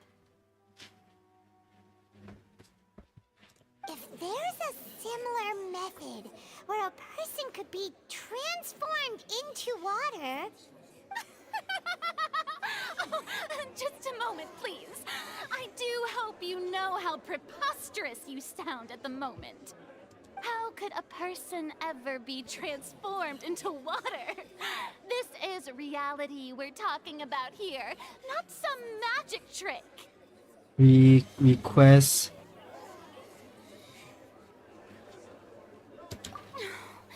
Must we really? I should think that of anyone. Your friend Linny already knows this truth very well. Magic tricks are ultimately just illusions and misdirection. But Halsey's disappearance is very real. We're talking about 2 completely different things. Even so, I trust the Traveler's judgment.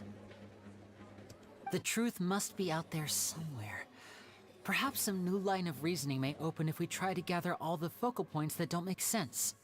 Since Cal was the deceased, we haven't placed much attention on him. But given that we aren't making much progress with the case, it wouldn't hurt to have a look at his belongings, would it? People really do come up with all sorts of harebrained schemes when at the end of their rope. The way I see it, your suggestion that we broaden the scope of our investigation is nothing but a tactic for stalling the trial. Nevertheless, I believe that this is a reasonable request on the part of an attorney. Since the trial does indeed appear to be at an impasse, I believe that additional evidence may help us make more progress. Guards, please step into the lounge and examine the personal effects of the deceased, Cowell. We are still examining the items, but we have already made critical progress that we feel must be shared with everyone post-haste. We discovered several test tubes of fluid within Cowell's baggage, each labeled separately. The notebook in his backpack claims that these fluids are water from the primordial sea. Water from the sea.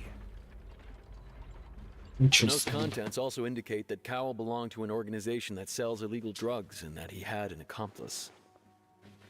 The notebook has many entries concerning safe usage of these fluids, in which the keyword dissolve appears many times. One of these tubes was labeled Opera Epiclese, along with yesterday's date. It is empty. The notes also state that these dissolution properties work exclusively on people from Fontaine. It's likely that Halsey was chosen as some sort of test subject. As such, we believe that the defense's hypothesis is, in fact, supported by sufficient evidence. Oh. You've got to be kidding! People dissolving into water? Could something so ridiculous actually be true? Apparently it is. Reminds me of a certain prophecy, but it's just a coincidence, isn't it? Huh. If people can become water, does that mean that the water tank's real use was as a means to hide water stains? And if Cowell was targeting that girl... Wait just a minute. Could that mean... You two, with me, quick! Demoiselle, wait! What about your partners? Let's go. Just trust me. Order! Order! It is undeniable that further examination of the deceased's personal effects has yielded some surprising results, but we cannot yet verify the veracity of these clues. Still, let us assume that these clues are indeed authentic, albeit with the understanding that Ms. Halsey has yet to be found. Guards, please continue examining the items along these lines. Mr. Linney, it appears your hypothesis is supported by the evidence, so please continue speaking. Of course. Thank you, Your Honor. Okay, interesting, If interesting. we uphold this hypothesis, I believe that many of this case's seemingly unrelated clues can be connected together. Right! Like the metal heart! That one didn't make sense at all. Yeah. Let's think about this. Cowell's methods must have something to do with that water from the primordial sea. Water from the primordial sea. Okay.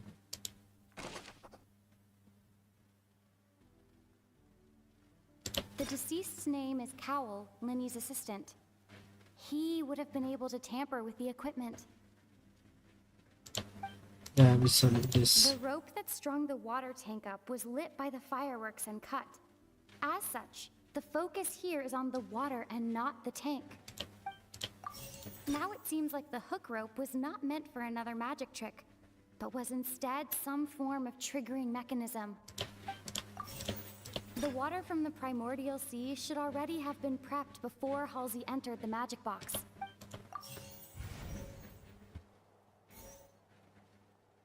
Oh. It should be either this. Now it seems like the hook rope was not meant for another... The water from the primordial sea should already have been prepped before Halsey entered. The rope that strung the water... I remember there was something else within the inner layer of that box. Lynette was in the magic box on stage the entire... I remember there was something... What is this? Now it seems like the hook rope was not... The water from the primordial sea... Yeah, is this... Okay. Took me quite long. It's Ace Detective Paimon's time to shine again! In the original plan, Cowell would tamper with the water tank rope and the number selector securing his target. When the magic box containing Halsey was lowered, the metal hook would retract gradually and pierce the balloon at the top of the box. When the balloon attached to the box popped, the water from the primordial seed inside it would pour down and dissolve Halsey. Afterward, Cowl would enter the tunnel and break the flower vase to conceal the water inside the tunnel, with the remaining evidence being covered up by the water tank on stage. But he encountered something unexpected in the tunnel, and wound up being fatally hit by the same water tank he meant to use to cover his tracks. Huh. That does make sense. That actually links together a lot of the more confusing pieces of evidence.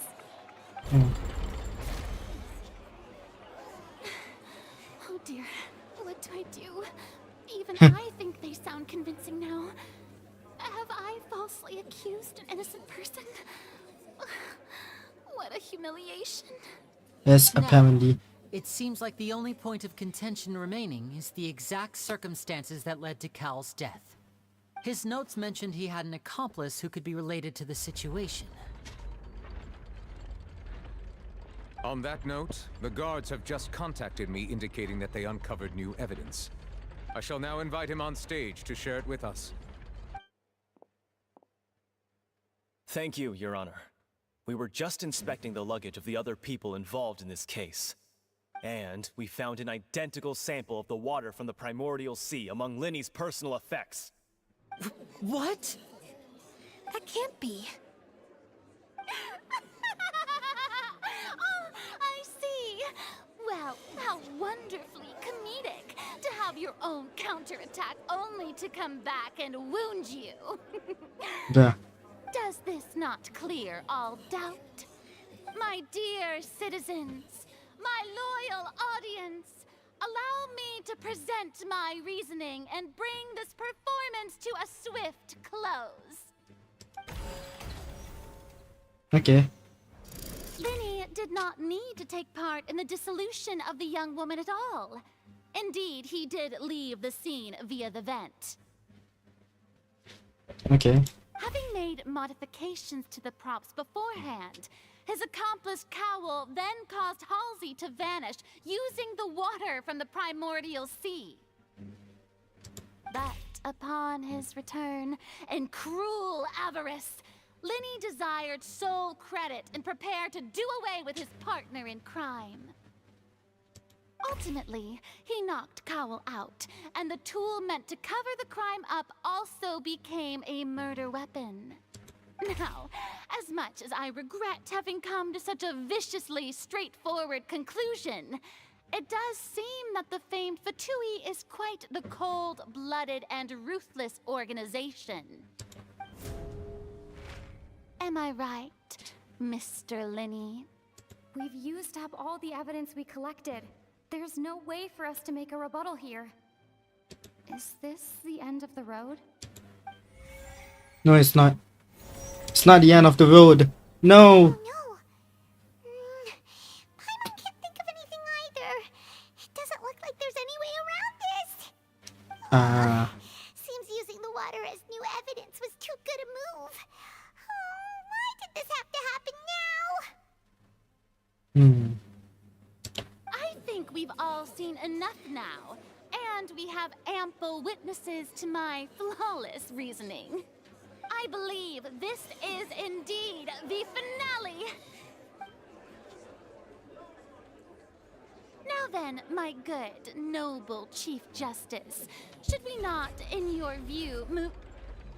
Excuse me, everyone, but I must interject. Miss, I must ask you not to shout and to respect the ongoing legal proceedings. Oh, come on. Don't be hasty. I have a good reason for interrupting, you know.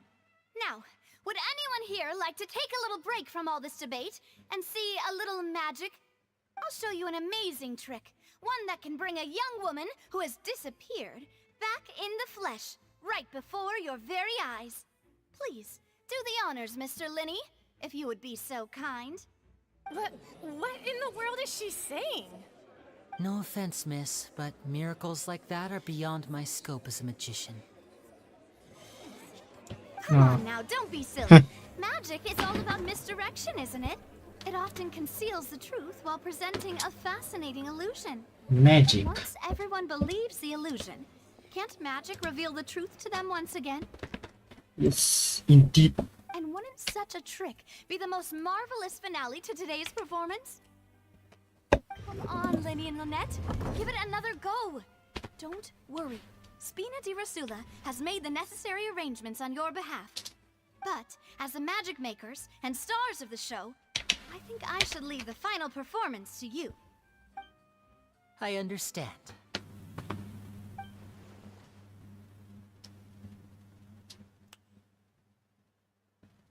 Click. Okay. And voila.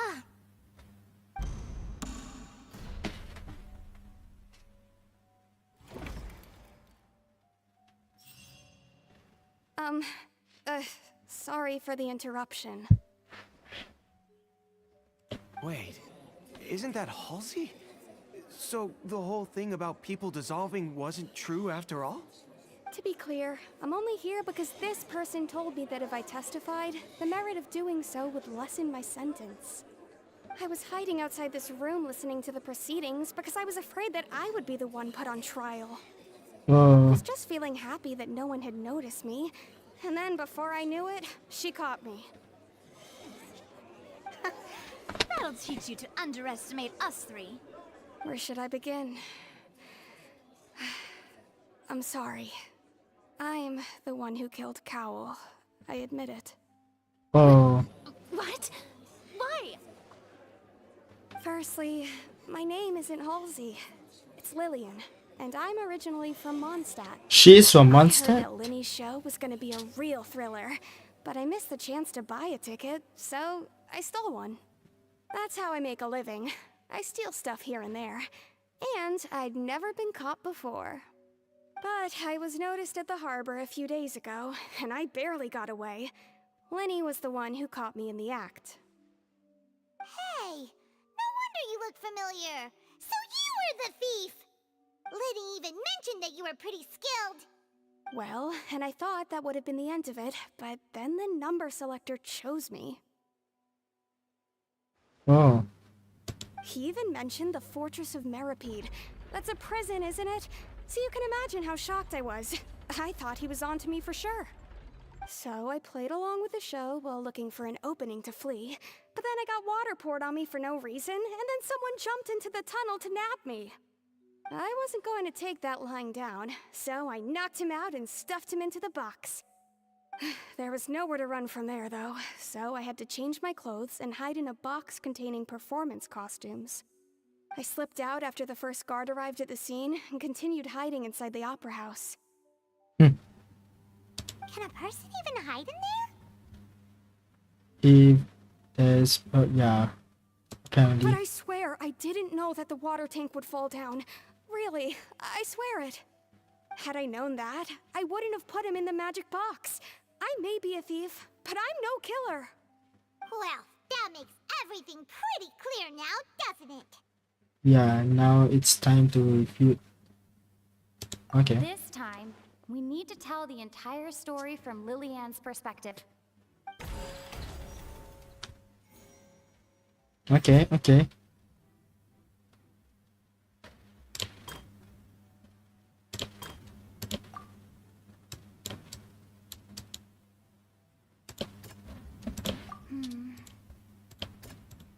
So I just choose everything because I don't even know.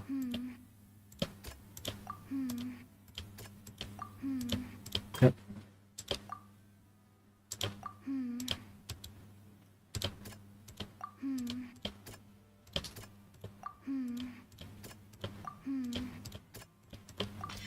The strange sound wasn't from a fight. It was Lillian's attempt to break out when she was frightened. Then the loophole.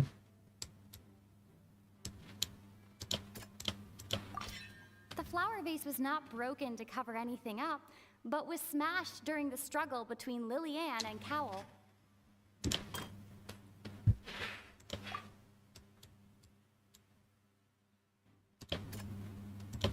Then this one. Lillian was afraid that she would be recognized if she left, so she changed clothes and hid, biding her time. And it's Ace Detective Paimon time! Having been selected out of the blue, Lillian panicked. Her panic only intensified after she entered the tunnel and had water poured on her head. So she kicked the door open, producing the thud we all heard. Hearing the commotion, Cowell leapt into the tunnel, only to discover that Lillian had not dissolved. Oh. He did not know that Lillian was not from Fontaine, but was a thief who made her way in by stealing a ticket. Mistakenly believing that the water from the primordial sea needed time to take effect, he tried to force Lillian back into the box. The two broke the flower vase during the struggle, but Lillian came out on top, knocking Cowell out and putting him in the box. With no way of escaping, she changed her clothes and hid in the costume trunk until the performance ended. Ooh. Okay. I think that should be it. She knew that she would have to go through guard inspection if she tried to leave afterward. So, she has been trapped in the Opera House these last 2 days. She had already become desperately hungry by the time we were chatting over macarons. So, she swiped 2 of them right under our noses. Talk about a sneaky thief. At this point, all the events that happened in the tunnel have now come to light. Ah, so that's the whole story. Bravo! Bravo! Ooh. Now then, Lady Farina, do you wish to speak against the defense's statements? Even a god lost. Answer the question, Lady Farina. Also, if I may add, the trial has not yet ended. As such, I request that the prosecution not leave the room before the proceedings have concluded. What? Are you reading my mind now? Even a god cannot. I have no further arguments. I admit defeat. But really, could you at least have left me with some dignity? No, never. Look at that! She's like a deflated balloon now. If there are no objections, then as the Chief Justice of Fontaine, I shall once again repeat the full sequence of events. The actual perpetrator of the serial disappearances, Cowell, selected his next victim from the audience reservation list. With some modifications to the selector, he could ensure that the pre-selected young woman would be chosen. To cover up any evidence while committing the deed, Cowell thought of allowing the water tank to fall, which would conceal the water left behind after the young woman was dissolved. He also tampered with the rope suspending the water tank, using the fireworks at the end of the performance to cause the tank to drop and hide the watermarks. He poured the water from the primordial sea into a balloon during the preparation of the magic box and stuck it to the box's lid. Finally, he passed the prepared hook on a rope through the gap in the magic box's door when bringing the young woman to said box. When the magic trick officially began, the box containing the woman was lowered into the tunnel, tightening the hook rope and bursting the balloon containing the water. If all had gone to plan, the young woman would be dissolved at this time. However, Lillian was not from Fontaine, and thus fled the box with a loud noise. Realizing that there was trouble, Cowell entered the tunnel and met Lillian. Thinking that the waters had not yet taken effect, he decided to proceed. However, his opponent was more capable than he thought, and he was overcome, knocked unconscious, and placed into the magic box, and thus became his own final victim. Lillian, according to her own statements, then changed clothes and hid until the performance ended, before hiding in other parts of the opera house. As for Linny, he was in the underground structures within the opera house, and was thus ignorant of these happenings. From this reconstruction of events, we can conclude that Linny, the accused, is in fact innocent. Oh, nice. While there is much in Linny and Lilianne's conduct that should still be investigated separately, this case, at least, can be handed over to the Oratrice to make the final decision. Okay. Damn. It looks like the, Honkai Star Rail. Apparently.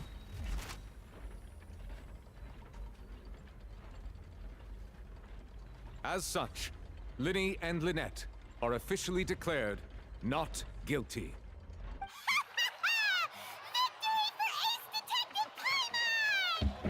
Great work, Nice. partners.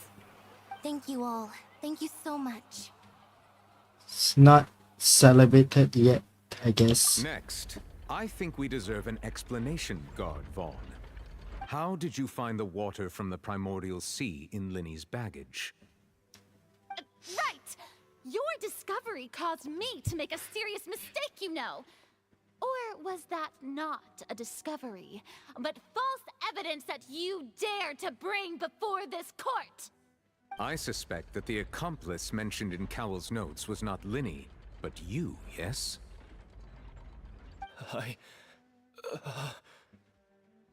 I'm sure you know what you must do to lessen your sentence. Speak quickly! Unless you want to earn yourself a one-way ticket to Coupon Town. I was just following orders. We were supposed to place blame for the serial disappearances onto Linny, and thus cause suspicion to fall on the Fatui. The higher-ups said this was the best opportunity to do so. And now that your plan has fallen through, and the secrets of the water have been revealed, you have become a liability to said higher-ups, yes? Therefore, you would be wise to tell everything you know, and seek the protection of the guards. Yes, I'll tell you everything I know. Our boss discovered that the water can cause people to dissolve. It can also be made into a potion, which when extremely diluted, can cause people to experience unforgettable exhilaration. We've been in this business for a while now, and have made decent mora off it. The disappearances were also the boss's idea. I mean, this is the boss we're talking about. The...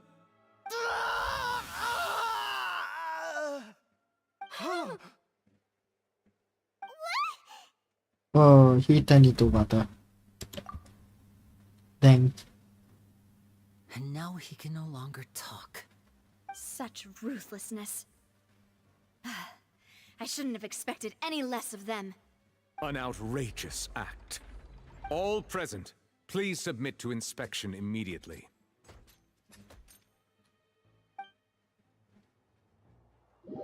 And that was it.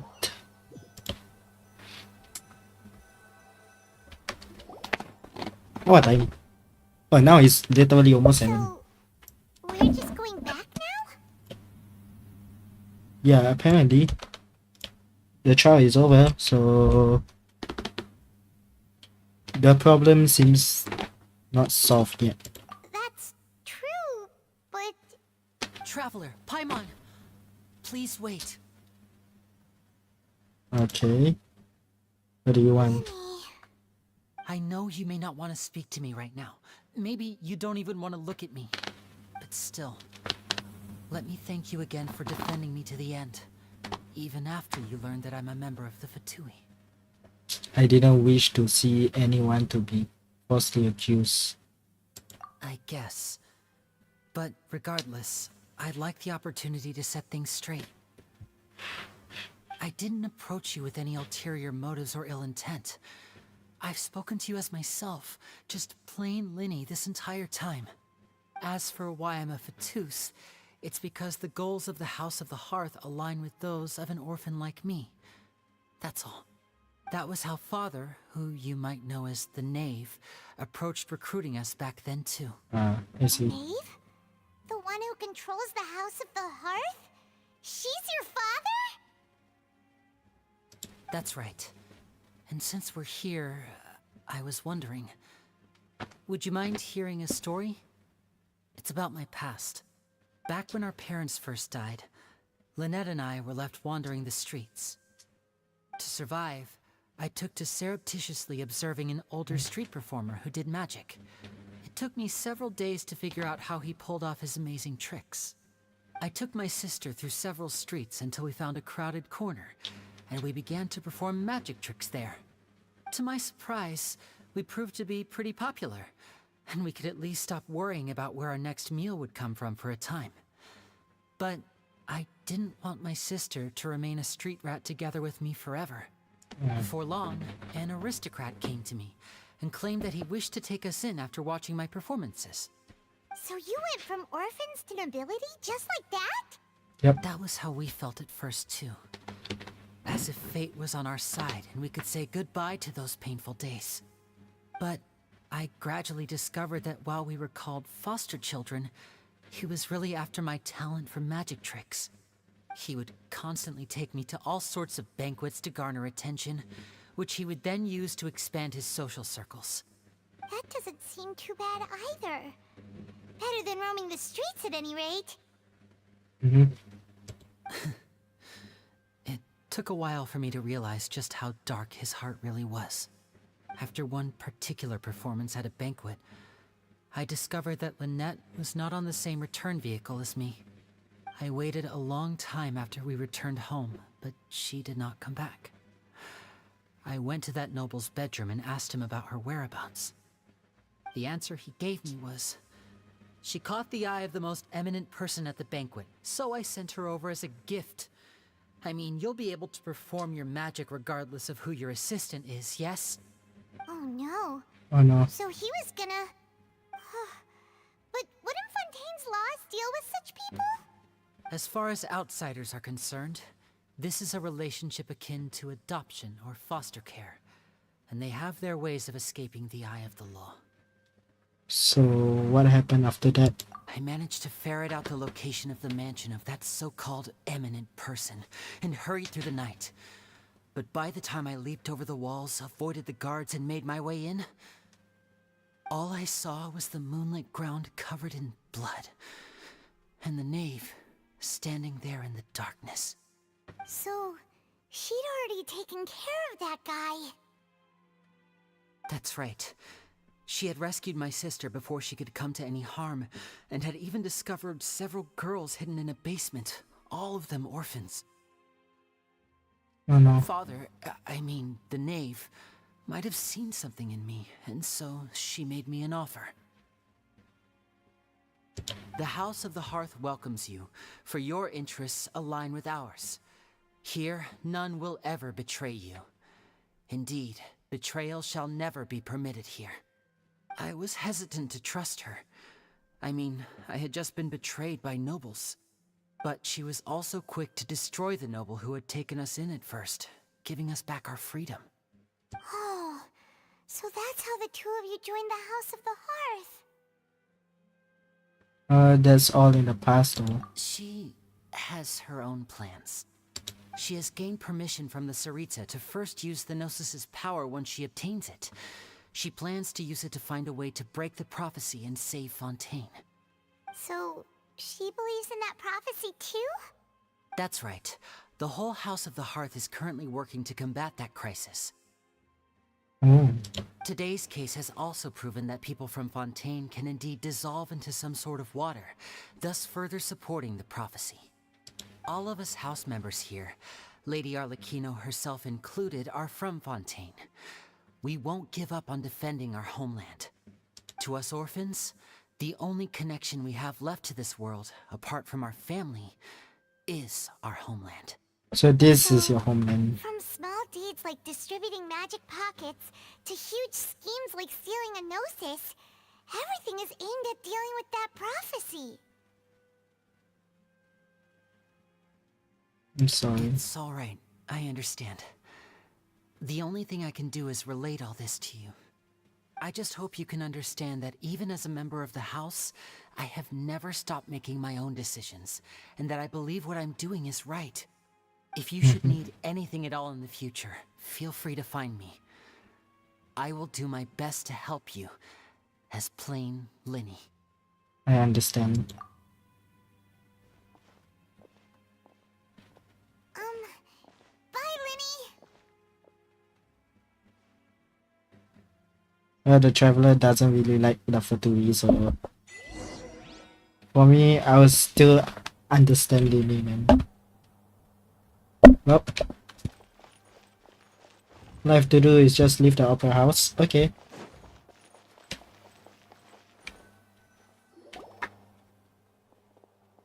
And the Taylor Swift girl is here. Hey there. What was Nava. with the disappearing act you pulled right as the trial ended? Were you looking for us, Navia? Well, this whole thing isn't exactly over, is it? I do feel that we're getting closer to solving the serial disappearances case, though. Don't you think so, too? Well, I... Huh? What's wrong, my dear partner?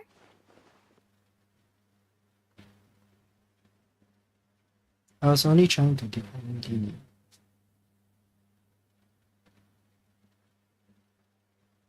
Besides, are you sure we're the ones who can crack a case that's been cold for decades now? And given that there's new evidence from the trial, there should be a trail of breadcrumbs for the Hydro Archon's people to follow now, right? Ah. Sorry, Nava. Well, I won't lie. I'm a little shocked to hear that from you. But I suppose you are just travelers who have only arrived in Fontaine after all. Sorry. I might have been too presumptuous. Don't say that, Navia. Ah, and we were having so much fun investigating with you, too. Yeah. Sorry, It's like Navia. having new waters flowing into a stagnant mire, causing new hope to spring forth, and the reflection in the murk to become clearer. Sorry about that. I'm a bit prone to nostalgia. Don't mind me. It's okay. Wait, shall we have a farewell meal? You know, to commemorate our time as partners? Huh? Sure. Do we really need to get that formal? Well, guess you really did treat us as partners, huh? Yeah. Well, I'd just like to have a proper ending to every important memory. That way there are no regrets later. Anyway, it would just be a meal, so it shouldn't take up too much of your time. Well, if you say so. You don't have to twist Paimon's arm. If Boss Navia's treating, count Paimon in! Oh, wonderful. In that case, why don't we return to the Court of Fontaine and head to the Hotel de Boer? I believe we'll make it just in time for dinner. I'm hungry. Yes. Time to eat. Oh, wait. Complete. We didn't get to eat. Sad.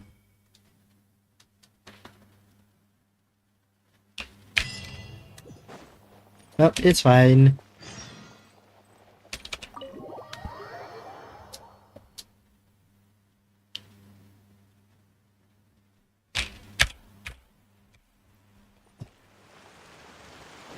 Okay, now what to do? What to do?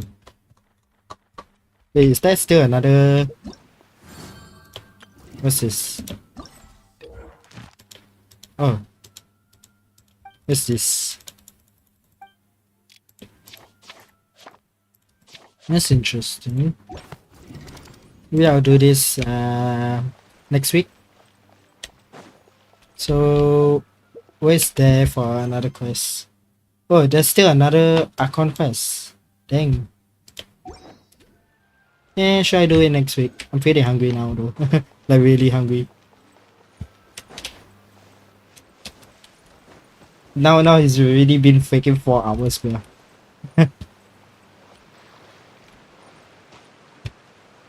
Water.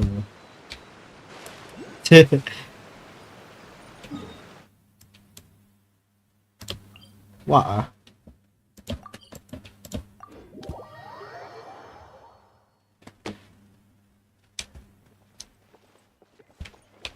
Oh, there's this person hopping. How's life?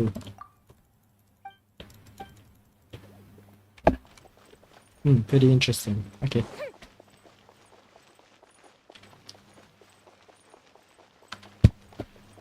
I feel like going there, but you know what? Who cares?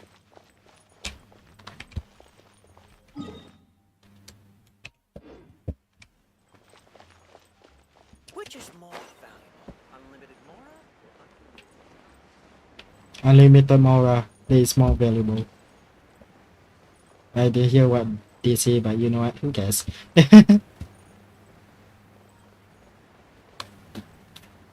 Do-do-do.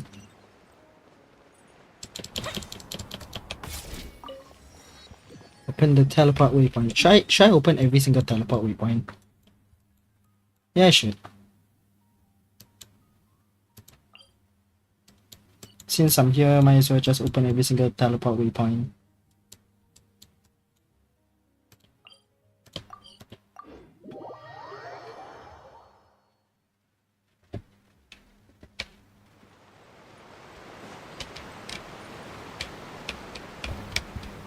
So what am I supposed to do? Oh look, a cat.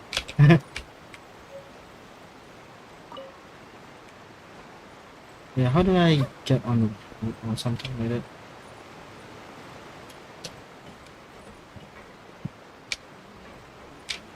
Oh, oh damn, that dog looks so realistic. Dang, that's interesting. So how do I travel? Oh, okay. So I have to sit here and wait. Okay, it's interesting. Time to go.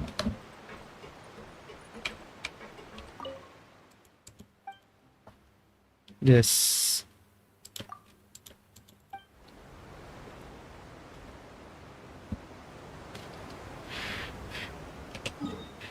So all I have to do is just jump out here. Welcome to the Clementine Line Aquabus. This boat tour will take you to the magnificent Court of Fontaine, the most important city in our nation. I'm Aval, and I'll be your tour guide for this trip.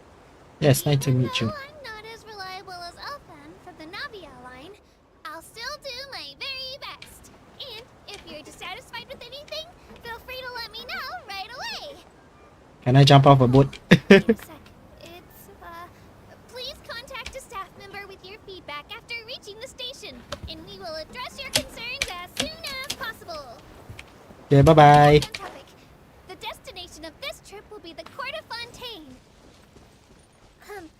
If you'd like to learn more about the latest technological developments in Fontaine, Oh my god. the hottest new trends in cuisine, or upcoming sensational trials, Oh no, no, no. subscribe Yep, come to here. Ah, yes. Ah, fake. I actually want to grab that. But you know what? Yes. Oh, come on, not you. I just wanna go grab the Statue of the Seven.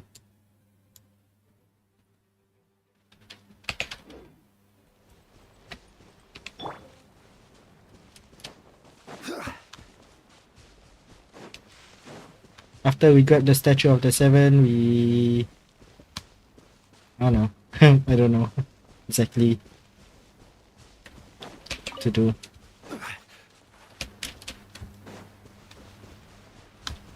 Oh, what's this? Since we're heading this way, might as well just collect every single one.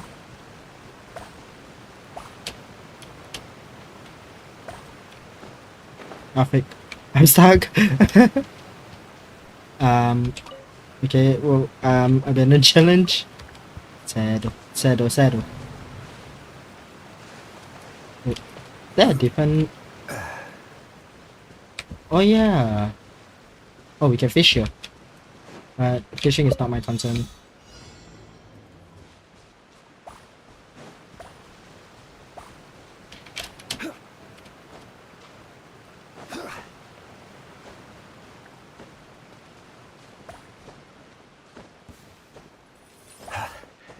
The heck?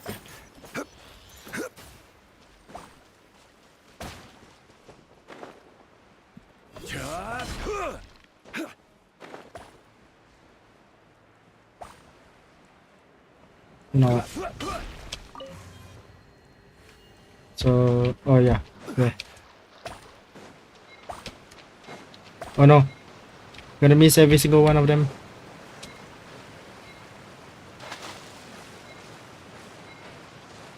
Nah, maybe later.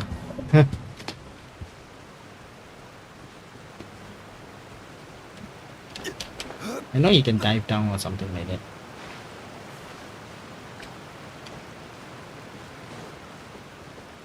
But I don't think that's our concern right now. Our concern is to grab the... What's the name? Thingy, I guess.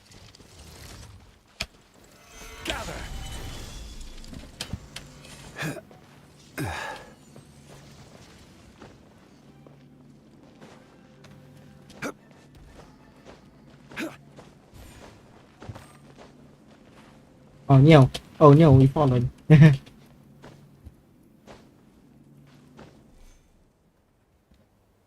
recover our stamina. Oh, that's the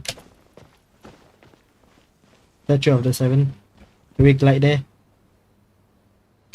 Okay, we can. Let's go. Unlock the Statue of the Seven over there. And we can see the city in the distance.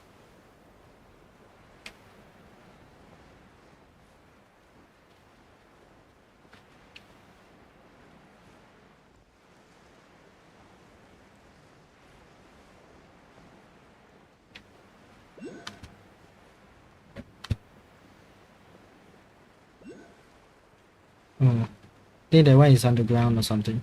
Underwater.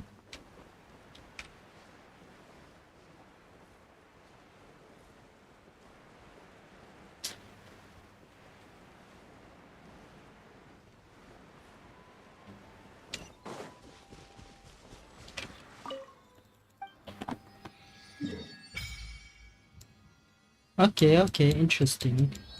We have unlocked almost every single... Wait, is there only 3? Last time there's like a lot for... Yeah, there's a lot for Inazuma. Yeah, Inazuma has a lot of Statue of the Sevens. So as Liwe, Sumeru, and Monster. Monster has 4. Apparently, Fontaine has 3 only. What the heck? That's kind of interesting. Not gonna lie. Well, I actually want to try diving down. Let me dive down.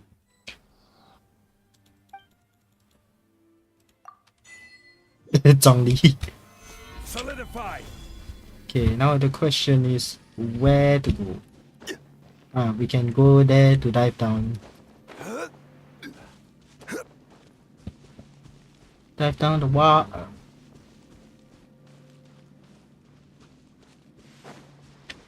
I heard it's pretty good, you know. I want to choose you for this. Left cursor. Oh, we don't consume stamina anymore.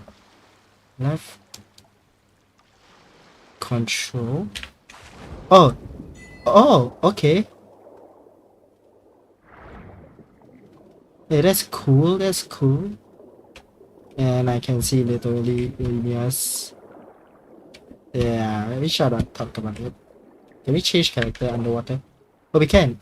Oh, okay. I think I see a bit of Nahida's down there. You know, it's kind of weird. Dang, this underwater is pretty cool. What's this? Oh crap. Wait, I can't use my abilities. Ah, frick. Oh. Oh, frick. Oh. Okay.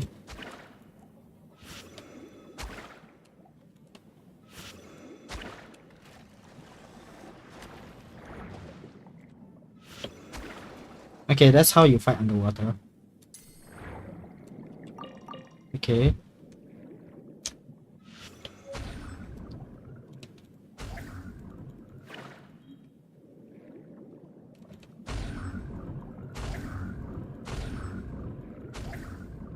I don't think we can use Shinobu's Yeah, sadly.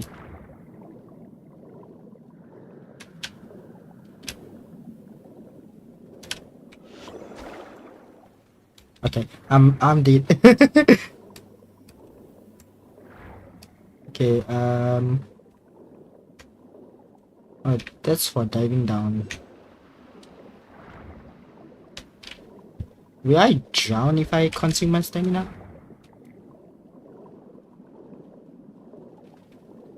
Oh, I won't. Okay, that's good, that's good.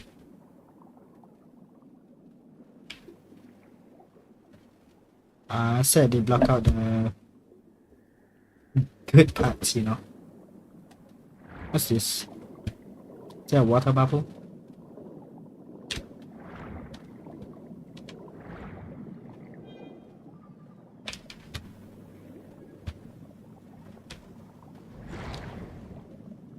Oh, okay.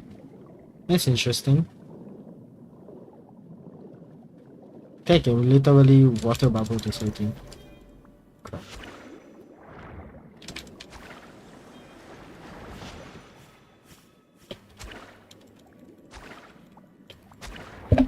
Wait, what am I supposed to do? Okay.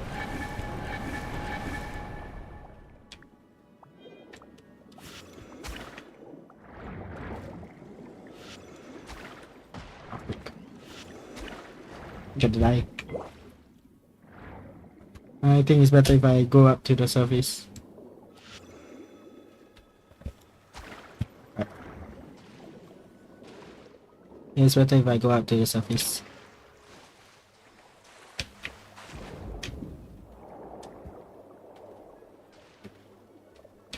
The water is dangerous. Very, very dangerous.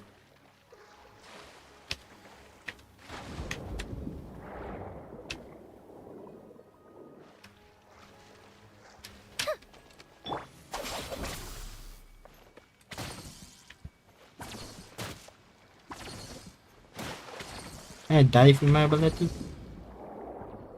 Yeah, apparently I can. I think it is a underwater city. Then the Atlantic Ocean is real ocean. What the heck? Oh crap. I see everything. Time for a light show. Okay. Gather. Everyone hold hands.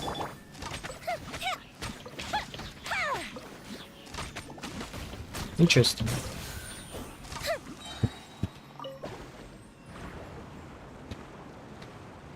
think we're going higher and higher, bro. Stabilize. Never meet this before. Commit it to memory.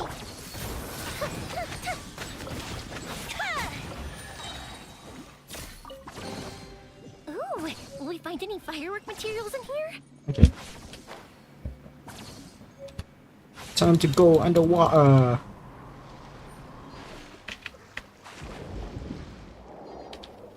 The water is so beautiful.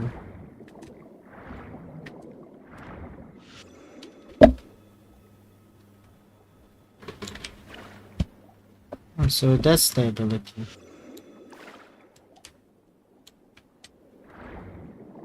Okay.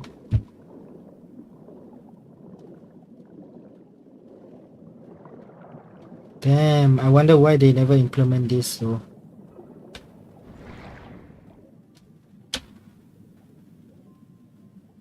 Okay, you're in swimming.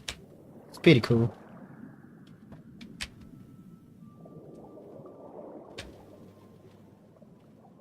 What's this? Oh.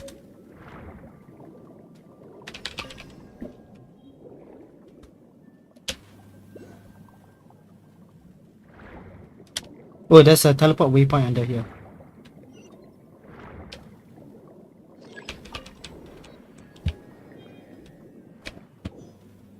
Okay, okay, there's a teleport waypoint under the water.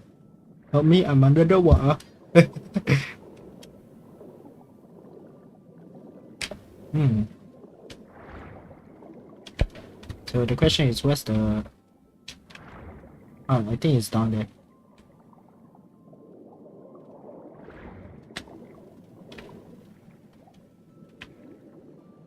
Is this a hydro ball thingy? No?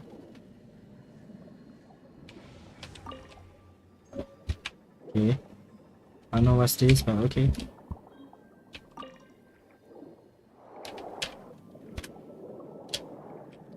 I hear the waters, the hydrock here, like, it's under here.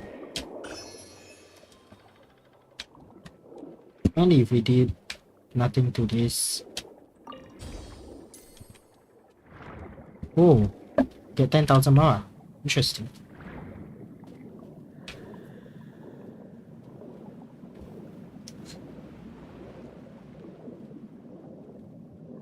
Yeah, apparently if we do nothing to the fish won't go. Look, jellyfish. Oh, a chest underwater. Oh, frick. I was like, the chest underwater. No! Only we can't do anything with this.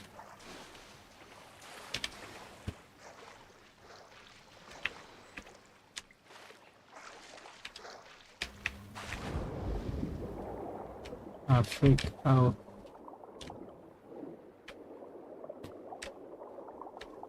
Hey, where's the chest? I swear I saw the chest out here. But why? No, I can't. How are we supposed to... Yeah.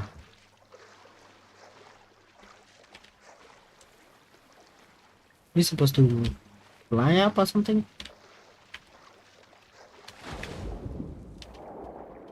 I think we need to mark the waypoint for this. Oh! There's even underwater. Okay. Way cool. Damn. Oh, can we dive in Mondstadt? I wonder if we can. Okay. Let's try in Mondstadt or Inazuma. Let's try Inazuma. Because Inazuma to...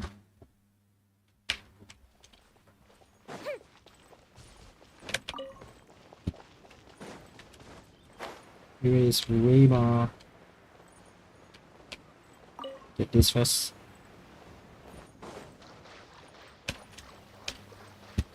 So we don't need care about stamina.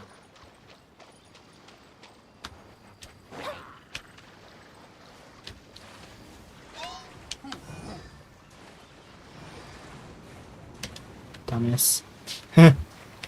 Oh, it doesn't work. It's only in Fontaine. Ah, dang it.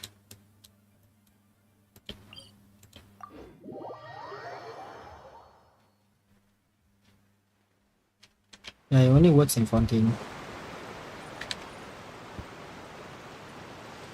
So anything like beyond this waterfall can't.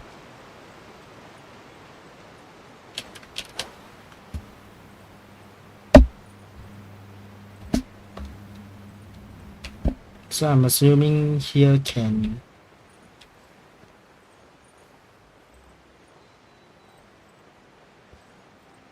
Let me try.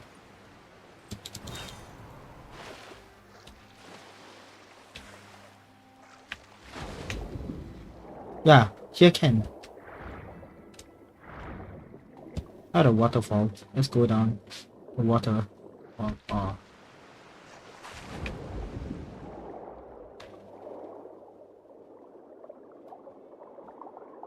Wonder if it works. Oh no. Oh no, it turns into stamina. Now we know. Makes sense. Wait, I wonder if there's like a glitch for us to... Oh no. They already stated like right here. That's kind of sad. Well, I guess that's about it. Maybe this Icon quest I'll do it later. It's already been almost 5 hours. And I am pretty hungry. So yeah. Let me just teleport here and do my outro here, I guess. Sorry if this is a random ass stream, I guess, because I'm bored and I want to play Genshin. But I got nothing to do.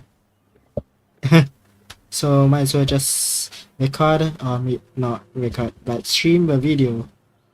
So yeah, I hope you guys enjoy this stream. I hope you guys leave a like, comment, subscribe. So bye, see ya, peace.